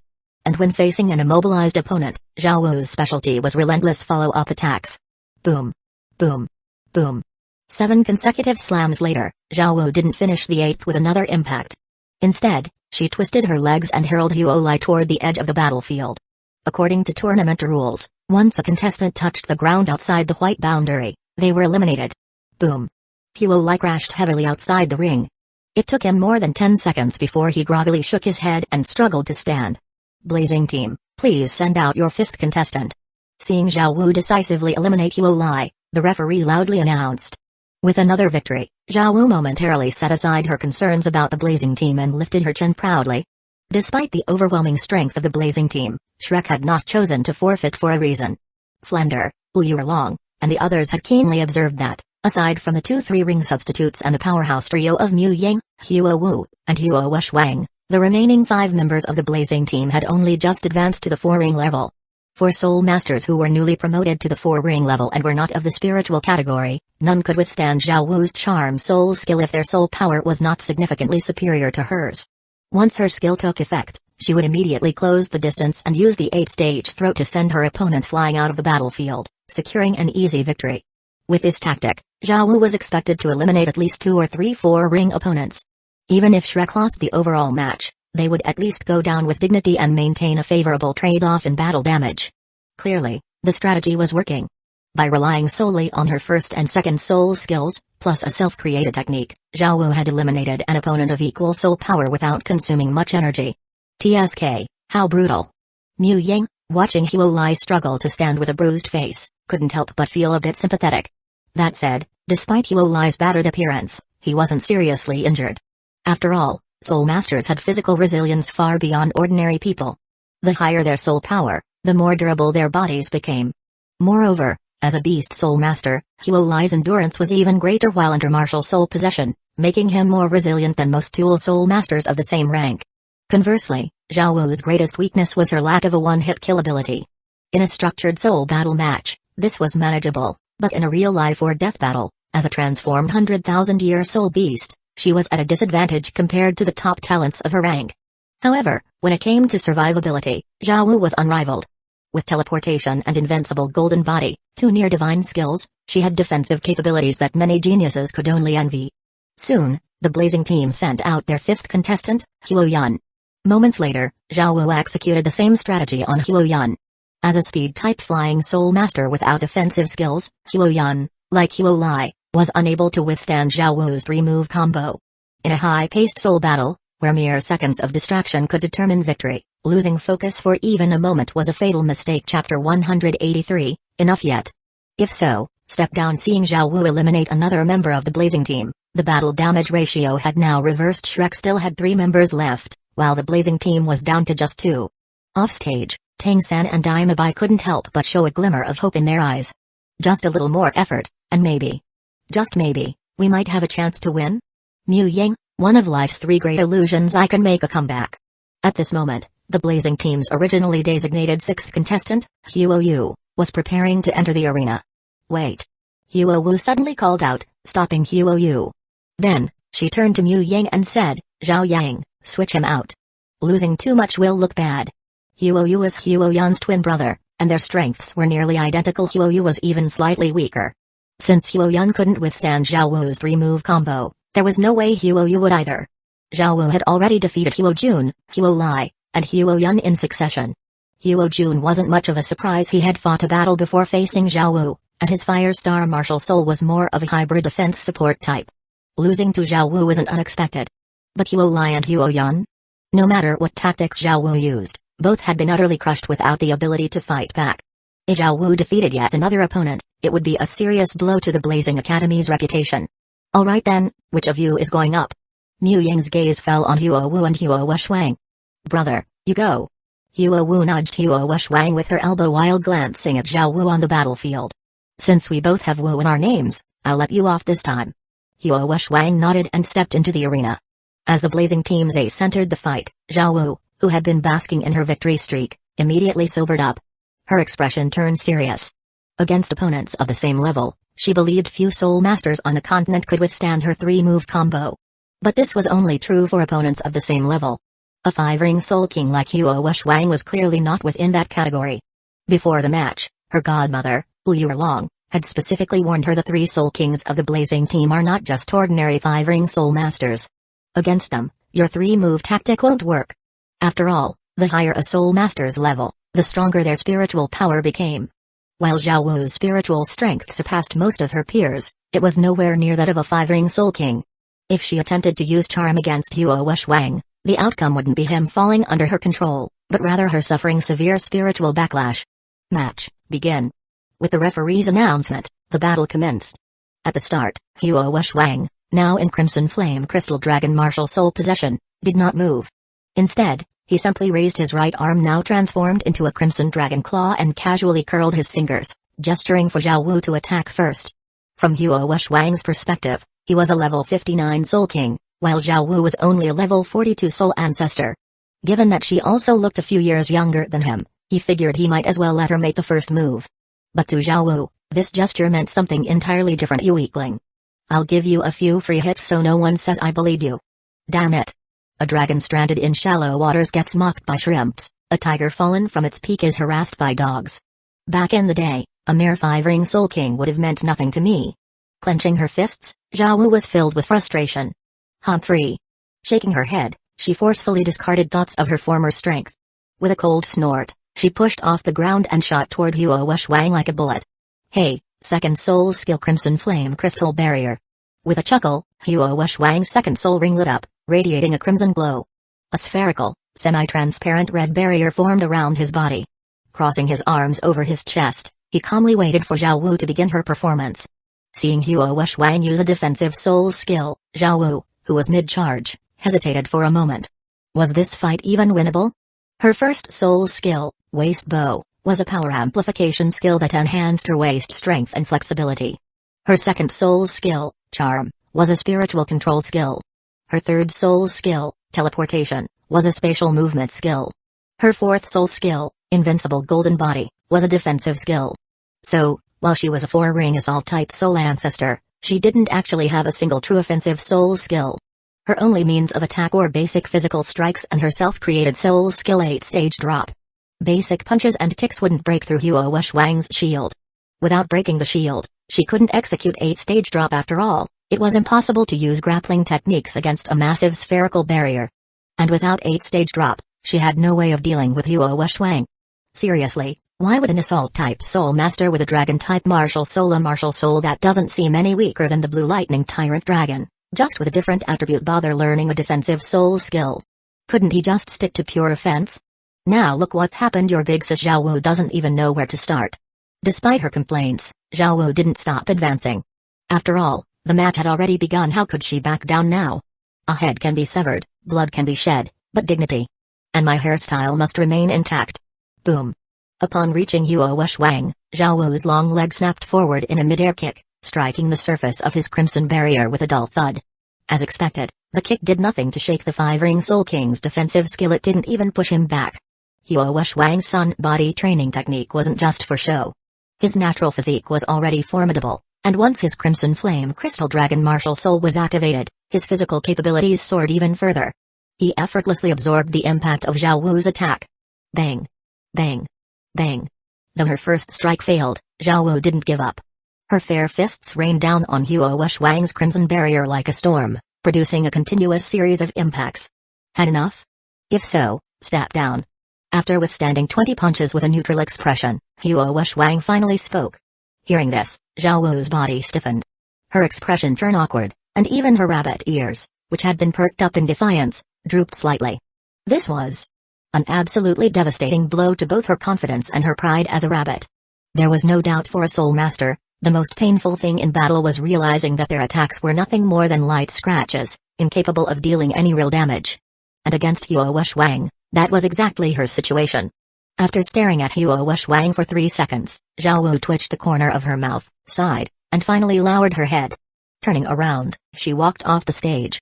Humphrey. Foolish human, I'll let you have this one. But one day, when my soul power reaches its peak, you will bow before me and respectfully call me Big Sis Zhao Wu. Chapter 184, Daimabai gets instantly defeated. Shrek Academy, please send your 6th contestant to the stage. With the outcome decided, the referee announced. Boss Tai, good luck. From outside the arena, Tang-san encouraged Daimabai. Feeling uneasy, Daimabai forced himself to nod calmly and stepped onto the stage. His opponent was a 5-ring Soul King, not just any Soul King with a mediocre martial soul and a weak soul ring configuration like white, yellow, purple, purple. No, this was a true genius, possessing a powerful martial soul and a soul ring sequence of yellow, purple, black, black. Meanwhile, he was merely a 42nd level soul ancestor, with a soul power gap of at least 10 levels. How was he supposed to win? But with the match already at this stage, there was no room for retreat or surrender. All he could do was brace himself and fight. After all, this was the Soul Master Tournament. The worst outcome would just be getting beaten up, at least his life wouldn't be in danger. Not long after Daimabai stepped onto the stage, Huo Wang curiously asked, I remember your name is Daimabai, right? The White Tiger is the exclusive inherited martial soul of the Starluo Empire's royal family. As someone from Starluo, why are you here in our Heaven Empire participating in the Soul Master Tournament? Hearing this, Daimabai's face froze, and his expression visibly darkened. His past was something he'd rather not recall. To ease the awkwardness, Daimabai hardened his tone and said, enough with the nonsense. Let's settle this with our strength. Noticing Daimabai's firm tone, Huo Wang raised an eyebrow. This guy. His soul power level wasn't high, but his attitude sure was bold. Was it because of his status as a Starluo royal that he had developed such arrogance? Or was he hiding some kind of trump card? With this thought, Huo Wang became more vigilant. Ordinary 4-ring soul ancestors weren't worth his attention, but special ones required caution. Otherwise, an upset wasn't impossible. Take his younger sister, Huo Wu, for example. With her innate ability Fusion Ring, even though she was only at the 4-ring level, she could unleash the attack power of a 6-ring Soul Emperor. Or Mu Yang back when he had just reached the 4-ring level, his formidable spiritual power and secret mental techniques allowed him to crush ordinary 6-ring Soul Emperors like chopping vegetables. One could never be too careful. Soon, the match began. 3rd Soul Skill White Tiger Vajra Transformation. With a loud roar, Daimabai's 3rd soul ring glowed. His body, clad in the White Tiger martial soul, tore through his clothes as his muscles swelled, black tiger stripes emerged, and his aura skyrocketed. 4th Soul Skill White Tiger Meteor Shower. With his enhancement activated, Daimabai immediately unleashed his ultimate move. As his 4th soul ring shone, countless golden spheres the size of fists materialized around him. Like a meteor shower, they streaked through the air, raining down toward Huo Wang. 5th Soul Skill Crimson Flame Divine Dragon Strike. With a calm expression, Huo Wang's 5th soul ring flared. Waves of crimson soul power surged around him as a mighty dragon, wreathed in blazing flames, rose behind him. With the speed of a lightning strike, the crimson divine dragon lunged forward, colliding with the incoming golden meteor shower. PFFT. PFFT. PFFT. PFFT. PFFT. PFFT. PFFT. A series of rapid, crisp sounds rang out. Under Daimabai's shocked gaze, his 4th soul skill White Tiger meteor shower shattered like fragile bubbles upon impact, completely crushed by the rampaging crimson dragon. But what horrified Daimabai even more was that, after obliterating the meteor shower, the Crimson Dragon, its momentum only slightly reduced, was now rapidly enlarging in his vision, rushing straight toward him. No. Feeling the terrifying aura of the Crimson Dragon, Daimabai seemed to sense the breath of death. His legs went weak, and he let out a terrified scream. Fortunately, Huo had no intention of taking Daimabai's life. Just as the dragon was about to strike him, it suddenly tilted its head and swung its tail, barely missing Daimabai as it soared into the sky. Boom! A deafening explosion echoed through the air as the Crimson Dragon self-destructed midair, transforming into a massive fireball high above. Bang! The powerful shock wave from the aerial explosion quickly spread downward. Although the 100-meter distance weakened its destructive force, reducing it to nothing more than a strong gust of wind, it was still enough to knock over Daimabai, who was already paralyzed with fear. He landed flat on his backside. That's it. Seeing this, Huo curled his lips in disdain. Earlier, Daimabai had acted so tough that Huo thought he might be a formidable opponent. But now, seeing him reduced to a joke, he couldn't help feeling disappointed. Defeated contestant, please leave the stage. At that moment, the referee's voice rang out. Although Daimabai hadn't been blasted out of the arena or formally conceded defeat, everyone could see that Huo had held back. Otherwise, that Crimson Dragon wouldn't have detonated in the air, it would have exploded right on top of him. And with Daimabai's strength, there was no way he could have survived the blast. Thus, the outcome of this match was already decided. With the battle over, the defeated contestant had to leave immediately to allow the next match to proceed. Since this was a knockout tournament, no academy was allowed to have more than one contestant in the arena at the same time. Glaring hatefully at Huo the one who had humiliated him, Daimabai fled the arena in disgrace. Soon, Shrek Academy sent out their seventh and final contestant, as per the tournament's rules, Tang-san. That Daimabai was all talk. Your martial soul is even worse than his. Are you sure you still want to fight? Huo asked as he looked at Tang-san. From his perspective, Tang-san had absolutely no chance of winning. Fire attribute Assault-type Soul Masters were the natural counters to Plant-type Soul Masters. On top of that, Tang-san's martial soul was the infamous Blue Silver Grass, a so-called trash martial soul. With the power of his dragon flames, Huo was confident that Tang-san's Blue Silver Grass would ignite instantly upon contact. With such an overwhelming disadvantage, in Huo eyes, this match wasn't even worth fighting. Even though it's Blue Silver Grass, it holds infinite possibilities. Besides, I'd like to experience the strength of a true genius in the Soul Master world. Tang-san said seriously. At this stage, as long as someone wasn't marked by him as seeking death, Tang-san's attitude was generally quite reasonable. Moreover, during Huo previous battle with Zhao Wu, he had displayed the demeanor of a true expert, strong yet not arrogant, and he had shown restraint rather than cruelty. This earned Tang-san's approval, especially given his own deep protective instincts toward his loved ones. Infinite possibilities. Not bad. In my eyes, you're already better than that Daimabai. Huo nodded in acknowledgement. Clearly, he had no respect for Daimabai's arrogant tact earlier.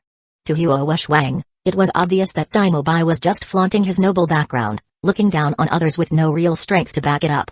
Of course, arrogance itself wasn't the issue. What mattered was whether one had the strength to justify it. Didn't he know that even the Starluo Emperor himself had to show respect to any titled Luo? Humphrey. Though he wasn't a titled Luo yet, it was only a matter of time. Chapter 185, A Failed Endeavor. He was curious to see how Tang-san, whose Blue Silver Grass soul had lost its fire immunity and whose soul power was a full 17 levels lower than Huo would handle the fight. Could he possibly bring out the big hammer? Mu Yang couldn't help but wonder. He really couldn't think of any other way for Tang-san, who was prohibited from using hidden weapons in the tournament, to pose a threat to Huo aside from bringing out the Clear Sky Hammer and using the Disorder-Splitting Wind Hammer technique. Of course, that possibility was unlikely. After all, not long ago, Tang Hao had caused a huge uproar. Not only did he kill the Platinum Bishop Salas, but he also smashed the Heaven Spirit Hall, which represented the Spirit Hall. If Tang-san exposed his Clear Sky Hammer soul now, he would attract too much hostility. Come on. Huo curled his fingers at Tang-san in a taunting gesture. Taking a deep breath, Tang-san pushed off the ground, executing his movement technique Ghost Shadow Perplexing Track. His figure flickered, leaving behind multiple afterimages as he ghosted toward Huo. Huo, maintaining the demeanor of a seasoned expert, merely activated his second soul skill, Crimson Flame Crystal Barrier, and crossed his arms in front of his chest, waiting calmly to see if Tang-san could put on an impressive performance. First soul skill, Binding. In the blink of an eye, the distance between them shrank to about 10 meters. Tang San's expression sharpened as his first soul ring lit up, and from his right palm, several blue-silver vines shot out like writhing spirit snakes, wrapping toward Huo Shuang. Tang San, taste my mother's binding. Seeing that Tang San's first soul ring emitted only the glow of 100-year-old soul skill and that he hadn't revealed any hidden trump cards, Huo Shuang immediately lost interest. As expected, not every opponent would have some hidden ace up their sleeve. They were all just young people having no trump cards was normal. However, just as Huo Shuang was about to finish Tang San off, a sudden and intense soul power fluctuation erupted. Tang San's left arm radiated a dazzling yellow glow. Soul Bone Skill, Earth Dragon's Roar. As a vast amount of soul power surged, a massive, earth and yellow ground dragon illusion materialized in midair behind Tang San. It had short forelimbs, thick and sturdy hind limbs, and an appearance that resembled a Tyrannosaurus Rex. Then, its enormous maw opened wide. A roar that distorted the very air erupted, spreading outward in an instant. 60,000-year Earth Dragon left arm bone soul skill, Earth Dragon's Roar. A control-type soul bone skill that forcefully stuns all opponents within range. The duration of the stun depends on the difference in mental power between the two parties. Roar. A deafening beastly roar exploded from the arena. The sound wave spread out with Tang San at its center, enveloping an area of more than 70 meters. Caught off guard, Huo Shuang along with many of the closer spectators instantly felt their minds go blank, freezing in place. At the same time, the blue-silver vines Tang San had released earlier successfully wrapped around Huo Shuang, presenting the audience with an unexpected display of rope artistry. In the next moment, Tang San pushed off the ground, twisted his body, and used the momentum of his leg to drive his waist, then his arm. With a sudden swing, he hurled Huo Shuang, who was bound by the blue-silver vines, like a meteor hammer straight toward the edge of the stage. From Huo Shuang's previous battles against Zhao Wu and Daimo Bai, Tang San had noticed that perhaps due to his confidence in victory Huo Shuang didn't have a habit of instantly finishing off his opponents at the start of a match. This habit gave Tang San the foundation he needed to execute a unique strategy. Tang San's tactic was simple. First, he would close the distance and activate his first soul skill, Binding. Given Huo Shuang's 5-ring strength and fire attribute soul power, this soul skill alone didn't pose much of a threat. Huo Shuang likely wouldn't burn the blue-silver vines the moment they were released. He would either wait until they were about to reach him or allow himself to be bound before setting them ablaze. As long as Huo Shuang didn't burn the vines immediately, Tang San would then activate his Earth Dragon's Roar Soul Bone skill, stunning Huo Shuang and creating an opening. He would then use the blue-silver vines as a human meteor hammer, flinging the temporarily stunned Huo Shuang out of the arena. This way, he could achieve something that should have been impossible, defeating the powerful, 5-ringed Huo Shuang as a mere 42nd level blue-silver grass soul master. Why not use Earth Dragon's Roar first and then Binding? Tang San had considered that Huo Shuang's soul power was significantly higher than his own.